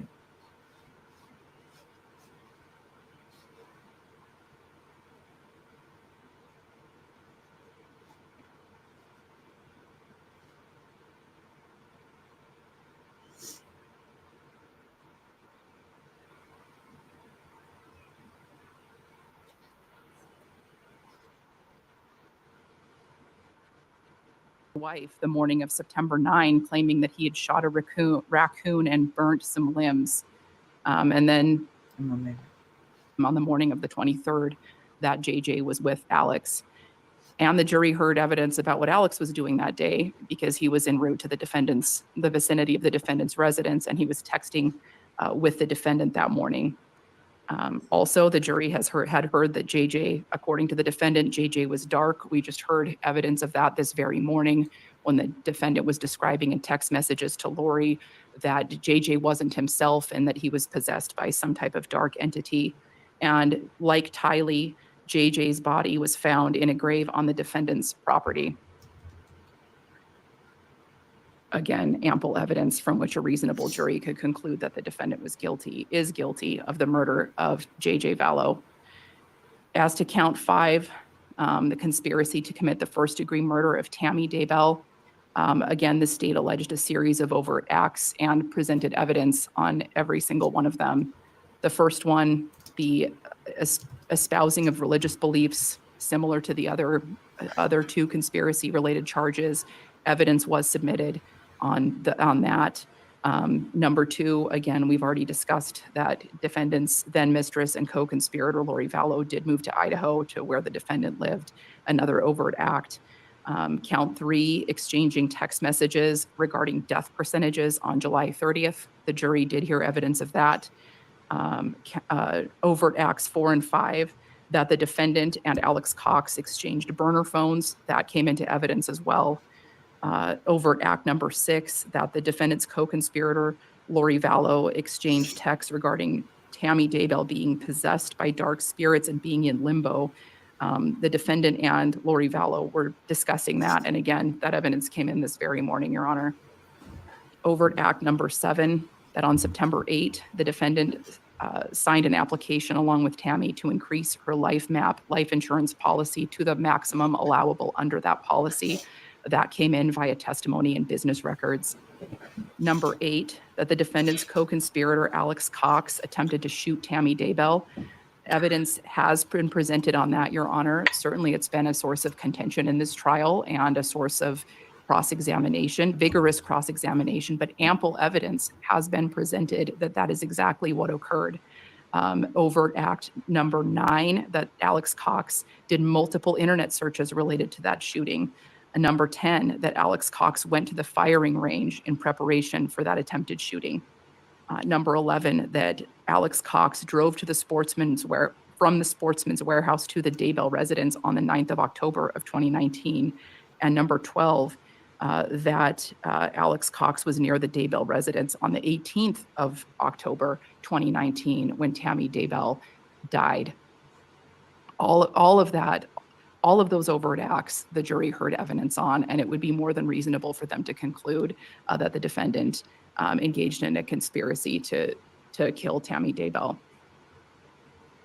On count 6, the actual first-degree murder of Tammy Daybell, in addition to all of the preparation evidence that the jury heard related to the conspiracy, the defendant was telling numerous people in his life that Tammy was going to die soon. The jury heard evidence of that. They heard evidence that the defendant would send text messages to his mistress and co-conspirator Lori Vallow regarding how trapped he felt, but how freedom was coming. The defendant's mistress, Lori Vallow, was shopping for wedding rings before Tammy even died. The defendant then told conflicting stories about how she died, when she died. At the defendant's funeral, Chad claimed that he had miraculously asked Tammy for all of her financial passwords just days before his death, or her death.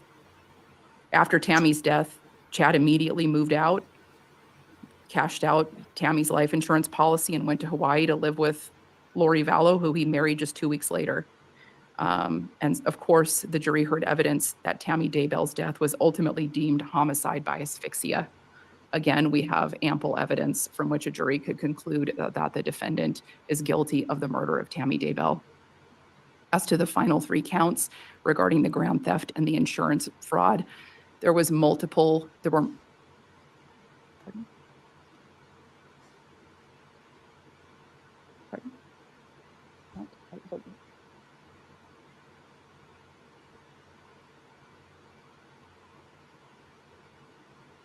there was a clerical issue. Thank you, Your Honor. As the final 2 counts of insurance fraud, I won't belabor this since we've already discussed it in the conspiracy portion, but the evidence does show that the defendant and Lori began an affair in 2018. Months later, Lori's husband, Charles, was killed by Alex Cox. In the immediate aftermath of that killing, Lori and the defendant exchanged text messages where Lori expressed her disappointment that she was not actually the beneficiary of Charles Vallow's life insurance policy. Then months later, not even months later, mere weeks later, the defendant goes with Tammy to increase one of her life insurance policies to the maximum allowable. And shortly after that, Tammy is killed. The jury has business records, they have testimony, they have ample evidence from which they could conclude that the defendant has committed the crimes of insurance fraud as to both the Primerica and LifeMap insurance policies. Thank you, Your Honor. All right, thank you for the argument. The court's reviewed the motion, which is a motion brought under Rule 29 of the Idaho Criminal Rules. And this is a motion for judgment of acquittal, which reads that we're now at the time the prosecution has closed its evidence. And if the court finds based on the standards cited there by the state, insufficient evidence, the rule reads, must enter a judgment of acquittal of any offense for which the evidence is insufficient to sustain a conviction. I've listened throughout the trial to all of the evidence submitted. There's multiple counts in this amended indictment. As I've gone through those, I'm prepared to make a ruling on nearly all of the motion here, but there is one particular issue that has arisen in the charging document, and I'd like to address that with the state if I could. So in the initial indictment filed in this case on May 25th, 2021, and I'm looking at count 4, which is the charge of first-degree murder involving J.J. Vallow. Initially, it was alleged that, quote, on or between the 22nd and 23rd of September 2019 is when the murder was committed. The state amended the indictment on February 20th, 2024, and under the amended indictment, the count 4 now reads as follows: the defendant, Chad Guy Daybell, and Lori Noreen Vallow, on or between the 8th and 9th day of September 2019 in the county of Madison, state of Idaho, and then goes on to describe the allegations about the murder of J.J. Vallow. When I look at the evidence that's been presented here from the state, the evidence not only does not support a finding of the dates between the 8th and 9th of September, but contradicts that in that J.J. Vallow was clearly alive after the 9th of September from many witnesses, including testimony today. And so I have some concern that the charging language, which would control in this case in the amended indictment, cites a date range that does not comport with the evidence. And I'm concerned about instructing jurors with evidence that I believe was never presented here at trial. It's an issue identified as we prepared for this hearing today. I understand the state may not have been aware of that. It wasn't argued by the defense, but the court has its own duty to also review the evidence and under 29, point out anything that may be considered for a potential judgment of acquittal. And so I don't know if the state is ready or willing to address the issue on the dates contained in count 4 now, or whether the state would like some additional time to look at the issue and perhaps come back a little later this afternoon and present some additional argument or authority. But I have a concern about count 4. The testimony does not comport with that. I'll note one additional point. We have an on or about instruction that's already been given and will be given. In some of the counts in the amended indictment, there are on or about language. There's also others that have on or between language. And in my mind, a plain reading of an on or between still gives a date range, but the range is from one date to another. And I don't know that that's the same as on or about, which allows maybe a further deviance of times listed in the charging information. And again, count 4 reads on or between the 8th and 9th of September.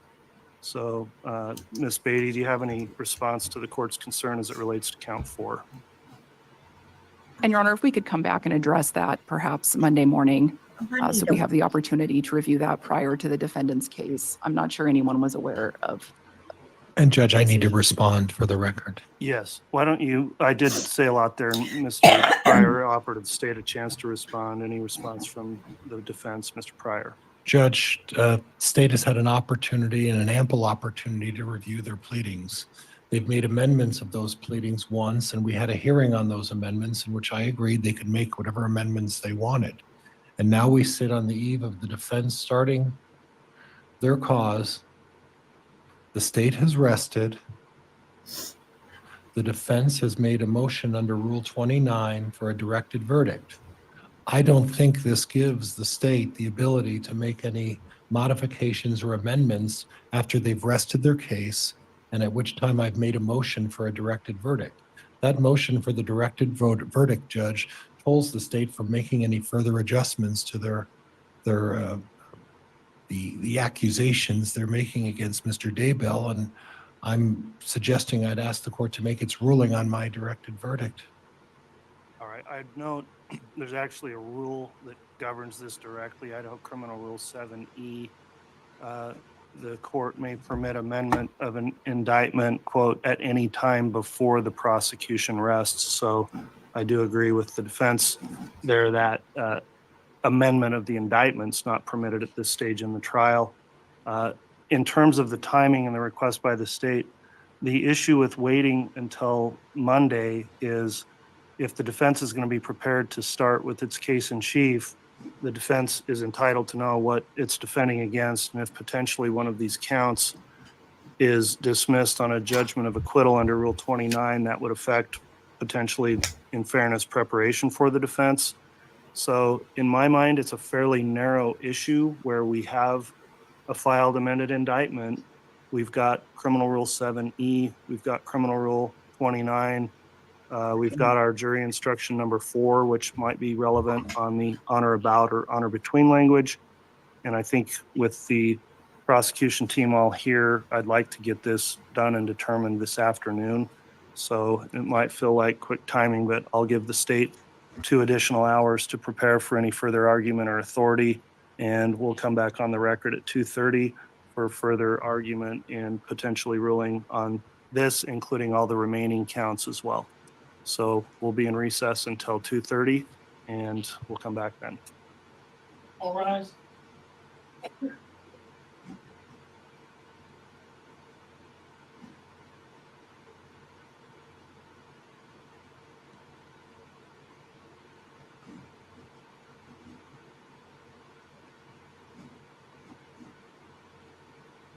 I just, surely to God, over what do you call it? What was it? I've heard that, what did that man, a script error. Remember when that guy came into court and he hadn't changed the template at the beginning and he was trying to cause trouble and he had not, he said he was the attorney for the defendant or something. Anyways, he told the judge, he said that was a scribbler's error, a scribe error, scribbler's error, some kind of error. Come on, judge. This is very important. My God, I would love to, I don't know what to think. And he said he was giving them 2 hours. Are we taking a 2-hour lunch?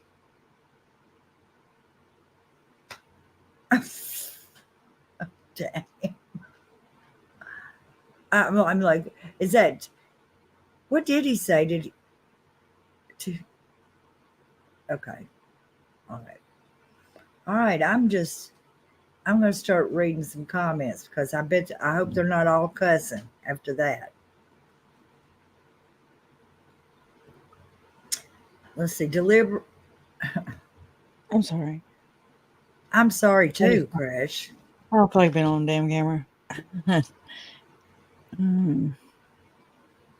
I mean, did y'all understand that the way I did? Yeah, I understood it as they're fucking up just like they did with Lori damn Daybell last year. I'm sorry, I'm gonna be cussing probably, so Okay. I'm just letting you know. Well, I figured there was going to be cussing involved this afternoon. Because, like, this is exactly what the hell it seems like they did with, I mean, all these fucking prosecutors, they're so smart. They are so effing smart. And they can't, like, pull it together. To get the right dates. Pull it together. I mean, can they have somebody fucking proofread it? Or, for Christ's sake, I mean, this is just fucking bullshit. Oh, I can't imagine. Now, Larry probably needs your calming down person. I hope she's there with him today. No. They're coming home today. I mean, they're flying home today. Already. They were already flying home today. So they go to Ashland's graduation. I know your mama said she wouldn't miss it. That was her comment the other day whenever I was saying something about it. Yeah, she booked their flight whenever I was up there.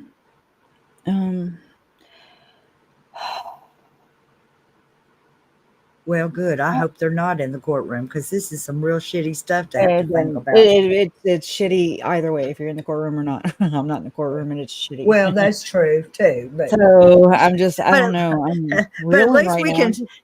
At least I can stomp around and cuss. We couldn't do that if we were in the courtroom, I guess. Oh my God. What is this? What is the what is the chat saying? I can't even look at it. I mean, but people are, like Jason was like, well, they can still do the conspiracy. And I'm like, it's not the point. They're so sure and they're stand up and they're right there, Johnny on the damn spot. Every time somebody goes to question somebody's background, are you a member of the Church of Jesus Christ? Objection, and they're right there every time, Johnny on the fucking spot. But they can't do this for this little boy. They can't do this for the fucking victims. It is their job. It is their one fucking job. And don't we have two of them that are from the fucking attorney general's office there? And yes, they still can't get their shit together. Blondell. It's fucking bullshit. Sorry, I'm talking about. Look at me. I'm talking about blondes. Oh my God. There's four of them. There's four. A fucking panic. Please. I'm not causing a panic.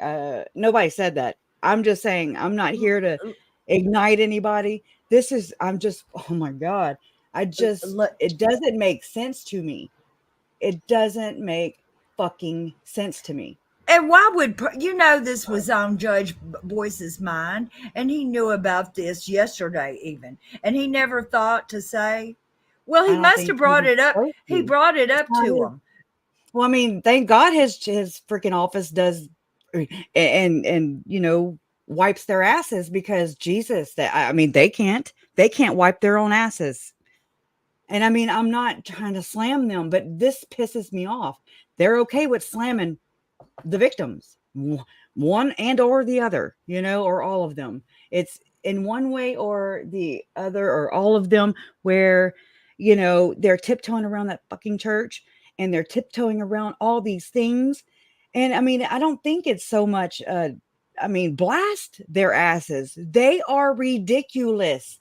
They are wrong. And if they're not part of your church, blast their asses. But then that makes me think that they're very well integrated and part one and of the same. There is no cult offshoot. Sorry. That doesn't exist here. Okay. So I have played this. I've tried. And I'm going to continue probably, that's just, and that's what I have to do, because I got to fall in line, because fuck. Some people have just gotten here and want to know what's going on. And what's going on is the state has rested. They've finished. Okay. And so before they started, and I don't know why Judge Boyce waited until after they rested, but he said, because that's the part of the stipulation. John Pryor's doing his damn job. I'm going to hire Pryor. Fuck. The dates of the charging document on JJ have. I'm sorry. Let me tell you, they have the dates wrong. They have the dates of Tylee's murder. So the dates of the children's murder is the same on both of the charging document, and it should be different. It should be on the 22nd or 23rd for JJ. And why they did not change it, I do not know. Maybe at some point they thought they were killed the same day. I'm not sure. And I'm hoping they bring that up if that's the case. But at any rate, it's not right. And if they are trying to charge him for a murder he committed on the 8th and 9th, and they've got pictures of JJ on the 20th, then no, he cannot be charged for that. And that's Judge Boyce is like, told him, you got 2 hours to figure this crap out, and he's going to make a decision.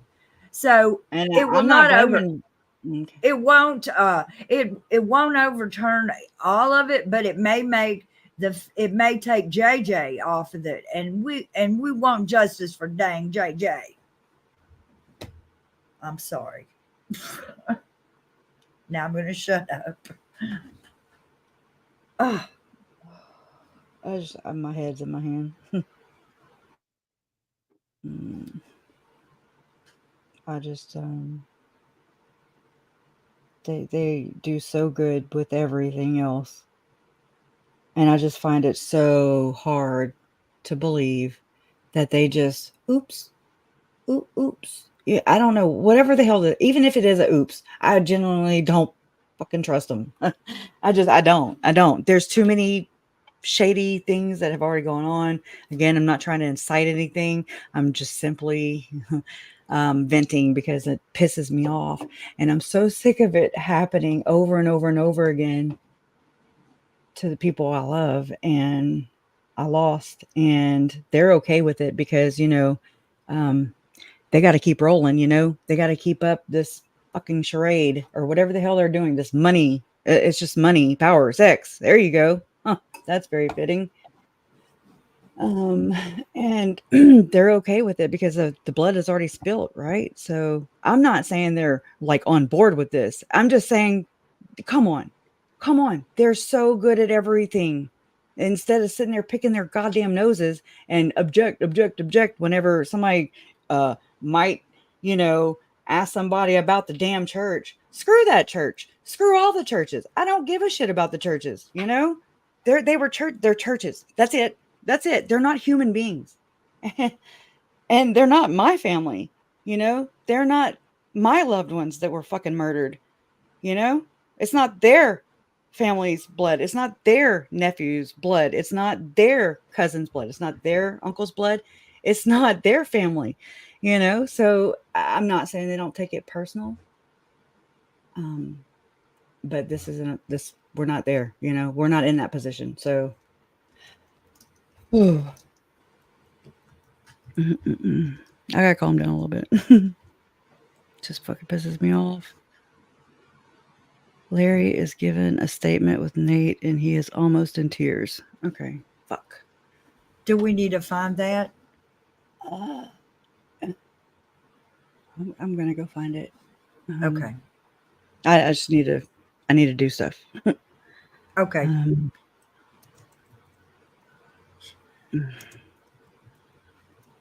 I bet he's in fucking tears. I bet. Oh, that's what I said. I was like, I that's what I said. I hope he had his lady with him that hugs him that my mother's so worried about. Let's see.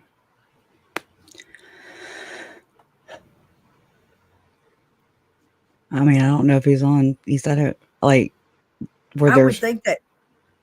It'd be Courtroom Insider or whatever. I don't know. They got 15 channels and 80,000 billion fucking subscribers on each channel. Well, I'm raking it in. Everybody's just fucking. It's a money making opportunity. That's all it is. Well, it's not on Twitter. Jason, can you tell me? Oh no, I'm just talking through the TV basically because Jason's in the room and I'm in here. So without texting him, what? Say it again, Jason. I mean, I read your statement or your thing, but I'll just look for it. Courtroom Insider, I guess.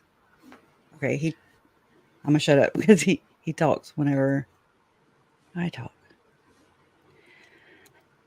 I don't see it, but go ahead and. Yeah. Courtroom Insider just brought me back to East Idaho News. Well, don't ever go accidentally to Meet the Eatons, because if you go to their homepage, you'll have to listen to him and his wife sing. I was totally shocked. Damn.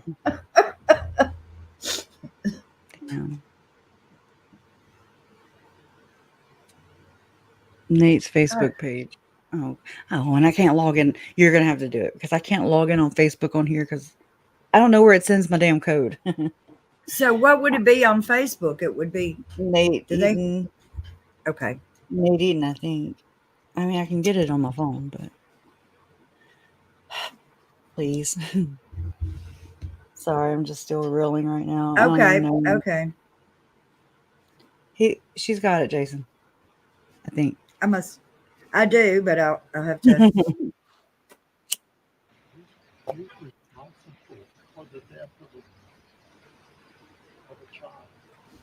It's not very loud.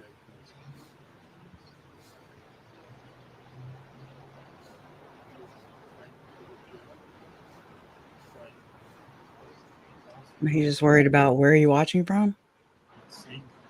No, I know was it's trying to get the sound to be higher. You're doing fine. You know, we're not TV newscasters. He has to be acquitted on that because of that technical issue. Would you still be able to handle, him being convicted of the other charges, even though, like, he wasn't included? Oh, yeah. Right now, it's very confusing. I'm very disappointed. I'm very hurt. Okay, he said right now it's very confusing. Right now I'm disappointed. I'm very broken. I don't know what the rules are going to be. Nobody does. I don't know. I can't fucking hear it. Like I've said all along, I just want a fair, just, and honorable, Fair, just, and righteous rule by the court. righteous. I don't know who got this. I guess Nate. Yeah.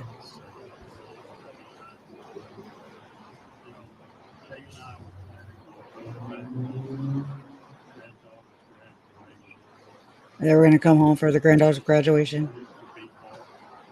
Just ready to be home. Come home. Come home, Pops. Shit. Fuck. Sorry. Not sorry. I'm not sorry. I'm so sick of fucking apologizing.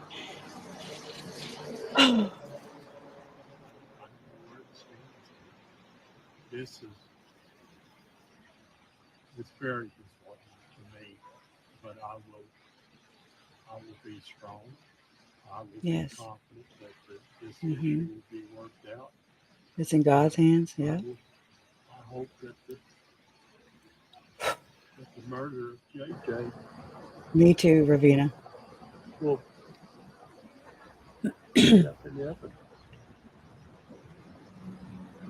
and I'm not sure, I apologize for coming into this late, but if With that microphone so damn small. this does lead to an acquittal on that charge, do you still think justice is I think it's fucked up. I think it needs to come out of their asses. Sorry.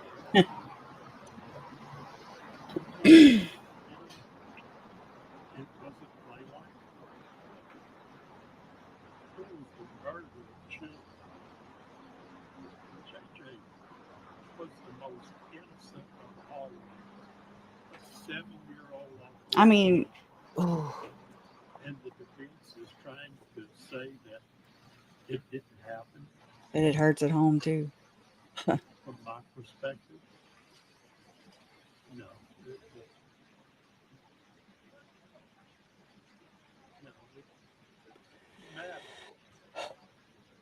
This whole country, this whole world. I agree, Carolina. With JJ, with Tylee, with Tammy. The heart of this is JJ. JJ was innocent, much more innocent than you be. Dude, put that up to his mouth. And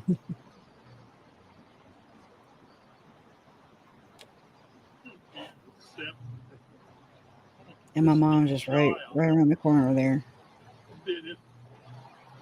Oh, I'm sorry.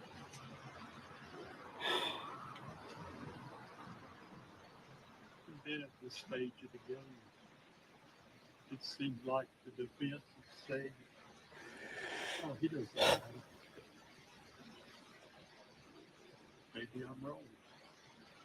But whatever it is, and I feel that justice will be served. Yeah. Thank you. Thank you. Thank you. I could hear all them. Okay, so I'm going to fill you in on what happened just moments ago. Big news here at the courthouse. I'm going to go over here to get out of the traffic.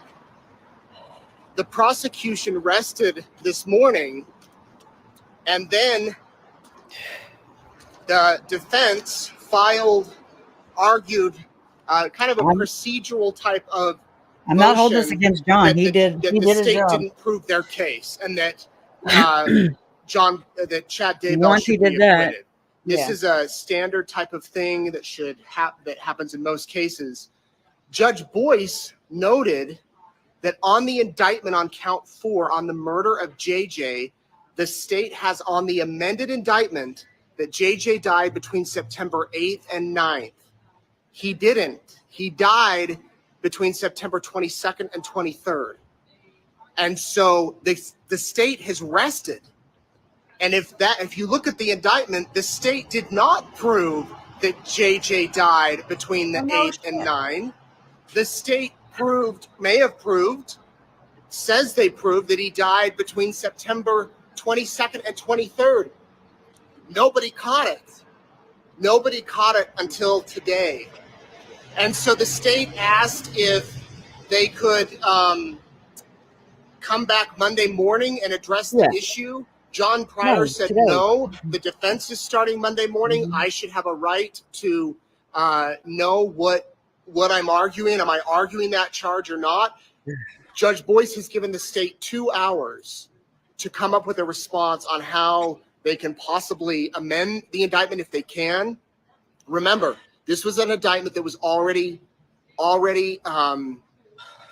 filed and amended. So many of you are confused. Let me just give you the brief rundown about what happened. How many fucking times will it take? The state rested today. After the state rested, John Pryor argued a relatively routine motion saying that the state didn't prove their case and the charges should be dropped. Judge Boyce said, I'm ready to rule, but I have one issue. On count 4, the murder of J.J. Vallow. It says on the indictment that he died, that he was killed between September 8th and 9th of 2019. The state did not prove that. Their argument, that's when Tylee died. Their argument was that he died September 22nd and 23rd. So the date is wrong in the indictment. John Pryor is saying because they got it wrong, they didn't prove it, that count should be dismissed. So we wait. At 2:30, court comes back in session. The state will argue will argue their point. And the defense will have a chance to respond. So yeah, many of you are saying that it might get dropped because of a typo. We don't know. We don't know what they'll argue. Larry Woodcock just spoke with the media a couple of minutes ago. This only affects the one charge, not all of them, just the one charge. And it'll be very fascinating to see what happens. So at 2:30, be sure to tune in. We'll have live coverage. You can hear what the judge rules, and we'll see what happens. And what we do know is that the defense will be prepared to start come Monday, unless everything changes this afternoon. So we'll have the latest. Stay with us. You can go read all the updates on eastidahonews.com, and we'll keep you posted. I'm moving shit around. Sorry. It's crazy. I'm sure everybody's railing about it. I'm sure KJ, like Beach Bum said, I bet she's scaring the fish right now. Wherever she's at, she's scaring the fish. She put up another video I didn't know that she put up because I was looking for her to see if she had put up something. And she had not. Let's see. That's that. This is this thing. Share this instead. Okay. Nope. There it is. But y'all, he's not coming back till 2:30. That's 3:30 Central Time. I mean, I'm nuts. I want to be with you, sweet people. But for God's sakes, that's a long time. And what are they supposed to be doing? Figuring out how to defend themselves? I think that this is what I would say. I would say we found them on the same day, and we did not know at the time that they had not been killed on the same day. I mean, all I'm saying, I'm not blaming John Pryor. He is doing what, if we hired a defense attorney, I mean, this is what you would do. So I blame the state. And the judge, he could have said something. I blame the state. There's 4, 5, 15. Gosh, I don't know. Ooh, I thought it. Okay, go outside. Go outside. You know, when I thought I must have heard it wrong. That's what I thought when I first started. I was like, oh, I must have heard this wrong. I can't believe it. I know Lauren's probably upset too, and everybody else that's over there. There's a whole. Poor Vicky. Okay. TC says, I don't understand the difference between a conspiracy and murder because he absolutely conspired. Well, for a fact, but the problem is that they put that JJ died on the 8th and 9th, and he didn't die till the 22nd or 23rd, and there's pictures of him in between. So they've got an error in their indictment, and I don't see why. I'm just going to tell you at this point, I still say that the jury will be pissed. They'll be pissed too, just like we all are. The judge can't interfere.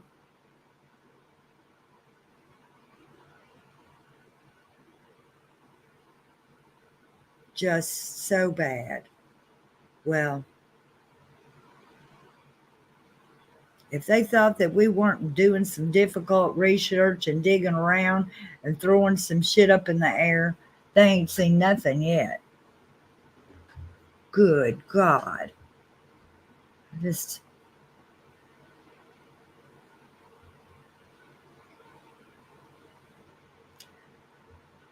Okay. So I'm going to read a comment if I can find it. It just whizzed by me, and I hope that it's one that Did he just say that? Clancy says, Cresha, Peter on Lawyer Your Know said something interesting. The judge can reopen a prosecution case and allow for a correction to be made. It's happened before. Okay. All right. Well, I can't believe that they wouldn't do that. I'm talking about, oh my God. We've come this far, y'all. Big Dream says, Lawyer Your Know says it can be fixed. Okay. Well, still, the whole lot of them have given us a damn heart attack. Moonlight View says it's only a mistake on a date. I'll be very suspicious if boys cannot maneuver around this. I'm just saying.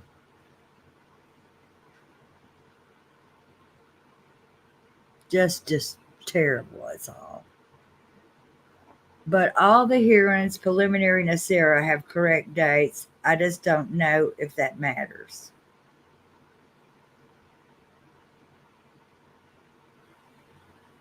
Wood, Beatty, and Blake will pull a rabbit out of a hat. And the last card out of their sleeve. This is Carolina Hurtado's comment. She says Wood, Beatty, and Blake will pull a rabbit out of their hat and the last card of their sleeves. They are going to find a loophole and argue state versus, the question and straighten it all out. Absolutely have faith. Thank you, Carolina Hurtado. Do not have the big one. Cresha, if you're in earshot, do not have the big one, because they're saying that we should have faith that they're going to pull it out. Judge Boyce is not going to let this go. Crystal, a.k.a. Beaver Gaming sub Crystal. This has to have happened before. There is a way to fix it. A scribbler's error. A scribe's error.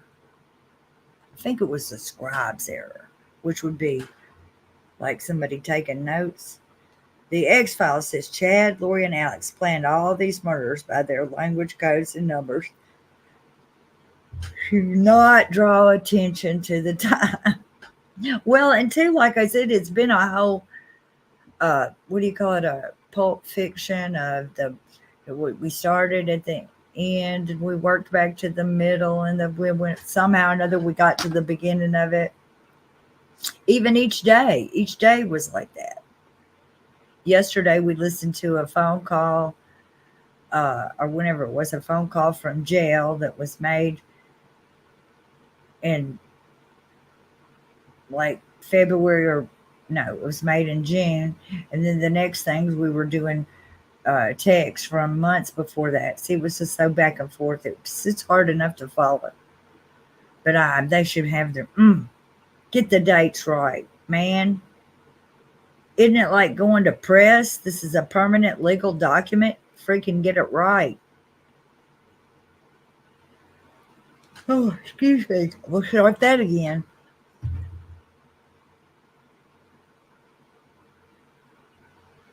Tracy June Stafford says, nobody noticed that you could see the fire smoke coming from Chad's property on those satellite photos the day he was burning Tylee's remains either. Who dropped the ball?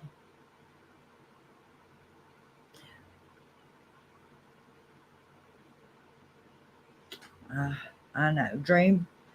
Rhonda says, dream big. Okay, great. Karen Leah Holland says, classy, good to know. Mag says, I cannot believe it was missed. This is a crook of shits. It's a crock of shits. Yes, ma'am, it is. Justice James says, jury will be pissed.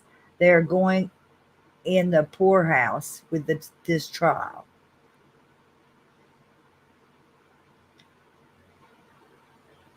Share Truth Seeker says, read Clancy's remark. Let me go back.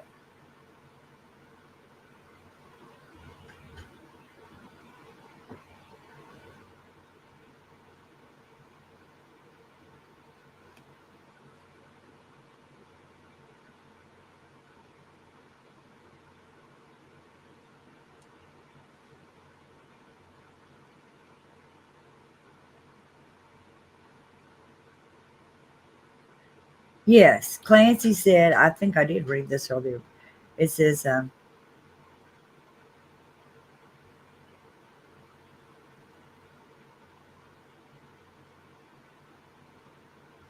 okay.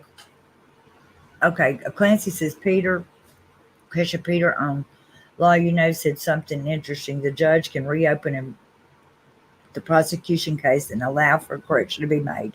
It's happened before. And so TC says, excuse me, that the indictment has the correct date, but it's the conspiracy parts that have the wrong dates. Okay, let me see if I can find that. Y'all talk amongst yourselves for a minute. I cannot believe that these folks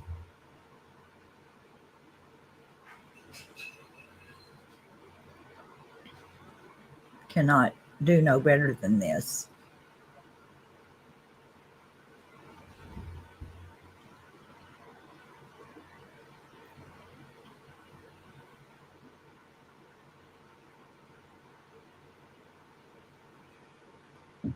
I don't see anything on the East Idaho News about it, but let's see. Maybe he's got it on his.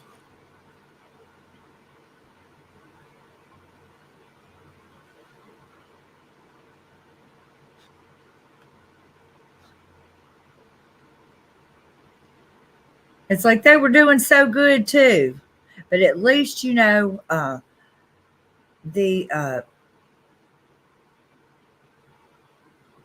jury did not hear all of this nonsense that we've just been going through. And so they just know they're getting the afternoon off. And I'm guessing that they told them that they get tomorrow off too. I don't know if they did or not.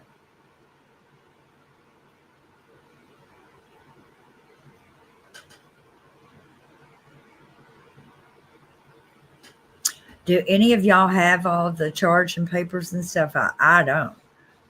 We don't have those. And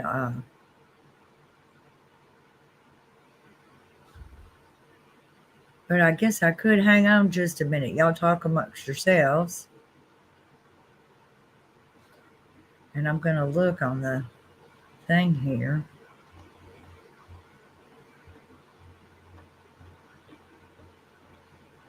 Said that. Indictment.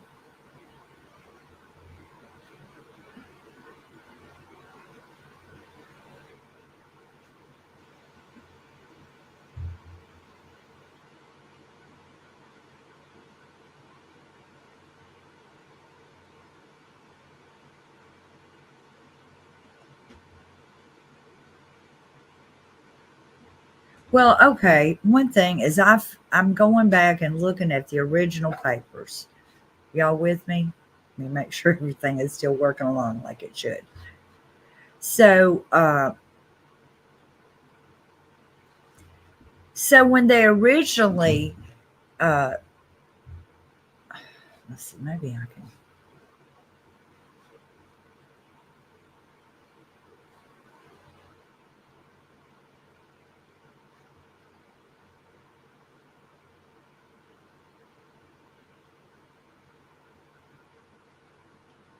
So we'll just look at it.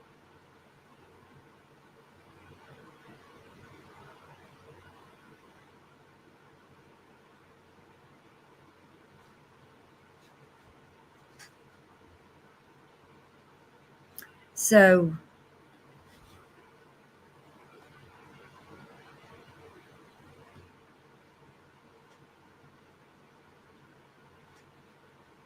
I'm going to upload the indictment. I think I am anyways. I'm acting like I know what I'm doing and may not.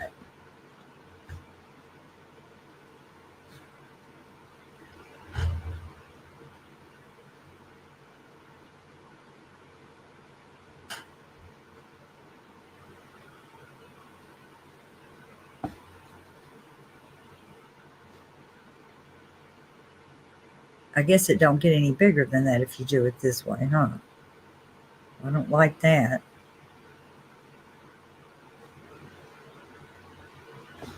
The other day, I was telling Krisha how to do something, and then I forgot how to do it after I told her.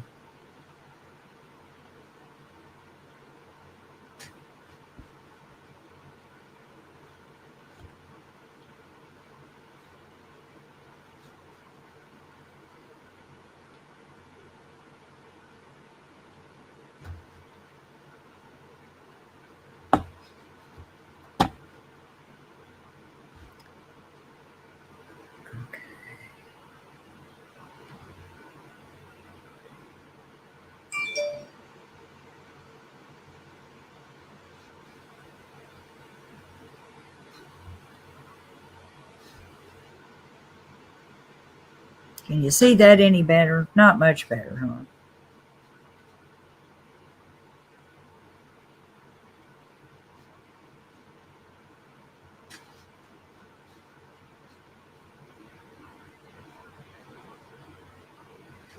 So you see, this was filed in 2021, May 25th, 2021. And they were filed together, Chad, Guy, Daybell, and Noreen Vallow. Count 1, conspiracy to commit first-degree murder.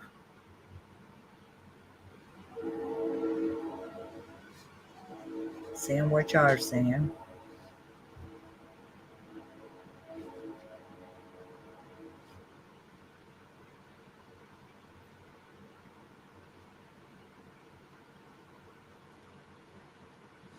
It says the defendant, Chad Guy Daybell, and Noreen Lori Noreen Vallow, and Alex Cox deceased, and other co-conspirators, both known and unknown, on or between the dates of October 26, 2018, continuing until January 15th, 2020 in the county of Madison and elsewhere, including Fremont County, Idaho, and parts of a continuing transaction of common scheme or plan. In Madison and Fremont counties, Idaho, did willfully and knowingly combine and conspire, confederate, and agree to commit murder in the first degree of Tylee Ryan and to commit grand theft by deception. And so it goes all over that for Tylee Ryan. Let's see what it says for JJ. That's about Tylee. That's about third.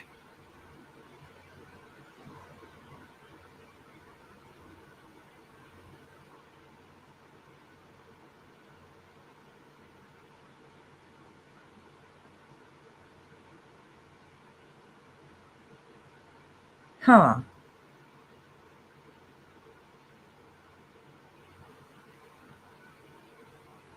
There's a lot of dates in here, people.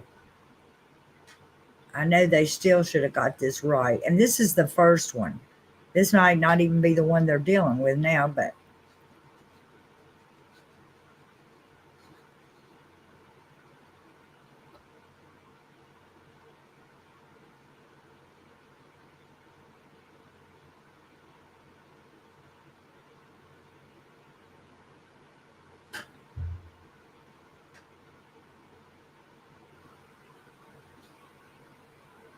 see, this one does have the right date on it.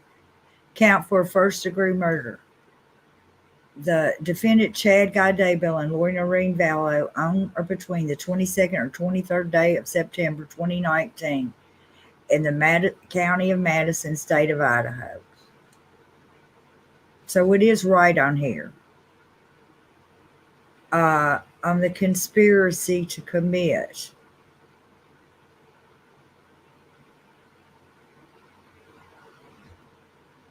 I guess this one is Tammy. But this one does have the right date on that part.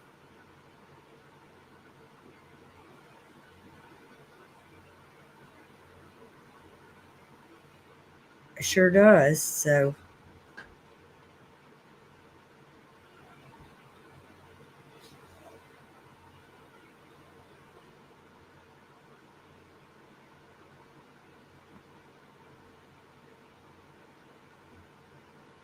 I guess this is the witness list for the preliminary.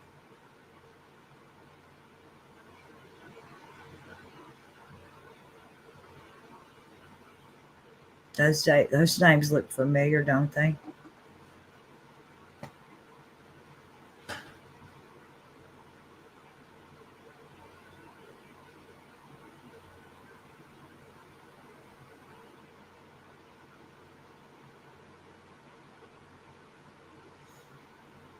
Yikes.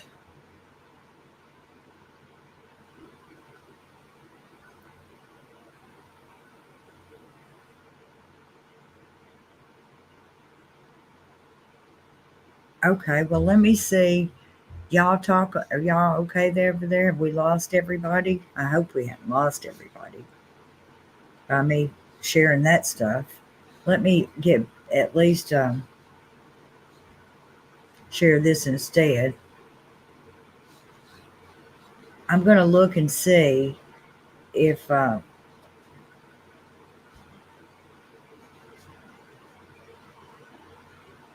was any like, I'm going to look for, I don't know what you would call it. Notice of hearing.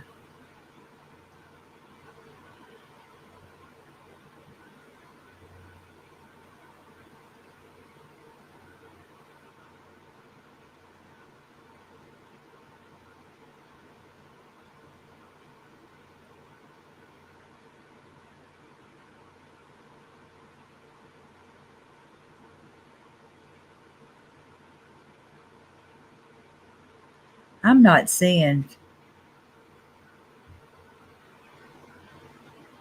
subpoenas, a trial setting.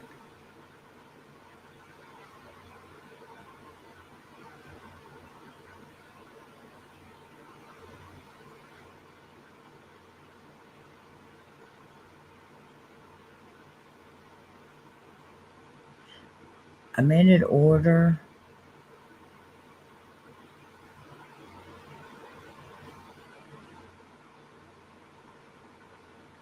I'm looking for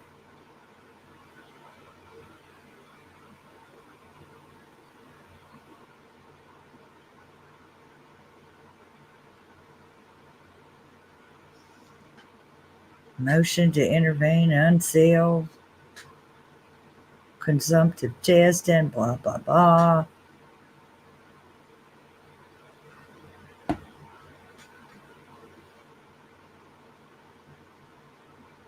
Motion to appear in street clothes, everything.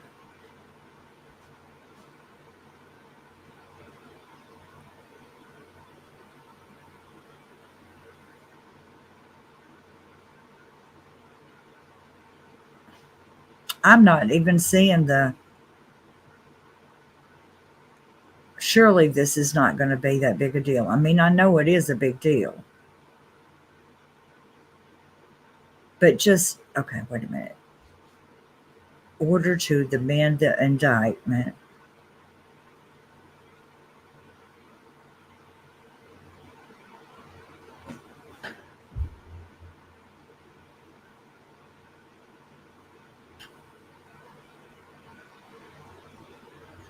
Well, I don't know what that they actually amended, but nothing that helped them.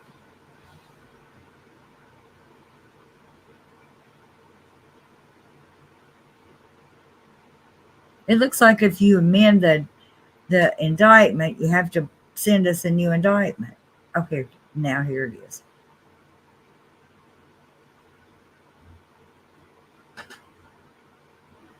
Okay, here it is.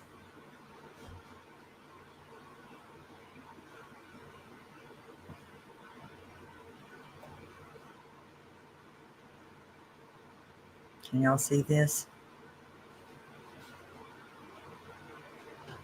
Okay, let's see how it looks. Okay.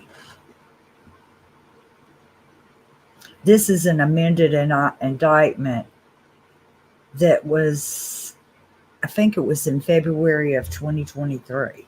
Let's see if it has it on here someplace.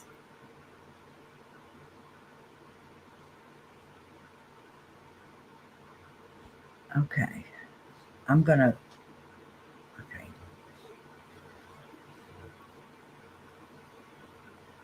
On the count 1, conspiracy to commit first-degree murder and grand theft by deception, the defendants, Chad Guy Daybell and Lori Fallow, Alex Cox, those would still cover it, January 15, 2020.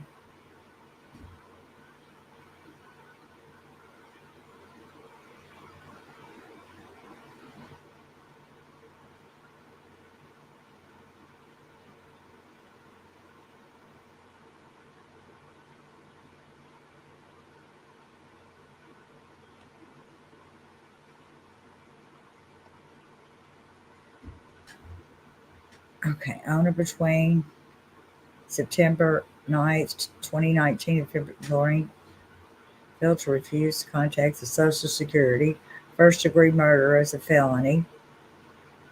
The defendant, Chad Guy Daybell and Noreen Vallow, on or between the 8th and 9th day of September 2019,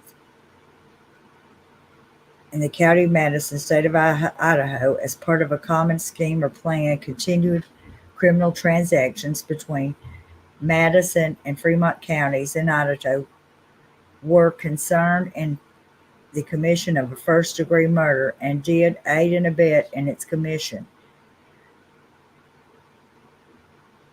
or not being present, advised, or encouraged in its commission, or by command compelled another to commit the crime, and did so with malice and forethought, and did so willfully, deliberately, with premeditation, which resulted in the death of a human being, to wit, did either kill Tylee Ryan or assist in the killing of Tylee Ryan, or did encouraging the killing of Tylee Ryan, or command another to kill Tylee Ryan in violation of Idaho Code, blah, blah, blah, blah. Okay, I'm sorry.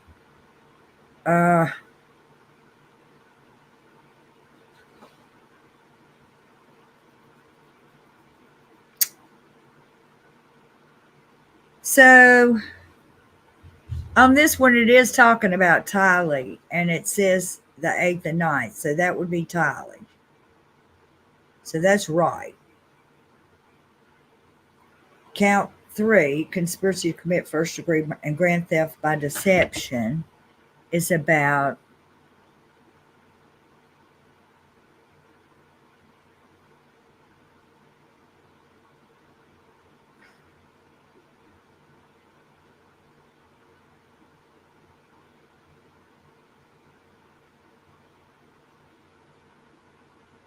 yeah, here it is. Here it is right here. Count 4.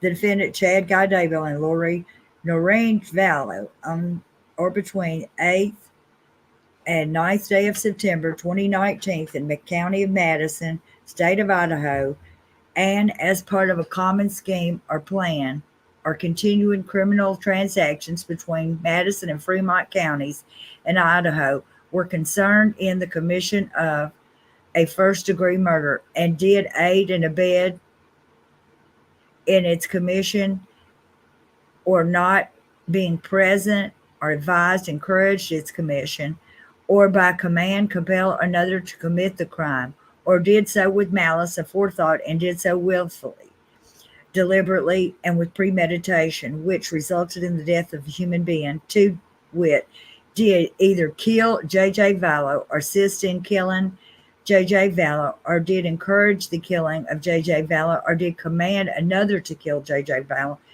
in violation of Idaho Code Section 18, all that. Okay, so there it is, people.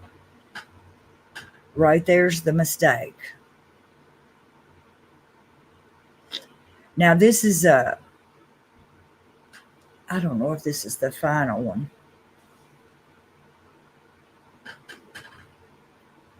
or not, but there is a lot of dates in this thing, and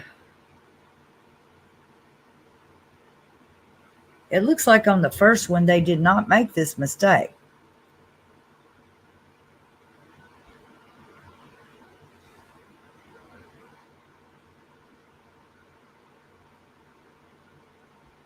This is about Tammy.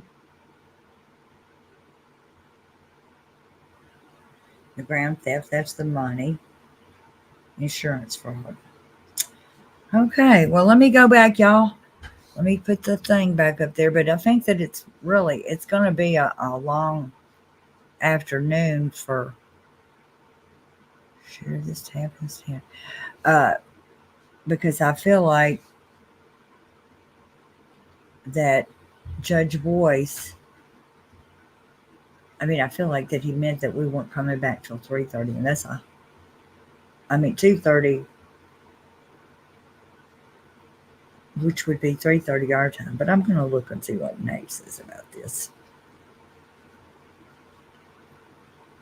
I know he said he was giving them 2 hours.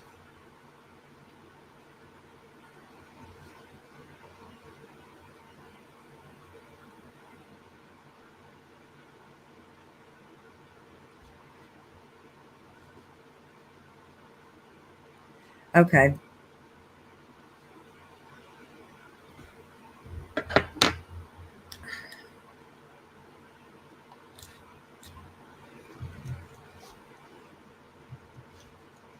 So here's another thing I just got from Nate. On my way back to where my winder is.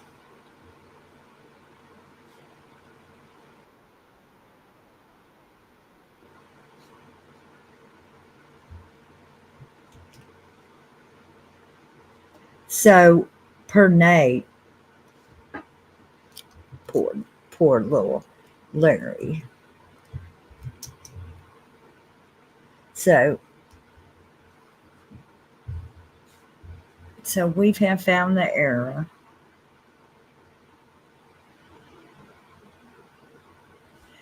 I don't know what they're going to do, but I hope it's what I even hope.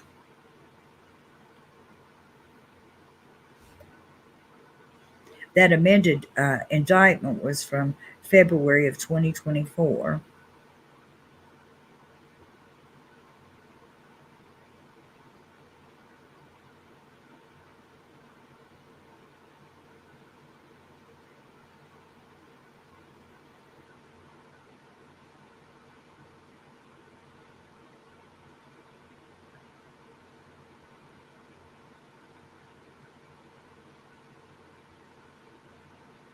I'm not seeing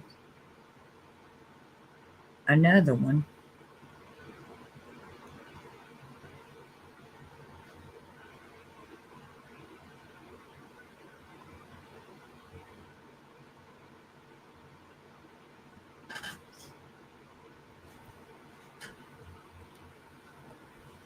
Well, isn't that something?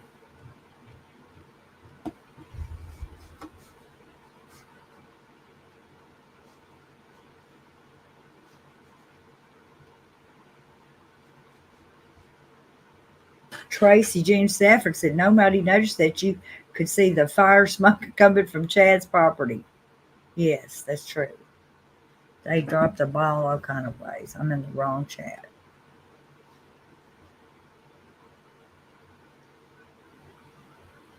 Soul's Eyes Jules said, oh dear, I bet the prosecutor's office is blowing up.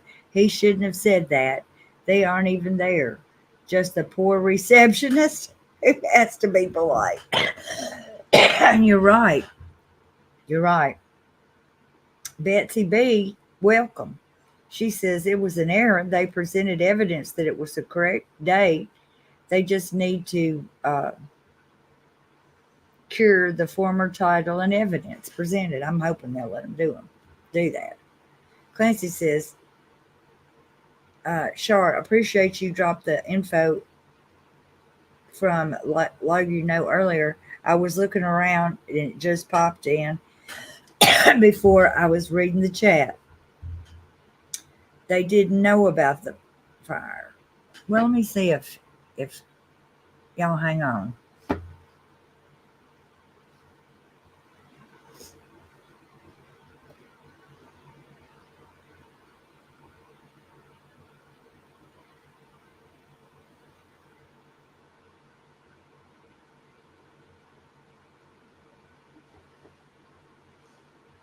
I don't know if Krisha would want me to play from a note. Let's see. Lawyer. You know.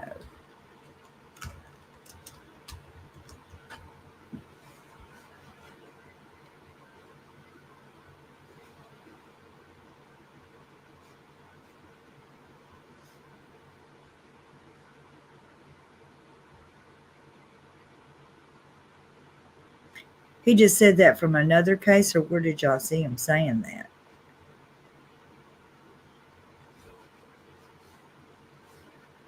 Oh, yikes. It's like we were feeling so good about how Lindsay was doing. She was getting him all nailed down to the floor. Oh. And then Judge Boyce pulls this out of a bag. I know that Pryor was really happy when he pulled this out of the bag.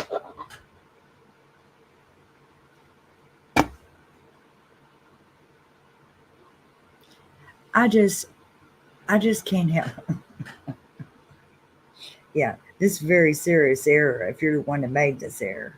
I don't know who made the error, but whoever made this error, it was serious. Your initials are probably on the paper. Crazy, crazy, crazy.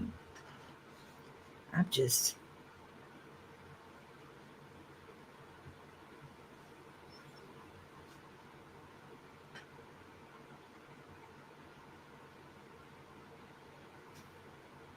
Okay, wait, here, whoa. Shar Truth Seeker says, So, Jules, the prosecutor's office answered right away and said they will pass the information on to the prosecutor in the Daybell case. I spoke with Whitney. Well, look at there. Let's me see if Soul's eyes, Jules.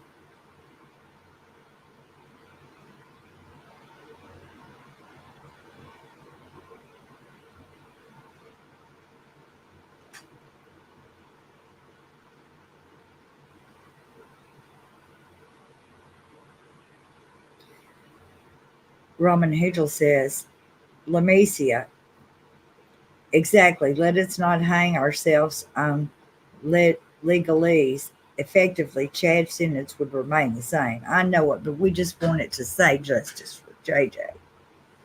Paralegal is running for their life. I know it. I know it. Somebody's head will hang. Francine Brasher Marzi says, perhaps amend it to take the death penalty away, which is in a way better than the death penalty means. Gas never in a general population, but without the death penalty, he goes to general population and he can suffer. I think that's a good compromise.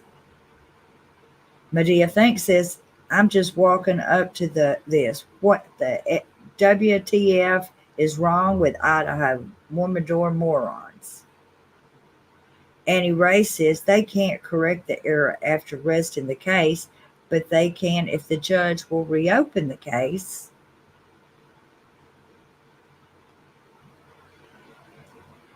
Raman Hedral.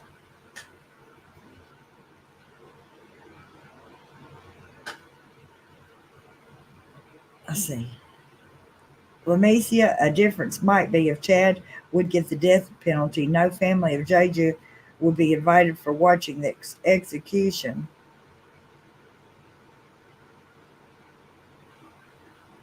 I guess so.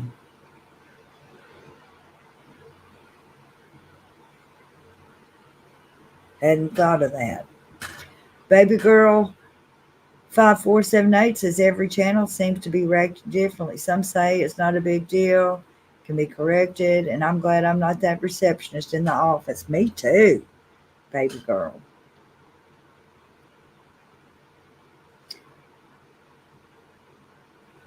Lamesia said at this point Chad will never even be executed anyways.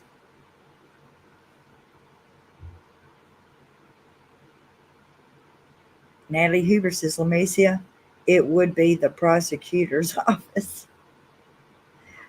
Medea thinks first they F up Laura Hort, now they F up this. Idiots. So Zygel said, poor Whitney. I know that's right. Mohawk Mom says, lawyer nose knows Florida law. Okay. Beach Bomb says, y'all imagine having to be the state and looking at Larry and Kay. Oh, yeah. Yeah, that's what I said. I said,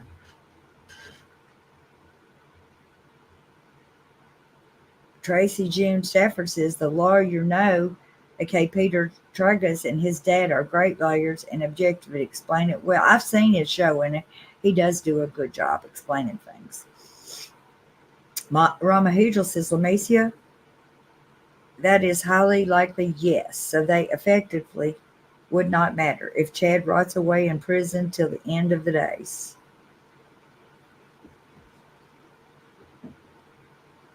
That way, no appeals. He wants out of it completely. Did you say, drop the whole thing? Off with y'all's head. Drop the whole thing. Let me go kill some more people. Baby girls 5478 says, I don't know how they stopped themselves from yelling out on both sides. Clancy says, Donna, Peter spoke on this at the end of the live he was already doing. Was it about, was the live about Daybell or was it about something else, Clancy? What was the video that he was talking about it? What was the subject of it?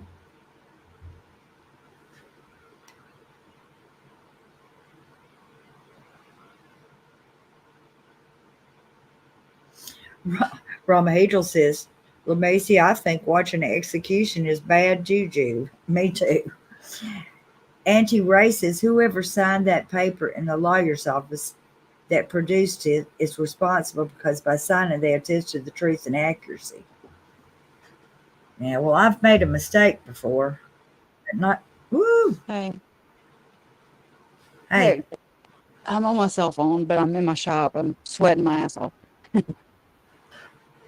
Well, I found the indictment, you know, and was reading it, and I see there's error in there, but there's a bunch of dates in there and a bunch of dates that are right. And I can't believe over that one that they would throw it.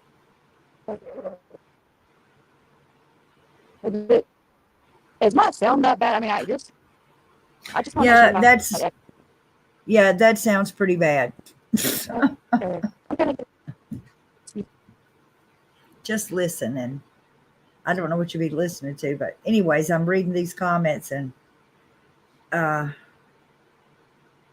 everybody, they're saying that this lawyer who you know named Peter says that Judge Boyce could reopen the case and make the change and then reclose it again. That's not a big deal. So I don't know whether that's true or not. Yeah, can you play that?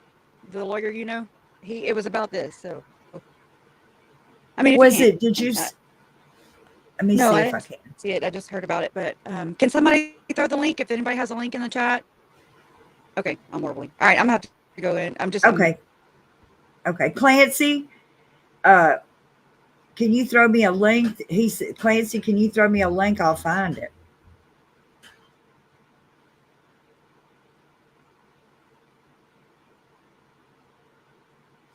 Sister Donka said, this is so heartbreaking, but I would rather see the count for JJ murder be dismissed without prejudice, if possible, at this point, to avoid grounds for appeal.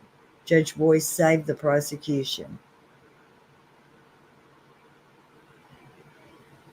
TC says, I know they all go out to lunch together and dinner parties. They could have straightened this out. Kim Top says, love and prayers sent from England. Thank you. Lamacia says, I'm going to step away and calm myself down and get myself in a positive mindset. I'll come back when court's back in session. Okay. And I'm going to take a drink. Just Diet Coke, but I wish I had something else. I wish I had some peanut butter whiskey. Keep hearing about it.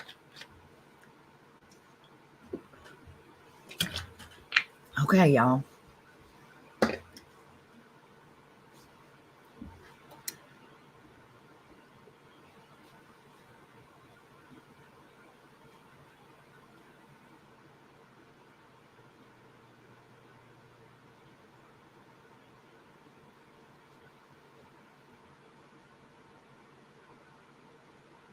Okay.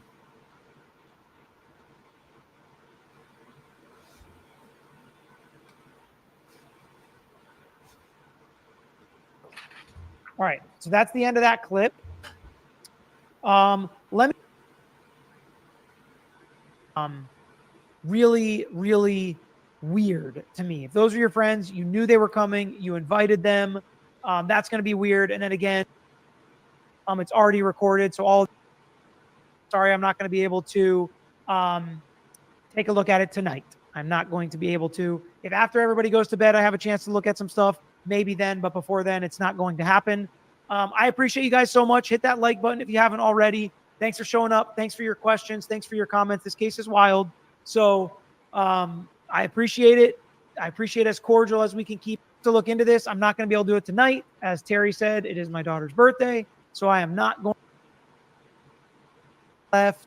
He got home at 2:00, drove him home, didn't see anything in the yard. The interesting part was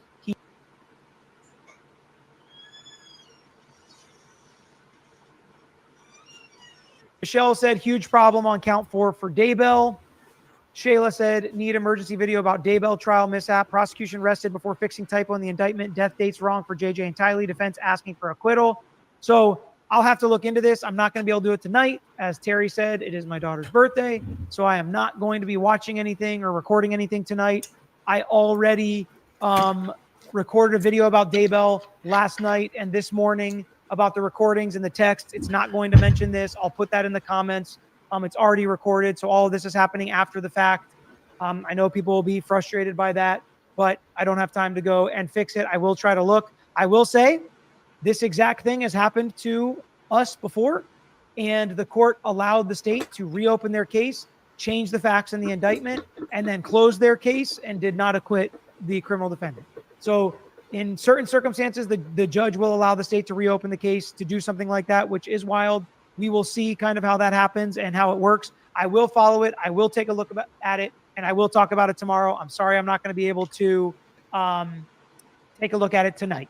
I'm not going to be able to. If after everybody goes to bed, I have a chance to look at some stuff, maybe then, but before then, it's not going to happen. I appreciate you guys so much. Hit that like button if you haven't already. Thanks for showing up. Thanks for your questions. Thanks for your comments. This case is wild. So I appreciate it. I appreciate as cordial as we can keep it, of course, and show some support and hit that like button. And I'll keep watching it. We'll keep breaking it down together. You guys are the best. Until next time, I'm out of here. Thanks for watching another.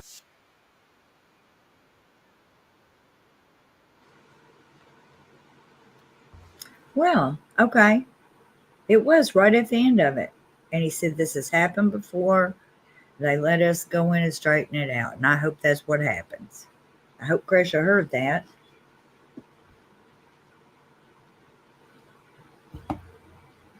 Judge Boyce, if he has any heart, needs to allow this to be fixed for Kate and Larry.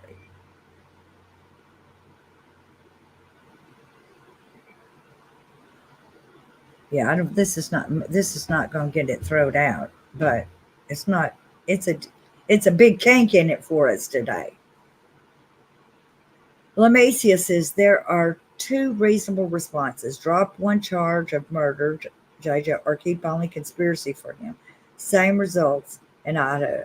Or Boyce allows them to amend again and re-close to readjust.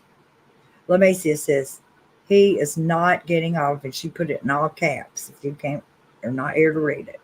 Lori says this was already said, but Larry did an interview on East Idaho News, but you can't hardly hear him because of the waterfall. Yeah. That's true. Angela Davidson said, I watched him. I hope he's all right. I know it. Well, they're fixing to go home to Ashland's graduation. Natalie Huber says, TC, I'm sure Judge Boyce would love to help JJ out, but he does have to follow the law. State has come up with something good now to make this change. Lori says, I don't know if.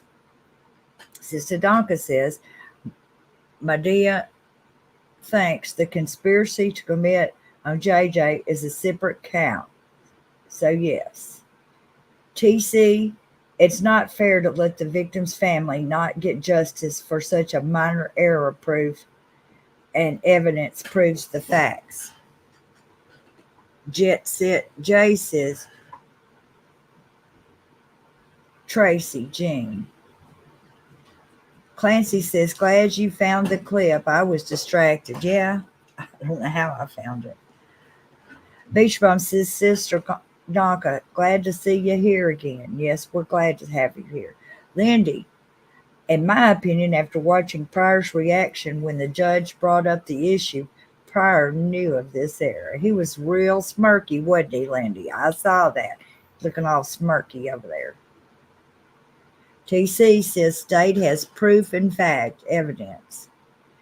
La Masia Filipino Food Club says, remember that Idaho conspiracy to murder charge and murder charge are the same for little kids. Keep the faith. We got this. Mohawk Mom says they amended a clerical error in Lori's trial. Boyce authorized it. What was that clerical error? I forgot now. Whew.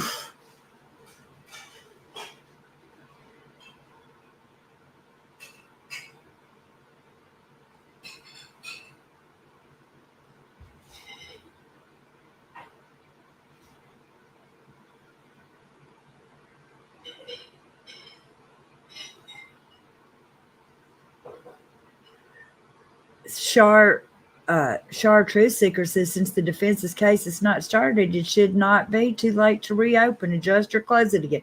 Yeah, because then they'll know exactly. TC says, keep the faith, justice for JJ. Todd Who-Dat Clement says, I feel bad. Let me keep, the thing is flying by me here. I feel bad, but the law is the law. Lamecia Filipino Club says, we love you, JJ. Beach Bum says, Sister Doctor, we have had heart palpitations at the same time. Carolina Hurtago says, difficult research. Young, me too. Donna Donald, I don't even drink, but after this morning, I can start. It's not good, but we need a miracle. Please, in the name of Jesus Christ, pray, please.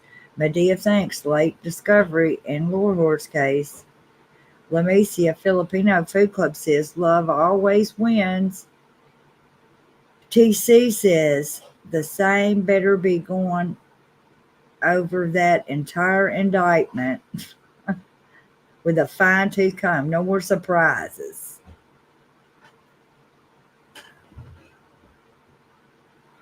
Mohawk Mom says, because paperwork was written as plural and had to be amended singular because their cases were joined and then separated. And two, there's a lot of dates on there. And when they first started this, they might have not known the dates exactly.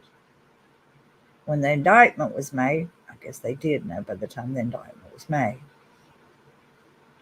But when they started this, they didn't.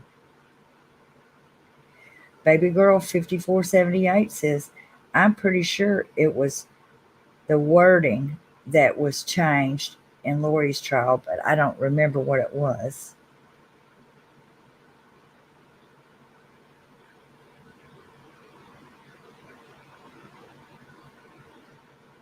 Chartreuse Shaker says, I spoke with the legal assistant Whitney and the prosecutor. Let's pray for Whitney because she's probably getting a lot of phone calls about right now. Mohawk Mom's common sense. Let's see. I've lost it. Mohawk.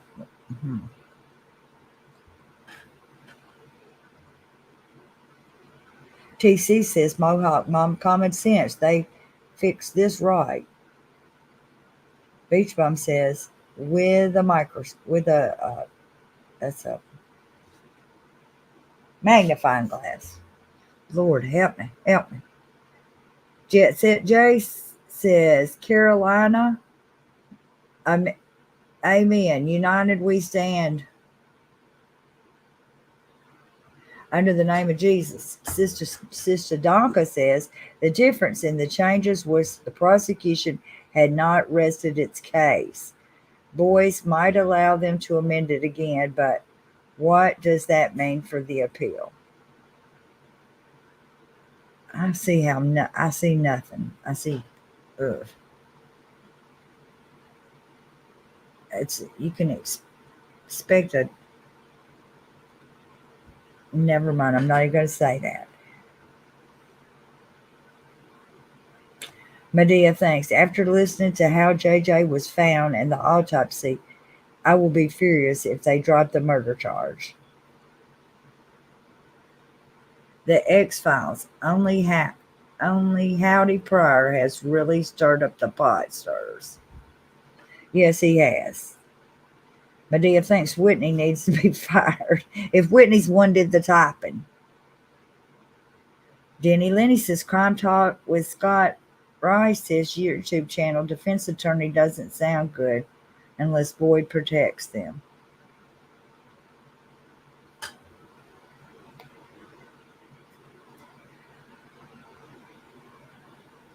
Lamecia says, I'd rather Boyd does not let them amend. No room for appeals. Chad needs to rot. They need to put it in behind and move it on justice for Uncle Charles in Arizona. Clancy says, sounds like an amendment was made for Lori's trial as well. Hope that wasn't an undiscovered as hers. Sheb says, oh my heart. I just watched Larry with Lauren. Yeah, I figured. Shar, Truth Seeker says, Whitney picked up after one ring. I called at 12:21 While Lisa Spears says, may I ask what happened? I missed. Lolita Spears. The prosecution rests. And before they were trying to okay, the defense was going to start, Judge Boyce brought up that they had the wrong date on one of the charging documents. So the indictment for murder for JJ has the death dates of Tylee on it. They put Tylee's the 8th and 9th instead of the 22nd or the 23rd on the indictment, and that is wrong. And so they're trying to get it thrown out, trying to drop it for JJ. And so Judge Boyce told them they had 2 hours to figure it out. They were going to come back at 2:30 Mountain Time, which is 3:30 Central Time. And that's what we're doing. Medea thinks if Chud gets the death penalty, the appeals will be given. He's not getting out of all of this. Anybody that's just coming in, he's not getting out of all of this if they do drop it. If they do drop it, we're going to have to I just don't know how big of a pot stirrers we're going to be. But Chad's not getting out to walk around.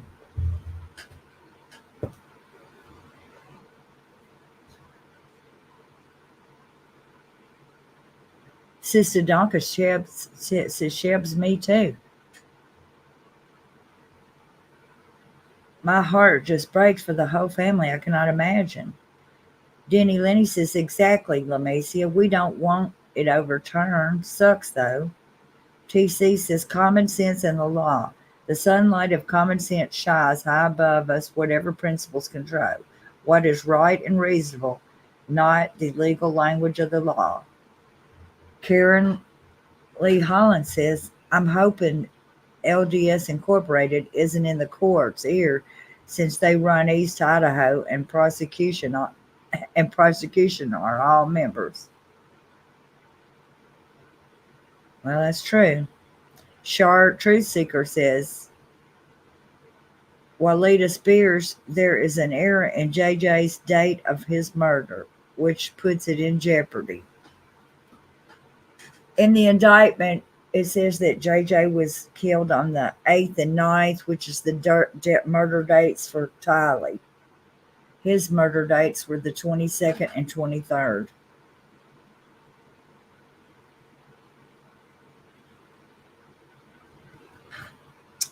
Tracy Jean Stafford says, way to go on the recap again. Donna, you're amazing. I don't know about that. Jody Mercy says, I go paranormal investigating for an hour and come back to something is causing an issue.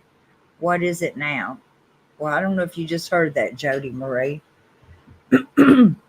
But in the indictment, the part of the indictment about the murder of JJ has the wrong date on it. And if it has the wrong date on it, then it's not right and he can't be charged. So they're trying to get it changed. Oof.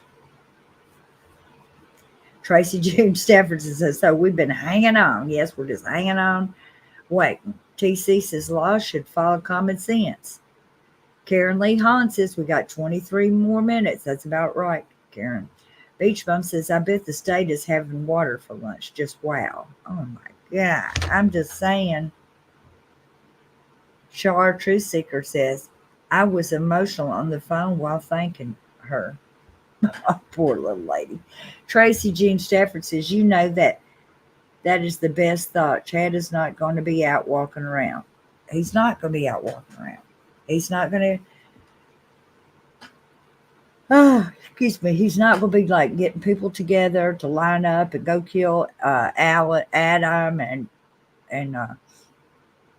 Brandon and Kay and whoever else he decided he's got to be mad at. Carolina Herdego says the plus side to all this mess is Judge Boyce didn't rule Pryor's motion and gave the state at least 2.5 hours to fix it. He could have ruled on Pryor's behalf, and still we have hope, everyone. I know it's harder to have hope after 5 years. Denny Lenny Crime Talk said it'd be a slam dunk on appeal because provable JJ was alive then.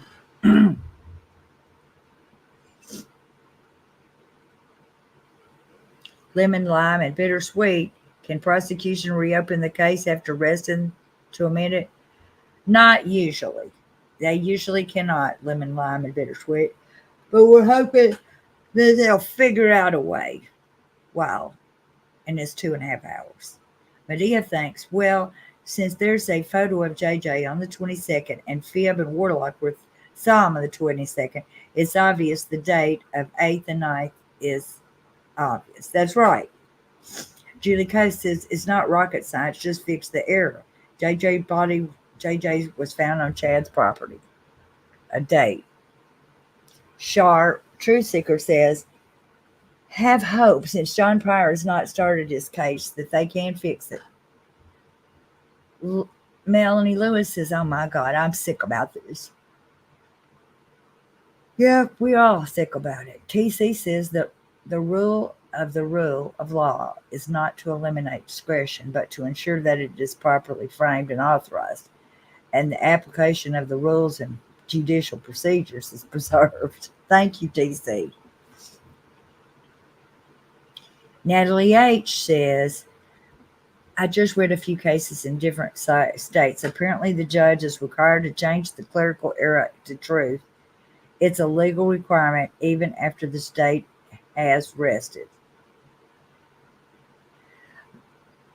Lamacia says, we are all upset because we've come to love JJ and Crescia as our family, and we're going to see justice for all these beautiful victims. That's right, Lamacia. Philly says, I can't believe this. You're kidding me. I wish we were, but in about 15 minutes, we'll know.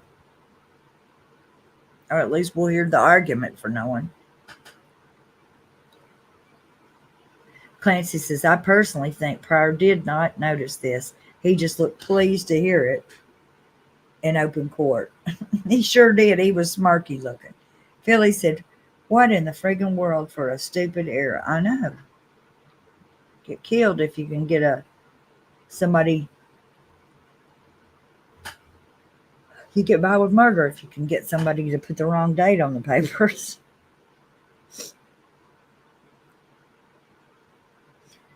Shar Truth Seeker says, read what Natalie H. wrote. I thought I did. Natalie H. says, I just read a few cases in different states, and apparently the judge is required to change the clerical error to the truth. It's a legal requirement even after the case is rested. Okay.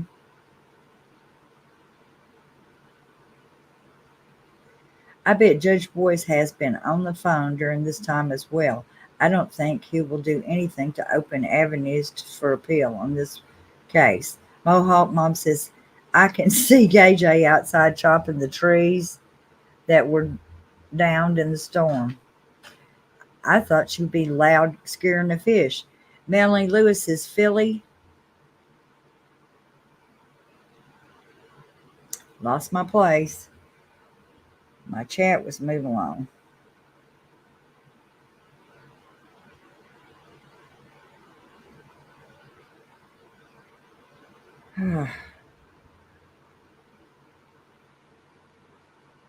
Melanie Lewis says, Philly, I'm with you. Rhonda says, yes, but wouldn't they have to go back over all the testimony? I mean, Hart was at last. and he stated the correct dates. Why would you then prior not have objected? Beach Bum Philly, I'm sorry to say this is awful. TC said the state should be able to correct the dates. The state has proven in court in front of the jurors it's correct information. Medea thinks Boyce has been extremely conservative and cautious through this trial. I can't see him being merciful to the state as much as I would probably like it. Rhonda says, I hope, TC, thanks. Gloria Fitz says, who caught the error? I think it was some of Boyce's people. Gloria Fitz. Sister Donka says, Rhonda, because either Pryor was happily surprised or patiently waiting for this to be caught by someone. Chartreuse Seeker says, love you, Donna, and all that you do. So much gratitude for you, Kresha, and all. Well, you're very welcome. Ramahedral says, the conspiracy counts for JJ on itself could result in the death penalty or life without parole. As such, there would be justice for JJ. Mohawk Mom says Gloria Fitch, judge did. Jackie C says the date for Tylee during the trial was always September 8th and 9th, and JJ 22nd and 23rd. I guess it's more about a backfire or a redo where Boyce is concerned. Char True Seeker says it's like a cliffhanger for those, but this is serious. Thank you, Mohawk Mom, says Gloria Fritz. Natalie Huber says, what? That fell out. Rhonda says, Sister Donka. Medea thinks, says Sister Donka, I bet Boyce has been consulting with his peers, appeal for justice for advice. I bet he is too. Francine Brashears Marza says, Natalie, I hope you're right. And that would soothe my heart. Philly, we are with you, Kresha. You are absolutely correct at the last minute. I can't believe this. Sister Donka. Medea thinks definitely appeal judges or Idaho Supreme Court. Natalie Huber says, that's confused me. I thought they were talking about me. Well, I did too, Natalie H. I thought, Natalie Huber, did Natalie Huber change to Natalie H? But no, we have Natalie H and Natalie Huber. And welcome both of y'all. Lori C says, not back yet. No. That's because they've taken a 2-hour break, not just a lunch break, a 2-hour break. I'm going to click on Nate and see if he's back in the courtroom. Sometimes he'll say.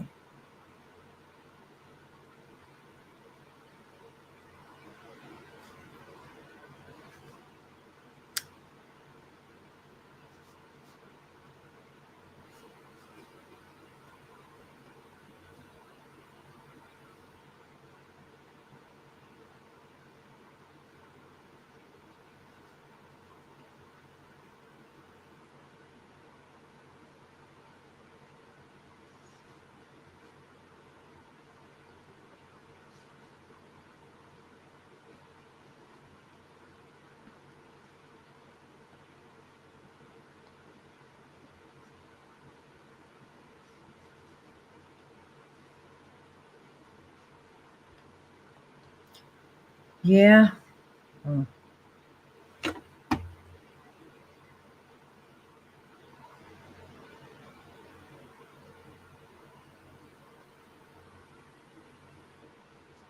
So, I guess we'll just, let's see. Robinette Bannister says, also what was read into the court record, go back to the day one, and what did Judge read into the charging record at the start of the trial? What did Boyce verbally say? Well,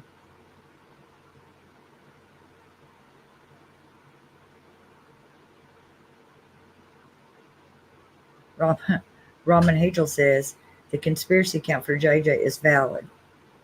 Okay, I already read that one. Clancy says, good point.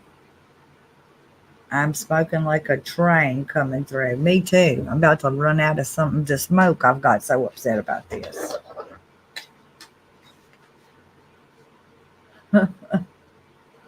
Well, I could replay it, Beach Bomb, again, but I really think that we're going to be back in court in the next 10 minutes. Which thing did you want me to replay?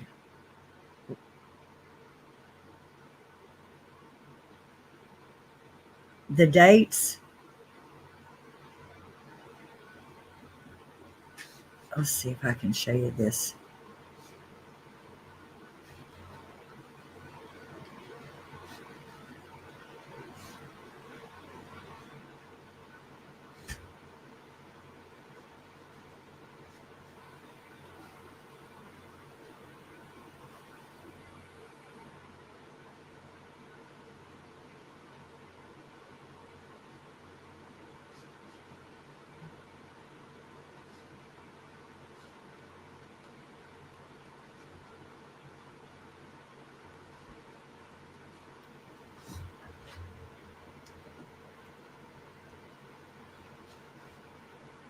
I'm trying to do something, but I don't know.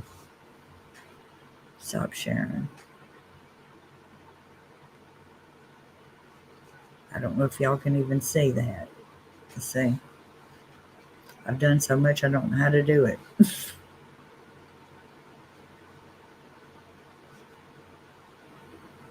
I got too many tabs open.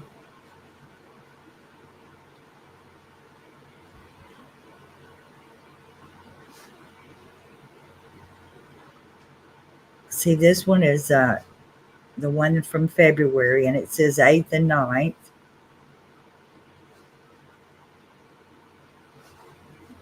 And this one,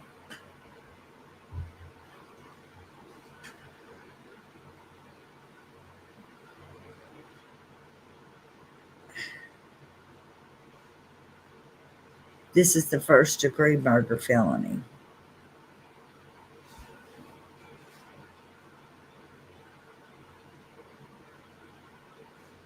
Now I better go back to the state.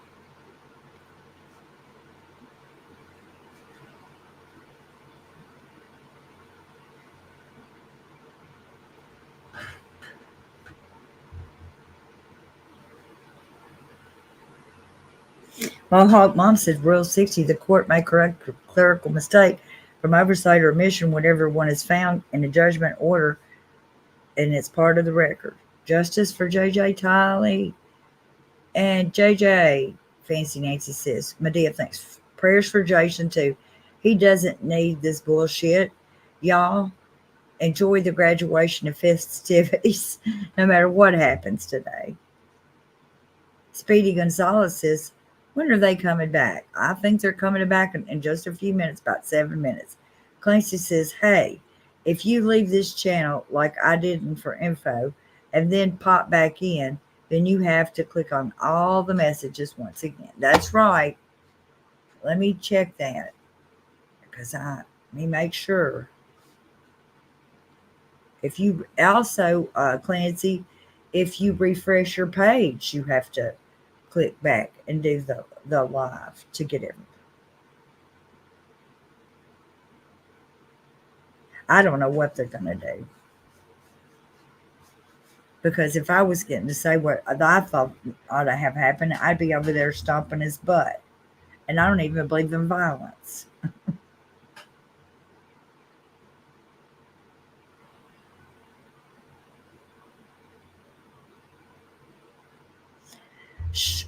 Share Truth Teller. Oh, I just have thought of something. Says, baby girl 5478, it's important they get it right. And Judge Boyce is a newer judge and to have Lori's and Chad's cases. JoJo says, hit the like button. Y'all do that. Let me see how many likes we got. We got 198 likes and 242 people. Y'all need to like this video. Please like it, even though I don't like nothing that's happened today. I'm going to see if Nate is back in the courtroom because sometimes he posts.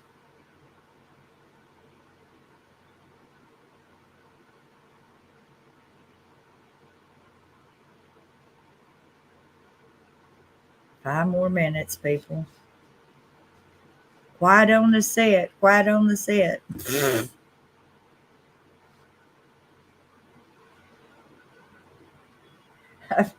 Let me read that comment again. Medea thinks says same here, Donna. I'm not sure who I want to slap first. I'm just mad at all of them. Medea, I am. I'm mad at all of them. Mom says, boys made the corrections of a clerical mistake in the paperwork on Lori's trial. For God's sakes, will somebody get an editor? Candy McMurdo says, I already liked it. Now, don't like it again. That would be unliking it. Lori C says, I just hit the like button. I forgot. Breeze 5. Thank you. Excuse me. Welcome, Breeze 5. I've hated today, but like the pages and love you all. Welcome, Bree. Ivan, I hope you subscribe and like and hang out with us. Fancy Nancy Bergberg says, Dear Lord, hear our hearts and prayers. Universe, hear our pleas. Justice for JJ. Yes. Thank you, Fancy Nancy. JoJo says, right, I don't believe in violence either. That being said, I couldn't resist it if I was in this situation. I know. If I was in the courtroom, I'd have to bring one of them little whips down in my pants leg, like you hit a horse with. Pull that thing out, put it back. I have cameras in there too, y'all. I'm guessing to catch that kind of junk. JoJo says, right, I don't believe in violence. You know what I just thought of? They've got cameras in the courtroom. Well, if the cameras ain't no better than the ones that we've been looking at, I don't know how they're going to see about if somebody does something wrong in there. Boy, I'm just bellowing, ain't I? Carolina Ortega says 7 minutes till they come back, everyone. Justice all the way. His spirit is present in the courtroom along with everyone that this POS murdered. Thank you, Carolina Ortega, for that religious prayer.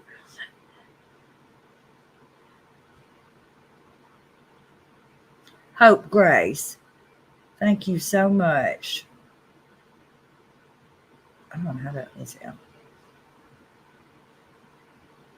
Thank y'all for the people who have been helping us and sending. I haven't been doing right about showing this, but thank you all who are supporting Krisha. This means so much. Krisha and Jason. Krisha takes care of Jason, and Jason is disabled. And I can tell you for free that it's a lot of work, and but it does have there's a lot of good to it too, because there's a lot of good that comes from taking care of somebody. But it don't pay very much. So any help y'all can give is wonderful and appreciated.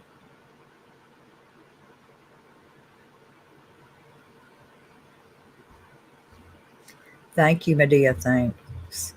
Thank you so much. We appreciate it so much. What a day. This is a small gift for Ashlyn. Congratulations. Y'all going to be calculating it up, Ashlyn. Let's see. Nate's been busy. Lauren's been busy. They've been busy running around. This was not no regular lunchtime carrying on.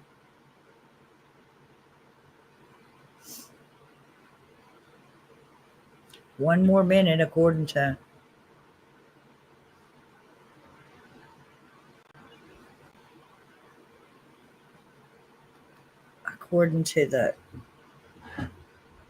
the clock. I would like to learn to not be quite as country because because it hurts my ears to hear myself.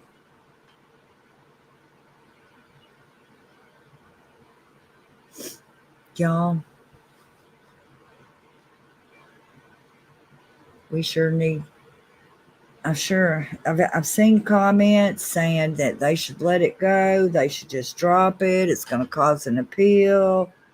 They should change it. Do what you can to change it. I don't know what. Seated.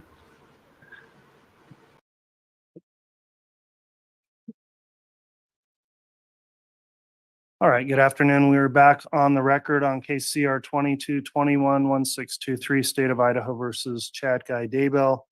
We took a recess after the court heard argument on the defense motion for judgment of acquittal under Criminal Rule 29. I indicated an issue with count 4 and permitted additional time for the state. Before going into more argument on count 4, I have taken the time to prepare a ruling on the other counts on the motion. And I think for efficiency purposes would go through the ruling I've got as it relates to the other counts in the case, and then reserve some additional time to further discuss where things will stand with the count 4 of the amended indictment. So proceeding in that manner, the court would first note that the motion under Rule 29 for a judgment of acquittal, as I mentioned before, is for the court to consider whether there's evidence insufficient to sustain a conviction. There's some case law that goes further into the standard of review on that, or the burden of proof the court looks at in determining this motion. Some of it cited appropriately by the state. I'll note from a case, State versus Taylor, 157, Idaho 186, talks about, says under ICR 29, the district court may set aside a jury verdict or enter a judgment of acquittal if the evidence is insufficient to sustain a conviction.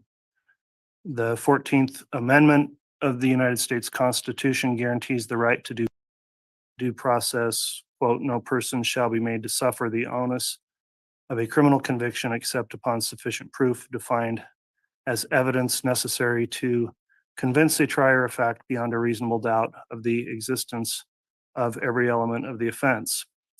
And there's some internal cites there.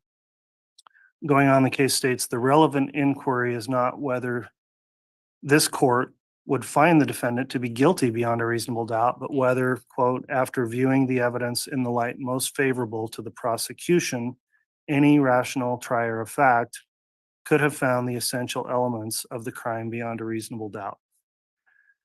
And that cites a case, State versus Adamanchik, 152 Idaho 460. And then finally, thus, the only inquiry for this court is whether there is substantial evidence upon which a reasonable jury could have found that the state met its burden of proving the essential elements of the crimes charged beyond a reasonable doubt. Substantial evidence is more than a scintilla of proof, but less than a preponderance. In short, it is relevant evidence which a reasonable mind might accept to support a conclusion.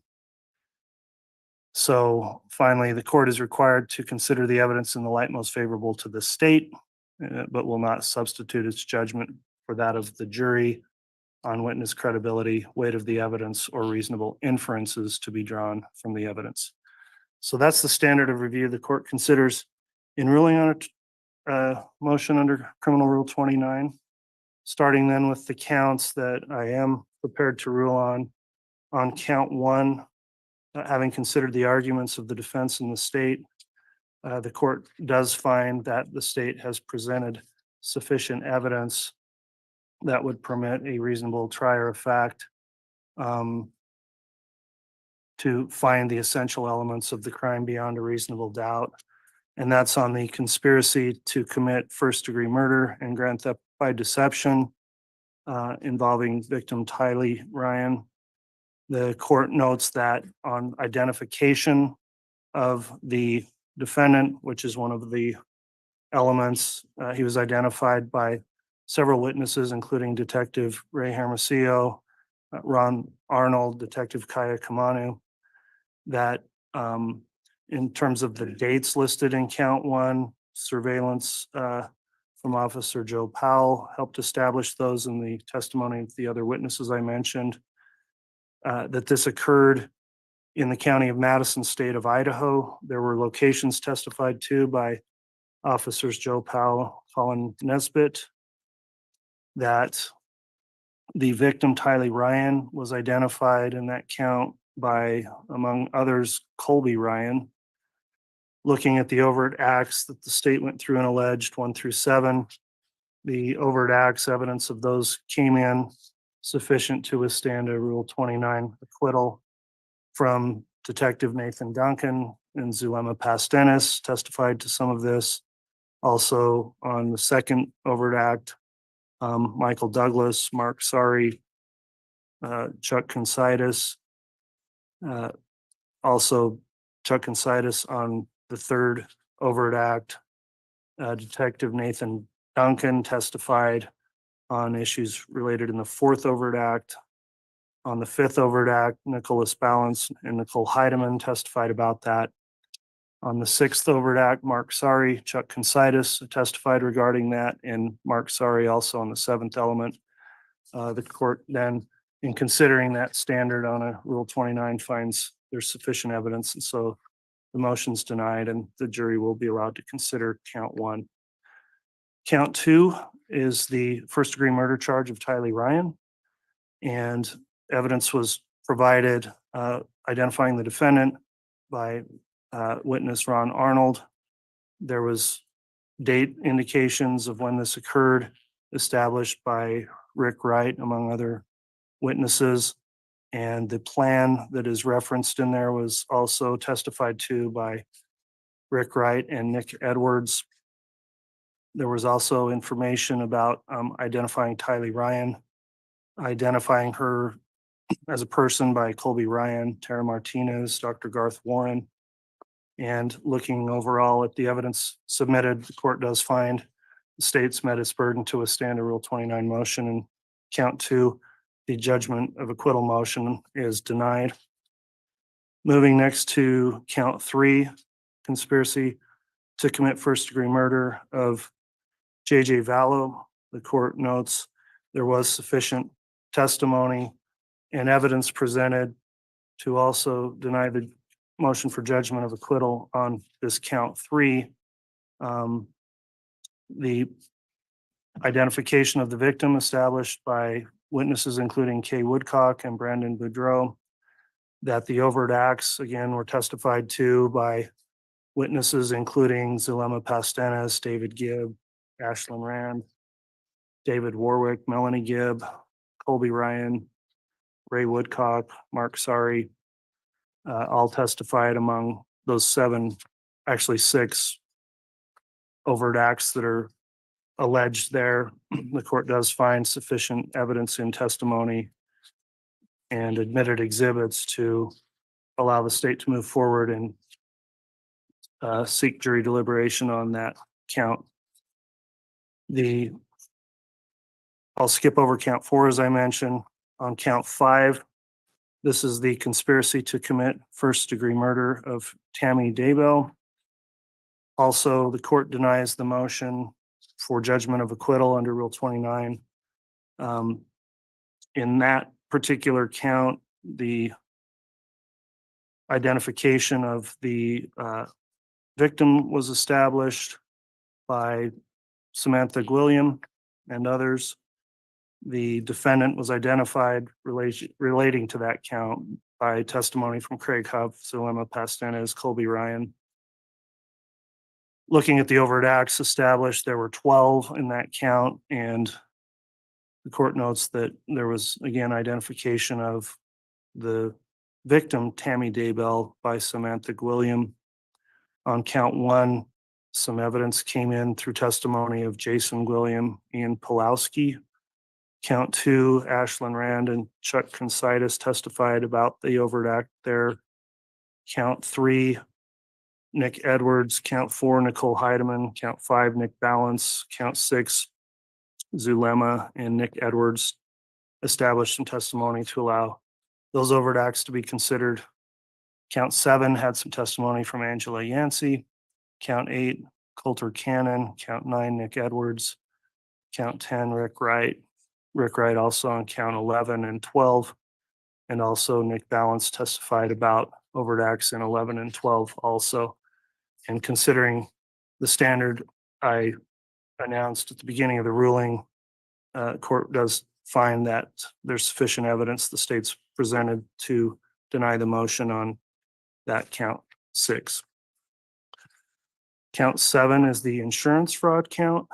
The defendant was identified as to that particular count, among other witnesses, by Craig Huff, and Angela Yancey established the date range that's in the count.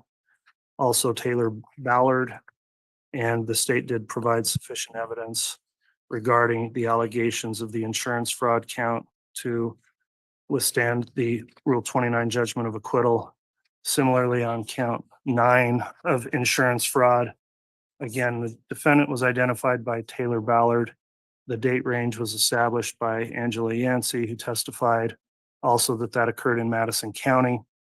Prior count also, the venue of Madison County was established. And then also Angela Yancey established evidence relating to the allegation of a fraudulent claim as set forth in count 9. So upon considering the evidence presented in the state's case in chief on those counts, the court is denying the motion for judgment of acquittal. And at this time, the court is going to permit some additional argument from the state as it relates to count 4, the first degree murder count, as it relates to JJ Vallow and the issue the court brought up. So Ms. Beatty, are you prepared to argue that? I am, Your Honor. Thank you. I'll hear additional argument on count 4 then from the state, and I'll allow additional rebuttal argument as well from the defense. Thank you, Your Honor. Your Honor, in looking at the case law and the relevant rules and statutes, the state really has 3 options for the court at this point. The first, and I'll talk about each of them in a little more depth, but the first option would be, because count 4 of the amended indictment did not fall within the scope of the court's December 8th, 2023 order to amend, and we'll get to that in a moment, the court can simply correct it under Idaho Criminal Rule 36 so that it conforms with what count 4 should be, which would be count 4 as set forth in the original indictment. And I'll discuss that more in a moment. Second, the court could accept that we do have a variance here and either instruct the jury on a variance between the jury instructions and evidence that they've heard, or the court under State versus Jones, which we'll also discuss in a moment, the court could address that variance by simply putting in September of 2019 in the count 4 jury instruction, which is very similar to what the court in Jones did, as we'll discuss in a moment. Third, and finally, the court would be within its discretion to reopen the case to allow the state to correct the indictment if the court does find that it needs to be formally amended. So as to the first option, the state did not move to, and the court never granted a motion for the state to amend the indictment as to the date or as to count the date within count 4 or as to anything about count 4. Under Idaho Code 19-1420, the state can only amend without leave of the court prior to entry of plea. Under Idaho Criminal Rule 7E, the court grants the state leave before amending a charging document. In this case, the state made a motion to amend the indictment on November 23rd, 2023 in 3 very specific ways. The first was to modify the subsection referred to in counts 1 and counts 3 from Idaho Code section 182403 sub 4 sub A to section 182403 sub 2 sub A. The second change requested by the court was to modify the language in counts 2, 3, and 5 from, quote, the defendants, Chad Guy Daybell, Lori Noreen Vallow, and Alex Cox, unquote, to, quote, the defendants, Chad Guy Daybell, Lori Noreen Vallow, and or Alex Cox, unquote. Finally, the state requested that leave to amend the indictment to modify the language in Overt Act 10 under count 5 from quote month unquote to quote months unquote. Importantly, Your Honor, nowhere in the state's motion did the state ever seek leave to amend any portion of count 4. On December 8th of 2023, the court granted the state's motion. The court's order states, quote, for the reasons stated on the record, the court will grant the state's motion. The amended indictment is ordered to be filed in the case, unquote. Subsequently, of course, the state did file an amended indictment, but in that indictment, it does appear that the date within count 4, the first-degree murder charge of J.J. Vallow, was inadvertently changed to the same date as the murder of Tylee Ryan. The state would note that the initial indictment was filed in this case on May 25th of 2021, and in that indictment, J.J. Vallow's death dates were properly set forth as the 22nd and 23rd of September of 2019. Just 2 days after that, counsel for the defendant filed his notice of appearance in the case.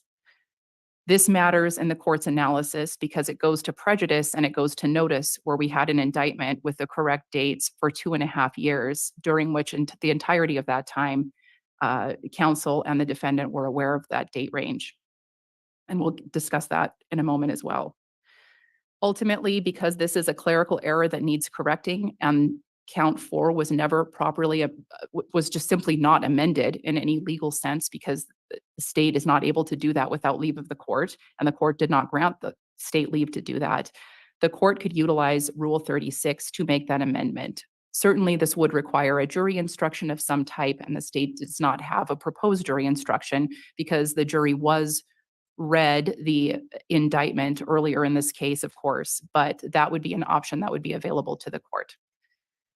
The second option would be for the court to accept that this is a variance, which does happen and is accounted for in the case law. And frankly, Your Honor, it's not a proper subject for a motion for acquittal. In fact, a date is not an element of a crime. And I know that that sounds counterintuitive where our ICG standard jury instructions have the defendant's name, they have the date, they have venue, but venue and date are not elements of, they're simply not a factual element of a crime. And in Idaho Supreme Court's case, State versus Jones dealt with that very issue. In State versus Jones, a defendant appealed from a lewd and lascivious conduct conviction, and he argued on appeal that the information, the charging document in that case, did not sufficiently apprise him of the nature of the charges against him. Specifically, the Jones defendant argued that the charging document did not identify the time, location, or information that he needed to prepare a defense. In that case, in that charging document, there was a range of numerous years where these crimes could have been committed.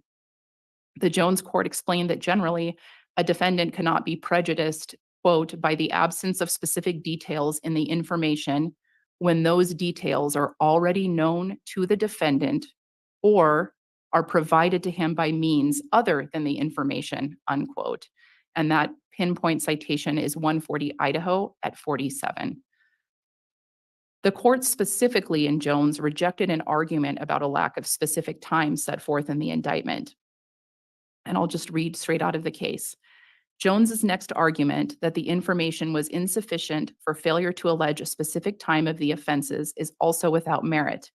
Under Idaho Code 19-14-14, the precise time at which the offense was committed need not be stated in the indictment, but it may be alleged to have been committed at any time before the finding thereof, except where the time is a material ingredient in the offense. Time is not a material element of the crime of lewd and lascivious conduct with a minor. The Idaho Supreme Court, and I'm still reading from the case here, has stated that, quote, any other rule would too often preclude prosecutions in this type of cases where victims are minors and where crimes are not discoverable until sometime after their commission, unquote. So I think what we have here is the court explaining that these timeframes, there are other factors that can be taken into account here. And so while it's not directly on point because we're talking about a range of many years, and here we're talking about a variance in days, I think it's important to note that the court clearly didn't see a very specific tight time frame as an element of the offense in Jones. So the Jones court went on to explain that what we're really talking about here is variance. And diverting from Jones for just a moment, Jones also discussed the Windsor case, which the pinpoint citation for that is 110 Idaho 410. And in the Windsor case, the court really set forth an explanation of what variance is and the standard for variance. Quote, the true inquiry is not whether there has been a variance in proof, but whether there has been such a variance as to, quote, affect the substantial rights, unquote, of the accused. The general rule that allegations and proof must correspond is based upon the obvious requirements that the accused shall be definitely informed as to the charges against him, so that he may be enabled to present his defense and not be taken by surprise by the evidence offered at the trial, and that he may be protected against another prosecution for the same offense, unquote. And again, the Jones court, after citing from Windsor, also discussed how variance between the information and evidence presented at trial, or between the information and the jury instructions, only require reversal of a conviction where the defendant was, quote, deprived of fair notice of the charge against which he must defend, or was left open to the risk of double jeopardy, unquote. I do have a question about variance. Yes. Because I've looked at some of the cases that do discuss variance, including the one I previously cited, State versus Anderson, 172 Idaho 133. And in this instance, I think looking at the context of how variance occurs, I guess the point I struggle with here is it appears to me variance typically comes up when for whatever reason, jury instructions don't match the charging documents. And there is a presumption that the jury instructions should match the charging documents. And that's in a case, State versus Bernal, 164 Idaho 190. Here, essentially, what the state would be requesting is that we don't have a variance yet because the jury hasn't been instructed on something that varies from the charging document, but you're suggesting I permit or sanction a variance and allow the variance to come in to essentially cure an issue raised on a Rule 29. And I see that as very different than any of the other cases. So are you aware of any authority where the court proactively let a variance occur to fix something in order to withstand a motion on acquittal? And Your Honor, well, a couple things. So first of all, I don't believe that the defendant did raise this specific issue on his Rule 29 motion. I understand the court is considering it at this time. But I do think that I just want to make that clarifying point because I think it goes to prejudice. And I believe that's totally accurate. It was raised by the court. Thank you, Your Honor. But I believe in the Jones case itself, the court, Jones, I'll just read from the case. Lastly, Jones argues that the court's instructions to the jury constituted a fatal variance because the court added, quote, on or about, unquote, to the time frame of the offenses alleged in the information. He contends that this broadened the basis upon which Jones may be convicted. We disagree. The slight expansion of the time frame does not allow the jury to find Jones guilty of a different offense than that alleged in the information. Jones has identified no fatal variances between the information and the evidence or jury instructions. Okay, I appreciate your response to that. Of course. Thank you, Your Honor. So that would be the states, and I understand that I certainly understand the complexities that this course of action presents to the state, but there is that third option as well, which is obviously a clerical mistake was made here. It's inconsistent with the initial indictment. It was not it was not a proper legal amendment. We're really talking about a clerical issue here, and I think that when courts look at reopening cases, that's something the court can do for situations such as this. So if the court declines to proceed with correcting the indictment on the basis that it was never properly amended, or if the court is unwilling to proceed with a variance, the court can reopen the case to address this issue, at which point the state would then amend it before resting, which would bring the state into compliance with Rule 7E. That would put the amendment in compliance with the rules and relevant statutes. So in addressing the court's ability to take that course of action, I think State versus Cutler is a good case for that. In that case, the Idaho Supreme Court stated, a justice presiding in a criminal case not only has the responsibility of protecting the rights of one accused of crime, but also an equal responsibility to the people of the state to the end that justice is not thwarted by mistake or inadvertence. The presiding justice under the circumstances of this case are well within his rights and his discretionary powers of trial procedure in permitting the state to reopen and present further evidence after the respondent's motion for a directed verdict of not guilty had been made, unquote. And I think that's very applicable to this case, Your Honor. I also think that another case that the court could look to would be State versus Huggins, 103 Idaho 422. In that case, the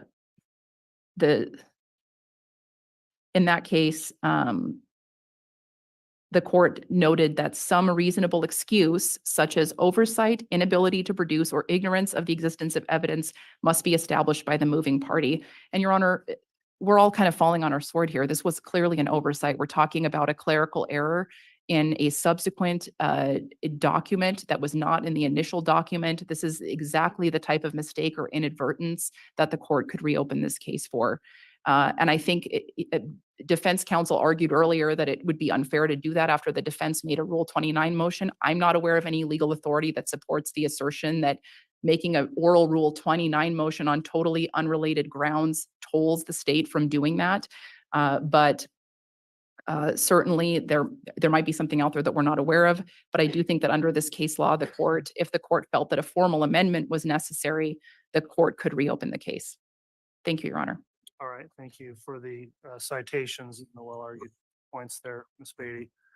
Mr. Pryor, any response from the defense on this? Judge, I'm going to work in reverse. And as far as reopening the case, the authority to reopen a case is almost exclusively applies to evidence, Judge. It does not apply to amending an indictment, information, or complaint. If the court recalls, I don't believe I objected to the original amendment to the indictment when we did that back November or December. The court read the indictment, went over it in detail with the state, and the state acknowledged that this is the indictment that they intended to go forward on. And from that time forward, that's the information that I relied on.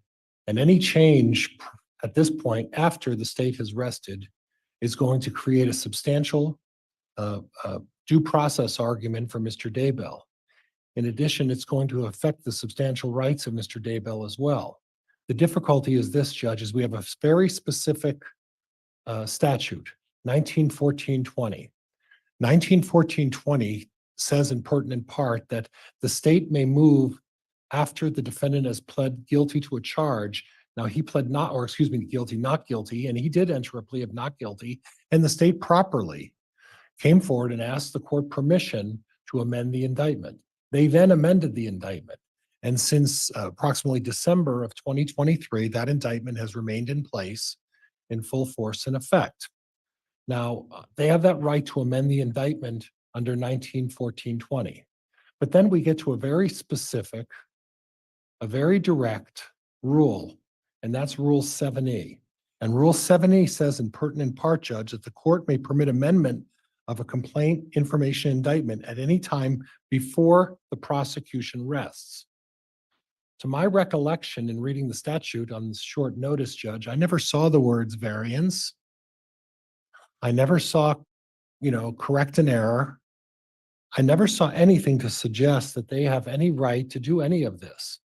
And there's a State versus O'Neill, Judge, I think it's 118 Idaho 244 that talks about Idaho Code and the statute 1914-20.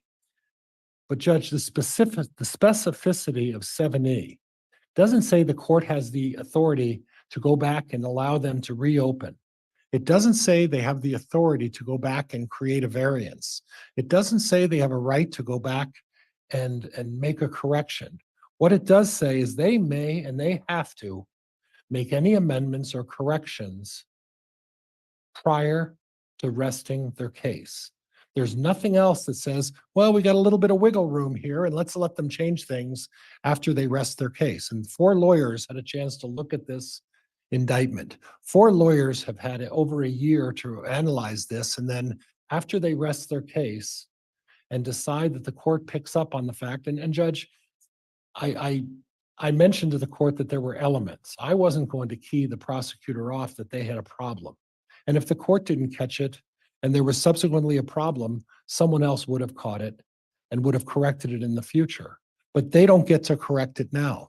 They don't have any authority to say that. The cases they cite talk about other issues that have nothing to do with having the ability to change an indictment as I am preparing to present my case to the jury in this case on a murder, capital murder case. They've lost their chance. They don't get to go back. Judge, I'm asking the court to dismiss the charge. All right. Looking back over a rule here, I have an additional question perhaps from Ms. Beatty. I'm looking at Criminal Rule 36 about clerical mistakes. Is it the state's contention that an indictment would be included among the documents that may be corrected for a clerical mistake? Because it does specify, it doesn't say anything can be. It doesn't, Your Honor. And I think we take that position just based on the language in the rule that says, quote, or other part of the record, unquote. However, I will be candid with the court. I did not specifically check Westlaw to see. That was not one of my, I didn't do a deep dive into that. But I think that where we're talking about the criminal rules, judgments and orders can be amended, and any other part of the record. That's a very broad, expansive language. The record clearly would contain the criminal record in a case. I do think that that rule in its plain language could be applied to encompass an indictment. And Judge, could I respond, please? Yes, you may.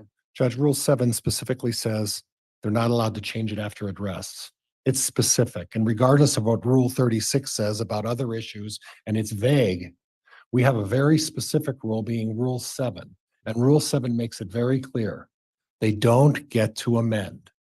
Regardless, they don't get to amend. It's a very specific rule that references this very issue. 36 is vague. This rule is specific. Your Honor, may I briefly respond to that? And that'll be the end of argument that you made. Thank you, Your Honor. The state would just reiterate that there is a process for making these substantive amendments, and there was not a substantive amendment made in this case because it did not fall within the scope of the order. And so we're not asking the court to make a substantive amendment when Mr. Pryor is citing Rule 7E or 7F. We're asking the court to correct what is clearly a clerical mistake not within the scope of the court's order, which is how I would respond to his citation of Rule 7. Okay. So essentially arguing you moved to amend the initial indictment, and the court granted the motion for specific grounds. And on February 20th of 2024, the amended indictment was filed, which has changes. And those were all drafted by the state. And your argument is that amongst the changes you put in the new amended indictment were clerical errors that should be corrected because they were not intended to be or should not have actually been amended. Is that essentially the argument? That's correct. And I would take it one step further and say that as a matter of law, count 4 was not amended because we did not have leave from the court. And Judge, I'd like to respond. Okay, I will allow another response because I'm just considering all this. Mr. Pryor, go ahead. Judge, they made the amendment to the date. They made the change to the date. They had an opportunity to review this. And then this indictment gets read to the jury and once again published for all to hear, including the 4 lawyers that are sitting across from me. And at no time do they catch that potentially there's an issue. And at this point, Judge, the rule is very clear. They have an indictment. They made the allegations. They're stuck with their indictment. All right, counsel, let me take a brief recess, discuss this with my staff attorney, do some quick research and get prepared to make a ruling as it relates to count 4. I think time is of the essence to determine this issue, so we'll go as quickly as we can to get back on the record. I'll have the marshals advise you when we're ready to make an oral ruling. All rise.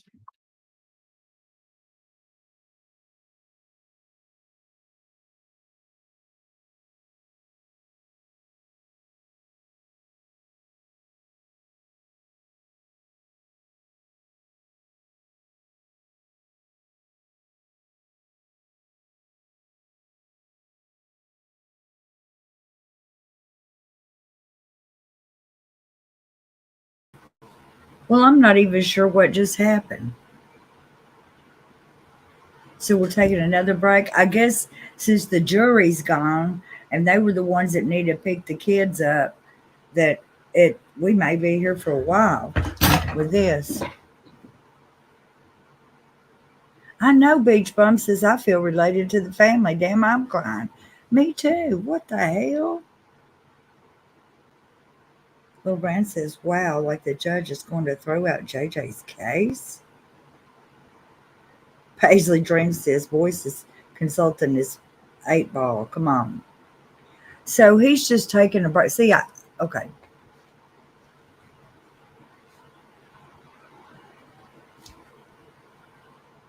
I'm going to see what he said. I also think that another case that the court could look to would be State versus Huggins.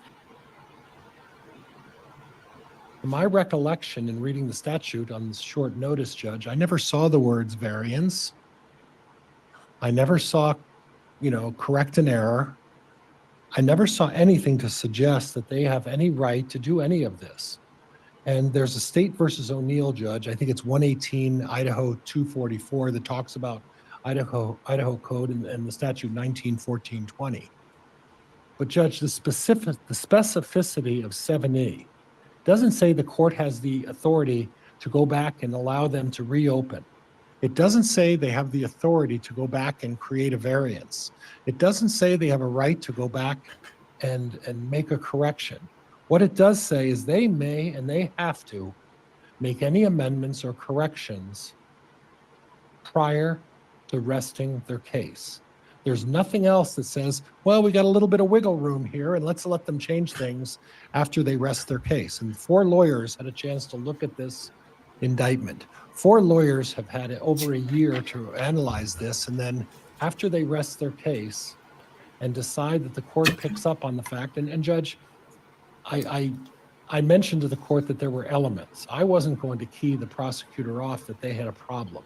And if the court didn't catch it and there was subsequently a problem, someone else would have caught it and would have corrected it in the future. But they don't get to correct it now. They don't have any authority to say that. The cases they cite talk about other issues that have nothing to do with having the ability to change an indictment as I am preparing to present my case to the jury in this case on a capital murder case. Oh, it makes no They've difference. lost their chance. They don't get to go back. Judge, I'm asking the court to dismiss the charge. All right. Looking back over a rule here, I have an additional question perhaps from Ms. Beatty. I'm looking at Criminal Rule 36 about clerical mistakes. Is it the state's contention that an indictment would be included among the documents that may be corrected for a clerical mistake? Because it does specify, it doesn't say anything can be. It doesn't, Your Honor. And I think we take that position just based on the language in the rule that says, quote, or other part of the record, unquote. However, I will be candid with the court. I did not specifically check Westlaw to see. That was not one of my, I didn't do a deep dive into that. But I think that where we're talking about the criminal rules, judgments and orders can be amended, and any other part of the record. That's a very broad, expansive language. The record clearly would contain the criminal record in a case. I do think that that rule in its plain language could be applied to encompass an indictment. And Judge, could I respond, please? Yes, you may. Judge, Rule 7 specifically says they're not allowed to change it after it rests. It's specific. And regardless of what Rule 36 says about other issues, and it's vague, we have a very specific rule being Rule 7. And Rule 7 makes it very clear. They don't get to amend. Regardless, they don't get to amend. It's a very specific rule that references this very issue. 36 is vague. This rule is specific. Your Honor, may I briefly respond to that? And that'll be the end of argument that you made. Thank you, Your Honor. The state would just reiterate that there is a process for making these substantive amendments, and there was not a substantive amendment made in this case because it did not fall within the scope of the order. And so we're not asking the court to make a substantive amendment when Mr. Pryor is citing Rule 7E or 7F. We're asking the court to correct what is clearly a clerical mistake not within the scope of the court's order, which is how I would respond to his citation of Rule 7. Okay. So essentially arguing you moved to amend the initial indictment and the court granted the motion for specific grounds. And on February 20th of 2024, the amended indictment was filed, which has changes. And those were all drafted by the state. And your argument is that amongst the changes you put in the new amended indictment were clerical errors that should be corrected because they were not intended to be or should not have actually been amended. Is that essentially the argument? That's correct. And I would take it one step further and say that as a matter of law, count 4 was not amended because we did not have leave from the court. And Judge, I'd like to respond. Okay, I will allow another response because I'm just considering all this. Mr. Pryor, go ahead. Judge, they made the amendment to the date. They made the change to the date. They had an opportunity to review this. And then this indictment gets read to the jury and once again published for all to hear, including the 4 lawyers that are sitting across from me. And at no time do they catch that potentially there's an issue. And at this point, Judge, the rule is very clear. They have an indictment. They made the allegations. They're stuck with their indictment. All right, counsel, let me take a brief recess, discuss this with my staff attorney, do some quick research, and get prepared to make a ruling as it relates to count 4. I think time is of the essence to determine this issue, so we'll go as quickly as we can to get back on the record. I'll have the marshals advise you.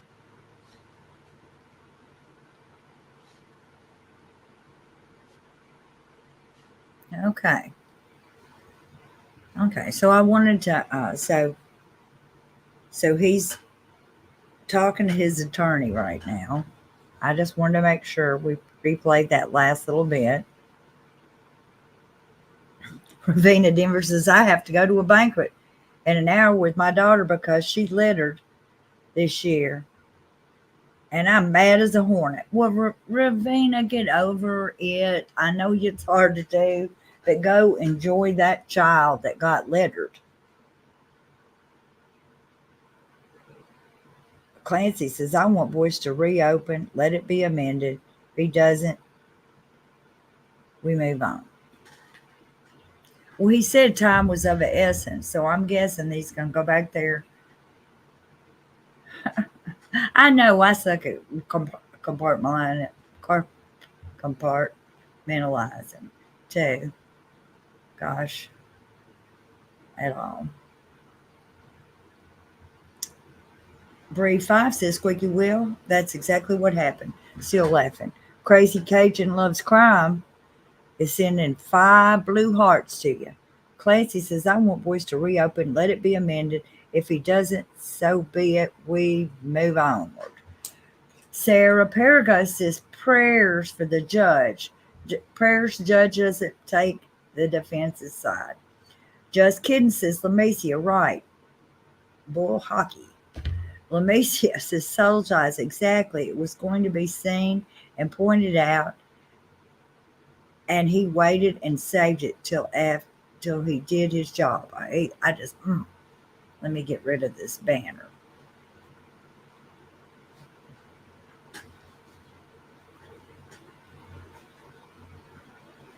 The jury will not be back until Monday. They think they're having a vacation. I wouldn't doubt it if there's a lot of graduations in the Boise area right now, too, just like there is everywhere else.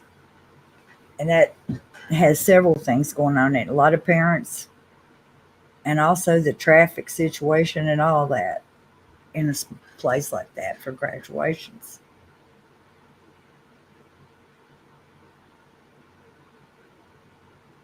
Mohawk Mom says jury won't be back till Monday. John Shepard's surprise is almost as disgusting as his client. I think so too. Beach Bum says, oh, Ravina, enjoy your child's banquet. Miss those days. Have a blast and congrats. Excuse me. Yeah, a few weeks ago, I went with my granddaughter and my daughter to a spaghetti supper they had at school.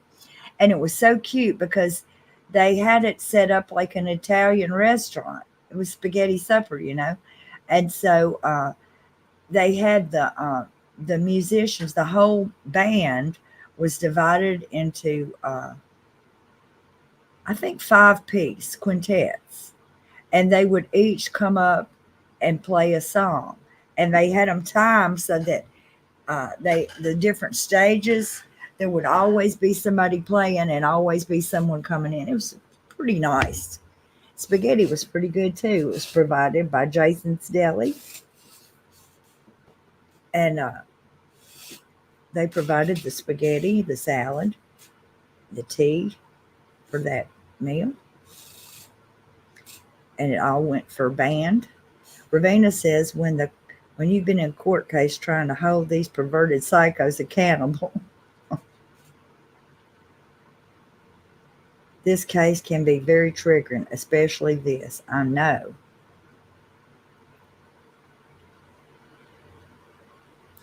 Beach Lady says, well, I'll be surprised if Boyce drops the charge on JJ. Nothing surprises me anymore, but I hope they don't. Bewitch says, we're here. Ravenna, you have fun. That's what living is for. We'll be rage cleaning while listening to this mess. I wish I was rage cleaning. TC says, I want to know who typed up this amended indictment. TC, I do too. And some poor administrative assistant over there that's probably getting paid $7 an hour is the one who typed this thing up. And she was probably worrying about what her kids was going to be, how she was going to dress her kids while she was typing it. Tracy June Stafford says, I'm hanging in there. I'm an Idahoan. I used to have a friend, and I don't even know if she really was from Idaho. Her name was Julie, and she would always go, I'm Julie, Idaho. She thought that was very nice. Okay, Brutus.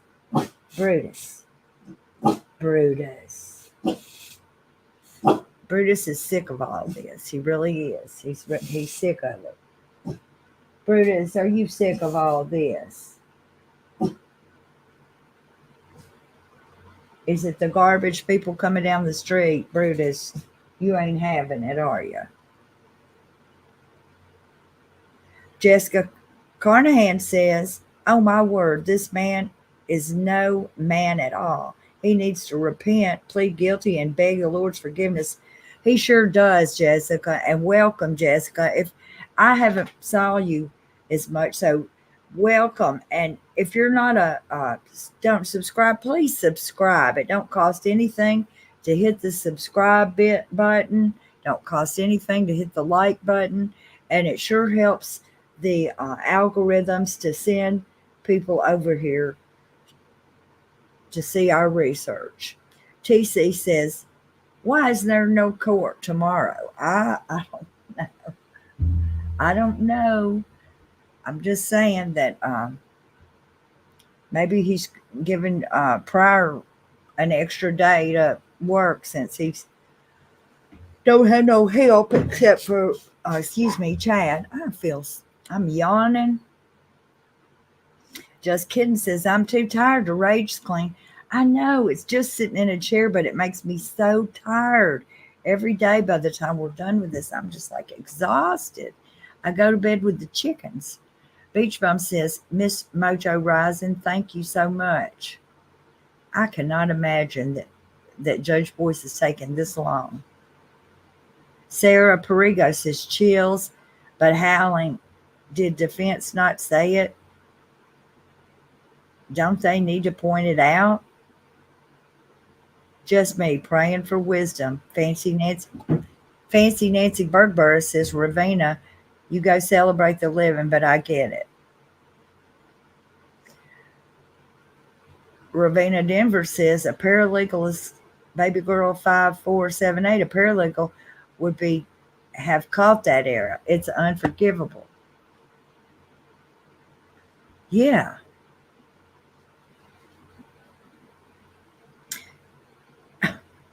Donna Coggins says, I want to know who the proofreader was. There was no proofreader.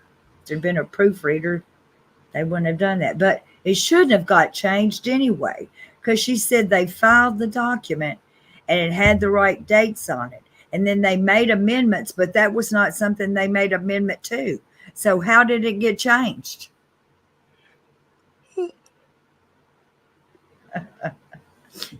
Did I cause that? No. Medication. I swear. And He should be a rage clean. I got dirt all over me, so I went in my shop and I raged. Yeah. That's what a lot of people in the chat are saying, that they're rage cleaning while listening to this. Yeah, I saw Bewitch say it. I was like, that's my girl. You know, just I was throwing wood. I mean, I'm not being destructive or anything, but just trying to make room for this dresser, right? Too, because I got to get it moved into there. And anyways, I was just doing whatever I do, rearranging. It was sweating balls in there. Sorry, but I was. If I had balls, I was sweating them.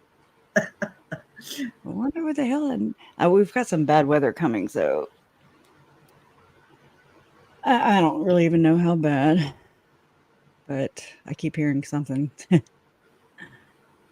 It's not the weather. I cannot believe that. How long does it? The longer he takes, the more worried I am. Yeah. I don't know. I mean, they need to get their shit together. Okay. They sure do.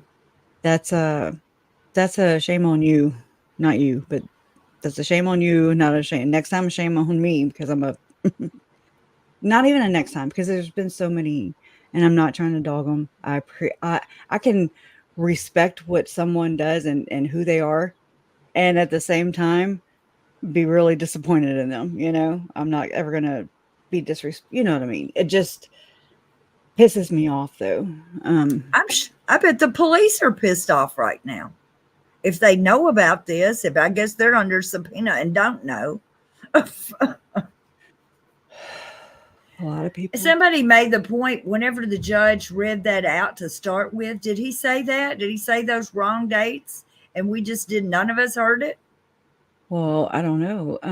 I was thinking if they read it to the jury, I thought when he said that just now, I was thinking, okay, maybe they do that during jury selection and they don't tell us that. You know, I don't know. That's where my mind went. But I mean, maybe they did. I don't. Well, it's so boring. You just assumed that they've got the right dates. I mean, you don't have your I'm not grading y'all on this. Right. But I mean, you just assumed that it is. They have how many people working on in the prosecution? You know, I'm just saying, I'm not faulting Pryor at all. I mean, he's doing his job, whatever. You know, that's between. I don't fault him. He's a good lawyer. You know, he really is.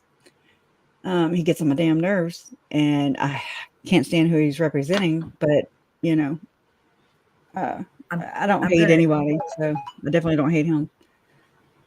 I'm going to check this, so don't let me scare you.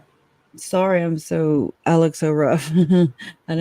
I've sweated, and anyways, my eyes were burning, you know, but now I'm feeling pretty relaxed. So, I'm sorry. I took medication so I wouldn't, you know, blow my head wouldn't go. I was looking like Pryor with all the red shades of red, 50 Shades of Red. Anyway, he was looking all smirky too, looking all smirky. Oh, so you're gonna get a third of him off of something, and let a third of him not go up in the jail. Right, I know, but it's still just it's good lawyering, you know. But yeah, so I can respect the field or the you know, legal department. I don't know what to say. But I do not respect Chad, and he's a piece of shit. And, you know, 1/3 of it will make that much of a difference. But it's just, you know, already when you have the church kicking back and saying, oh, no, this has nothing to do with the church. This has nothing to do. We don't believe that. That whole thing, that I feel this all the time because that's how I feel when people do that, when they try to separate what they do. And I mean, I understand. Yeah, you're not murderous. I get it. You're not doing this weird shit. Okay. I mean, I understand that, but people in your church are. And that's where I just feel like there would be some kind of traction, some kind of, oh, yeah, I don't want that in my church either. But, anyways, because the victims were all Latter-day Saints, and and so then to go through all this process, with that already happening, but then this was just like, okay, he don't count here either, It just, I don't know, it hurts. It hurts. It's like we didn't come this far just to come this far, and I know that's not the end of it. It's just me rambling basically and sharing my feelings, but I don't know. It's better than keeping them all inside, and I just wish that more people would see this part of it, like I'm not out for blood. I'm not. I just want people to acknowledge Tylee and JJ and Charles and Tammy and Joe and anybody else who has been wronged by this whole setup. I mean, that's why we're here. In one way or another, everybody holds some culpability, some more than others, and it's not to like burn them at the stake. It's just to get to the bottom of it, acknowledge it, and say, okay, where do we go from here? Now, how do we make this not happen again? But it's very one-sided. Get labeled real quick, So, the wind is kicking. I know it doesn't bring them back either, but it doesn't bring JJ back. It also doesn't make Chad not a murderer. So there's that. But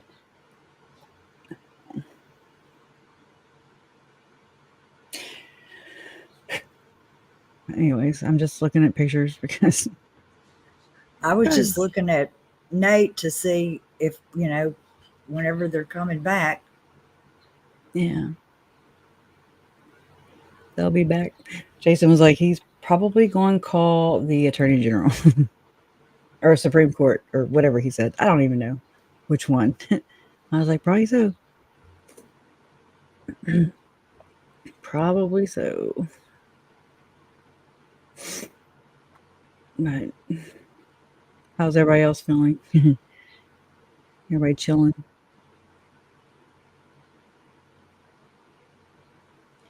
Damn, I feel like I'm in Roadhog put up wet. I would like a frozen drink. I don't know where. I just saw that somewhere in the chat. Oh, I think Natalie Huber said that. It wasn't frozen, but I don't know what she said. And I was like, I just had to get out of here so I could go ground myself and breathe and be physical. Let's get physical. See, I'm back. My arms are jello, but Jason's like, you are a bull in a china shop. And I'm like, you're welcome. But poor thing. And but I may. No, I was just going to say I may go and get. I may go get Chinese food, and while I'm waiting on it to get fixed, have a pina colada at the Mexican restaurant. I'm international. Go ahead. There you go. Yeah, Mom had texted me. And she had texted me at 3. It's gonna be okay.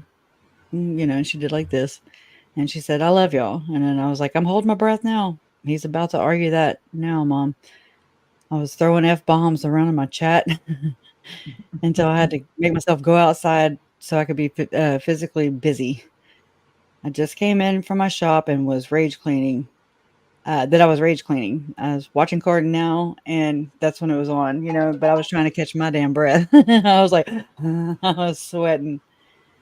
And then she texts me again, and she says, going packed for airport. Hopefully decision won't be long. Flight departs, I'll say within 2 hours. And then she said, under 3 hours left. It'll be okay. It's in God's hands. Whatever happens, we will deal with it. And I mean, it's nice to hear my mom talk like that. Yes. Yeah, it really is. That's usually me, and I mean, I am. I'm not worried about this. I mean, I'm just pissed off because of this, because that shouldn't have happened. That's all. I'm pissed off for those reasons. I'm not, I know we'll be okay. I know that it'll just be what it'll be. You can't change it. You can't force it. I'm just tired of my family, like everything let them down. And here we are in court, in justice. And I know that he'll still get his, but it's just that letdown. They let him down. That's what bothers me. He's been let down so many times in his little 7 years. And, just picture him on that ride, like by himself. And it's just like, wow. Anyways, it's just more of a me thing than it is a him thing, because he's not here anymore. But you know what I mean? Just I vowed to them. I know this was not in my hands, but what? I'm laughing because this is Nancy Bergers. What? Oh, I don't have the screen one. Okay, it says, Fancy Nancy says, Cresha, here's $4.99. Cresha, will you give this to Donna so she can buy Brutus some snacks? Oh my God. Oh, snack pack. That is so cute. Brutus is fine. Yes, ma'am. I sure will. He's the lookout dog. I just cannot believe he's taken this long. And you know what? If we're on a regular court day, Judge Boyce would be saying, y'all go on home, because it's 3:30 there, and here it's 3:33. So all the mamas that have to go pick their kids up have already gone. He's going to keep them at court all night. Man, whenever... I was just going to say, I hope he comes out soon so your mom and them have time to go home and get ready to go to the airport. Yeah. Whenever, I don't remember. Sorry. Oh, no. This is normal. Shit. It'll come back. I really don't remember what it was. This was supposed to be an easy day. I know. This was supposed to be one last witness, close it up. Y'all, we're going to be out of here early, maybe go out to eat or this afternoon to the grocery store. What the hell are they doing over there? This was tough. They're mucking stuff up. I swear.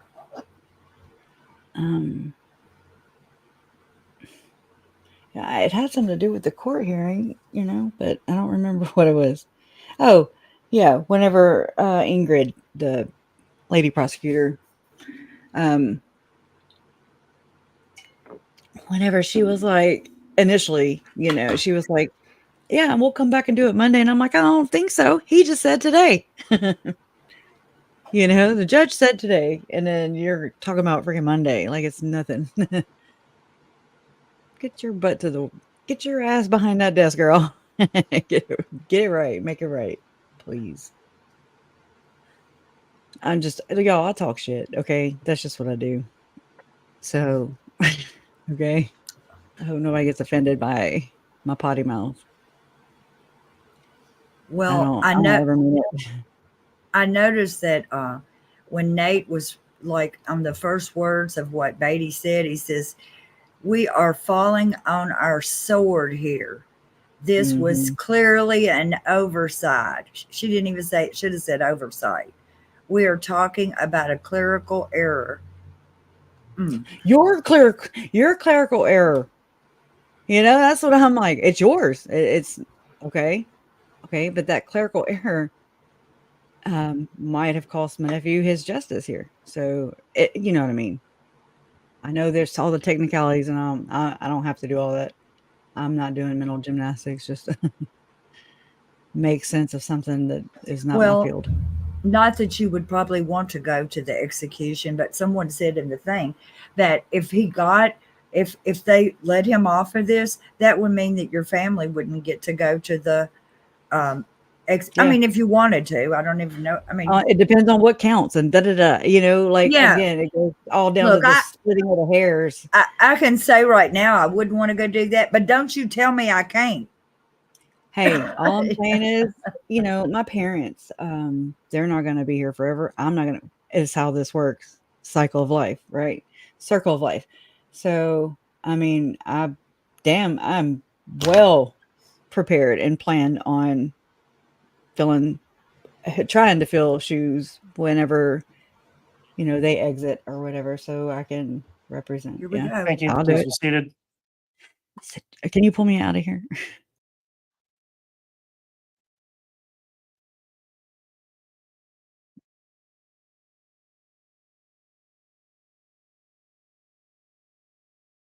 All right, we're back on the record on CR 2221-1623, State of Idaho versus Chad Guy Daybell. We took a recess after argument on continuing issues the court raised on the defendant's motion under Rule 29 for a judgment of acquittal, and in particular as it relates to count 4, after noting that the dates of count 4 in fact were dates that match those in count 2 relating to the alleged murder of Tylee Ryan on JJ Vallow's count 4 dates. So the court allowed time for the state to research and further argue, as well as the defense. And the court's considered those arguments, and at this time will make a ruling as it relates to count 4 of the amended indictment. First thing I'll note is at the stage we're at this point is a ruling on Criminal Rule 29, which is for a judgment of acquittal. I already indicated the standard in the case law as it relates to the burden that the state has on that. I went through the other counts and denied the motion and reserved ruling on this count 4 for further research and consideration. The court, having considered the arguments of the state and the defense, I'm going to rule as follows as it relates to count 4.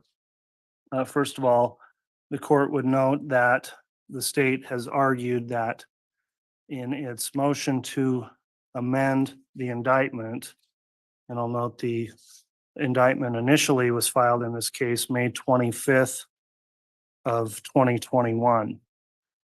An amended indictment which has governed this trial was filed on February 20th of 2024. So there was a time frame between May of 2021 and February of 2024 where the governing charging document was the initial indictment filed in this case. The state, by motion in November of 2023, sought to amend the indictment, and the court went back and reviewed that motion to amend the indictment, and specifically leave was sought as required by the rule to amend counts 1, 3, and 5. And the court did have an objection filed, ultimately issued an order on December 8th of 2023 granting permission to amend the indictment.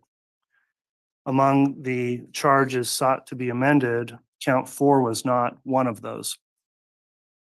So when the amended indictment was filed, it did have an alteration on count 4. And so the court thinks it's important here to consider this procedural history. The original indictment on count 4 sets forth the dates of the alleged murder of J.J. Vallow of honor between the 22nd and 23rd of September 2019. The state's argued then this is a clerical error that should be allowed to be cured, among other arguments. And looking at the history of the proceedings here, the court can make some conclusions. Number one, the court didn't permit or authorize any amendment to count 4 in the new amended indictment. So count 4 should not have been amended. Second, the dates that were put into the count 4 of the amended indictment of 8th and 9th of September 2019 mirror those dates of another count, count 2, which is the alleged murder of Tylee. Looking at that history, I think the court does believe it's a clerical error that led to the change of those dates. And so then the court has to consider whether or not there would be prejudice is one of the things I need to consider, the manner in which this could be fixed if it could, and whether or not there's any prejudice to the defense, which is always a big consideration and what the rules govern in seeking to protect due process rights of defendants. The court would note I also have to weigh that out with the right of the state to seek justice in a case with the charges it's filed. The state's argued it should be allowed to cure this, that it's a clerical error. The court notes that the defendant was on notice for a period of several years from May 25th up until that amended indictment in February of 2024. So nearly 3 years that the allegation was this murder of JJ had occurred on or between the 22nd and 23rd of September. In addition, the court would note that the evidence in the case all pointed to the dates of the 22nd and 23rd of September. And not only that, that same allegation's been made in a previous case that was tried last year by this court of co-defendant Lori Vallow with those dates. And of course, the defense here was aware of that trial, the evidence in that case, and a resulting conviction. So there's certainly no surprise that would come to the defense knowing that the dates that have been alleged are the 22nd and 23rd. So in terms of any prejudice, I wouldn't find that it would be prejudicial at this point to permit the amendment of the dates. The matter before the court now is just simply whether or not a Rule 29 motion could be granted, and then additionally, again, what could be done to correct this if it can be corrected. Going back to count 4 of the amended indictment, if I were to disregard the dates in there, the court does find there's been sufficient evidence in terms of the elements that are alleged, that the defendant, Chad Guy Daybell, was identified by multiple witnesses, including Ron Arnold and Whitney Arnold, that in terms of the elements of the murder that are alleged, there was testimony from Brandon Boudreau and Garth Warren, among others, about this alleged count of first-degree murder involving J.J. Vallow as a victim. And he was also identified by those witnesses, and then other testimony from numerous other witnesses that testified about the murder of J.J. Vallow in this case, lead the court to believe there's sufficient information under Rule 29 that the motion for judgment of acquittal would be denied on that. And then leaving for the last part of the analysis here, the dates, the court, having considered that history and the fact that count 4 just never should have been changed because there was no permission to do that, I do find it's an inadvertent mistake. I've also seen case law and cited by the state that the actual date or time of is not necessarily a required element of the murder charge. So while these jurors have already heard the information contained in the amended indictment, the court believes that the jurors can be fairly and properly instructed with a curative instruction or some other manner in which to correct what they've heard so they can properly be instructed in conformity with the evidence submitted.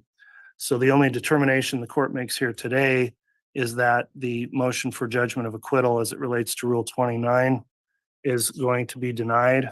And on one final point of that, I'll also mention that it was a matter the court raised itself. It's not specifically argued by the defense. And so the court again finds it's not prejudicial at this stage of the proceedings to allow for that change to occur. What I don't feel like I have had time to properly and fully ferret out on the issue is precisely how that will take place, whether it's through a allowance under Criminal Rule 36 has been suggested, an amendment to the charging document, or simply a curative jury instruction or explanatory jury instruction. I need some additional time to think about that. But for purposes of allowing the defense a fair opportunity to be prepared going forward with its case in chief, I am making the ruling that the Criminal Rule 29 motion on count 4 is denied. So the case will move forward. That count will be included in the court is going to issue a substantive follow-up order to the parties that will be directive in how the court thinks it's best to cure the mistaken dates in count 4. So that's the final ruling on the motion for judgment of acquittal. Ms. Beatty, do you have any questions about that ruling? And Your Honor, do you need any further briefing from us or anything of that nature? I don't believe I do at this time with the ruling made. Thank you very much, Your Honor. Any questions from the defense? No, Judge, thank you. Okay, thanks all for your consideration this afternoon. We'll be in recess until Monday morning for the defense case in chief to begin. All rise.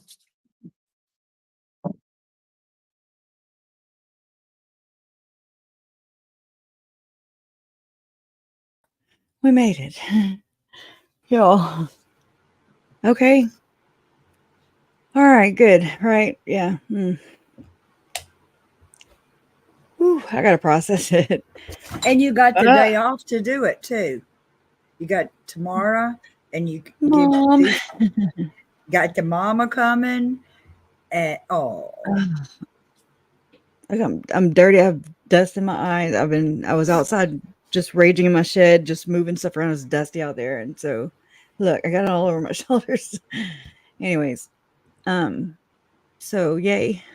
I'm glad that y'all don't have to worry about all that, coming home or ever, or just ever. It's a freaking enough of this damn shit.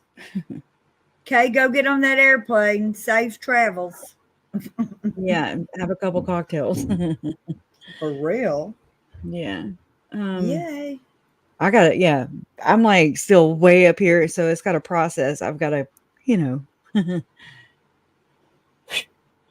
oh my God. I bet you if they make that mistake ever again, shame on them. Shame on them. Shame on them. That's what I'm saying. Because you just, with something so important, this is a death penalty freaking trial.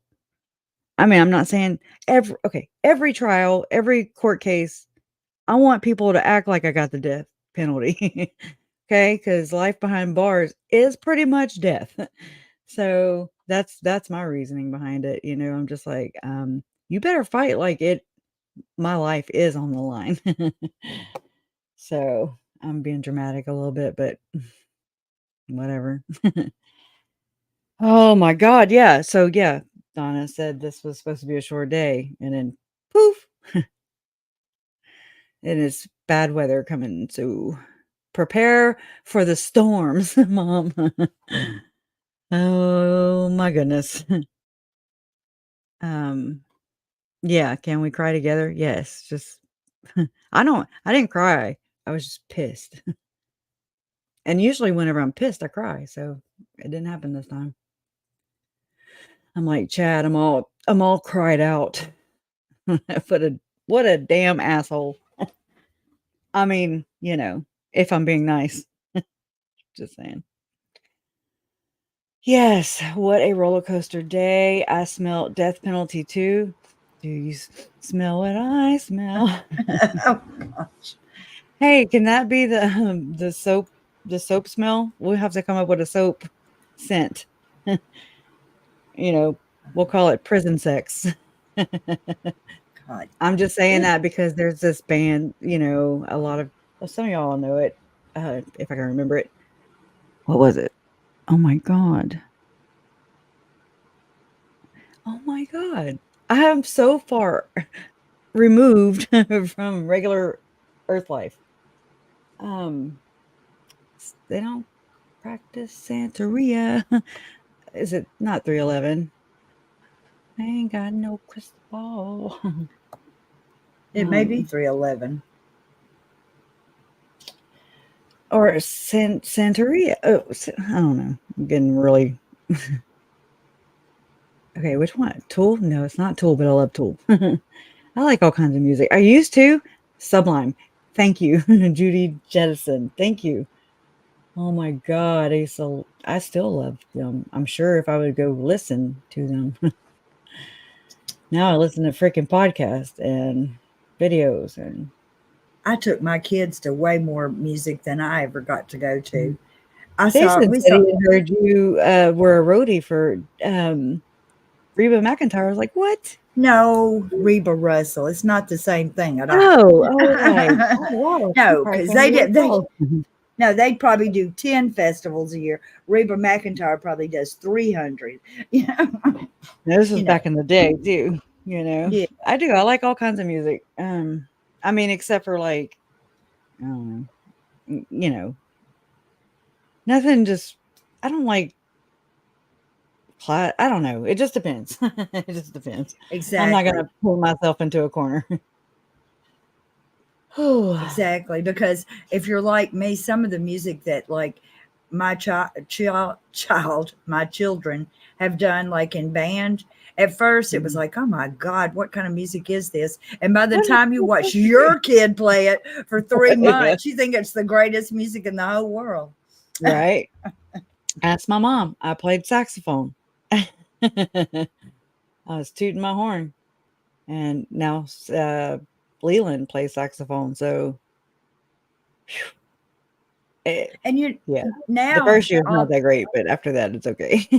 Like Hayden, they put like what do you call them, like the cams like the police wear, like they take turns wearing a body cam recording the performance, and they put it so you can like see from each aspect. Like yes, and they've been putting their rehearsals on there and all kinds of stuff, and probably the mamas are the only one watching it. I mean, we went to Disney World twice and we won each time.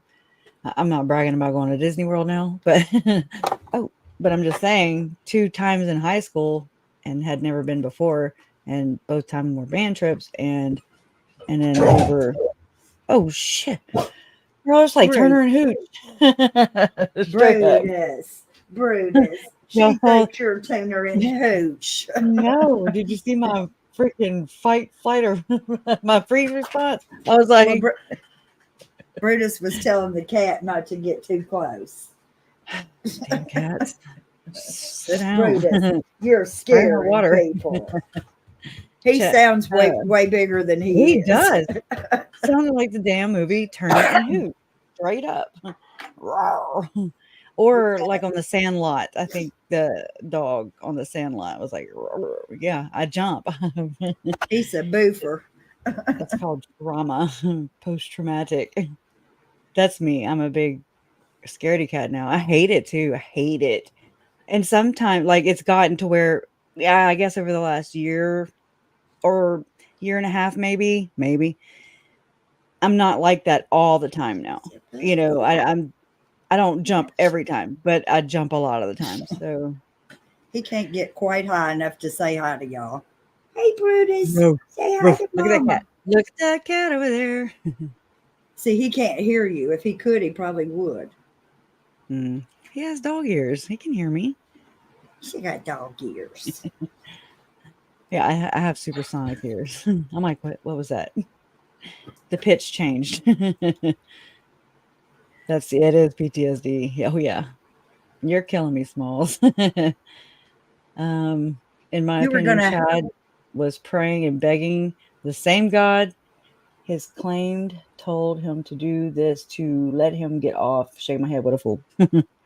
Right. It was an easy point on procedure. Count for motion for, I don't know what NUNC means, but NUNC, NUNC Pro Tunk Amendment. What the hell is that, Robinette? What you got me reading? I already can't read. Is that what it is? It's called, like, that's that weird legalese stuff? I'm probably making a big ass out of myself. Well, I know Yeah. one thing. It sure is it got our blood pressure up all over the country. People were having to take a Xanax over this. I'm If you're saying. happy, take your meds. I took my blood pressure medicine first, and then I was like, then that happened. That was just the the day ending, and then we went into that shit, and I was like, yeah,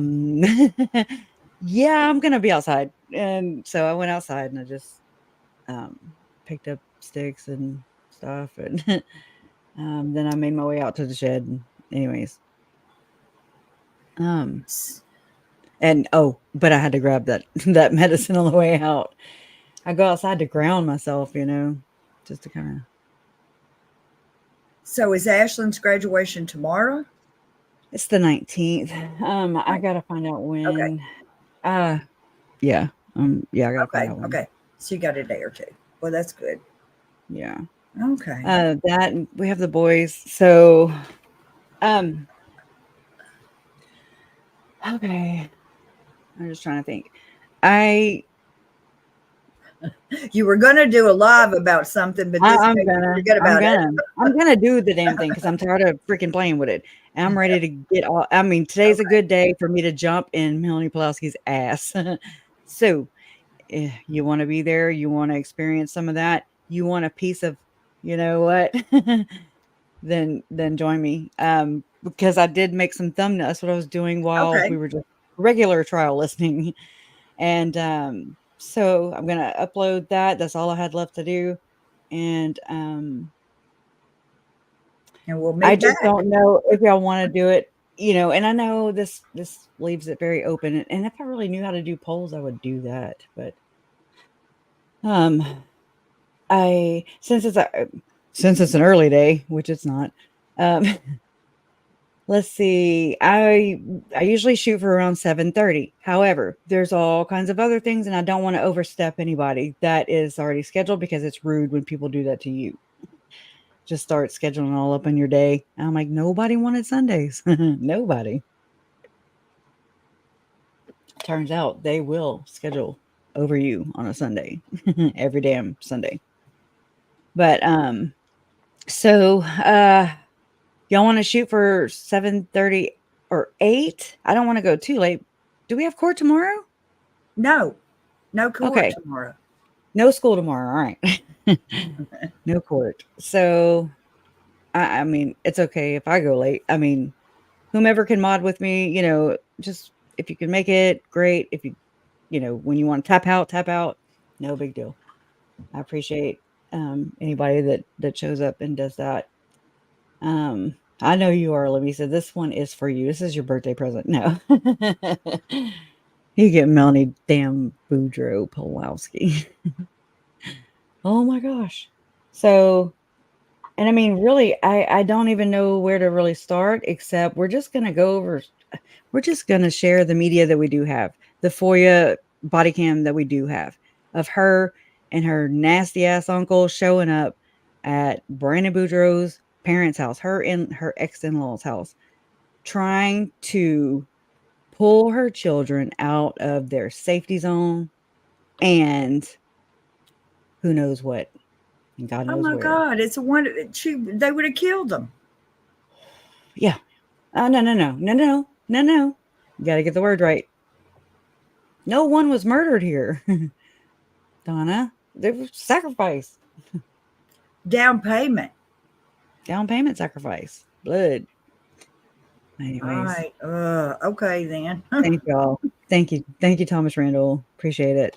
I appreciate all y'all. I'm sorry. I just sit here and chat with y'all like we've been knowing each other for 30 years. And so I'm so sorry. But today is kind of crazy. But we're gonna take some of this leftover, pent up anger. And not really anger, but we are going to analyze the hell out of some stuff with what we know now, with what we've learned in the trial from Miss Melanesia, Chad's niece. Somebody said, Melanie calls Chad, Uncle Dad, and Lori, Aunt Mom. So Aunt Mom and Uncle Dad. Anyways, I think that is crazy, right? So are they. All right, I'm going to take a shower, going to the things, and I'll schedule first. But okay, bye. See y'all later. Probably around 8 p.m. Central. So whatever that is in your time zone. So, all right. Be there, be square. Justice for Tylee, Charles. Justice for Tylee, Charles, JJ, Tammy, and Joe. Love always wins. Thank God. You guys are proof of that. Amen. Bye. See y'all later.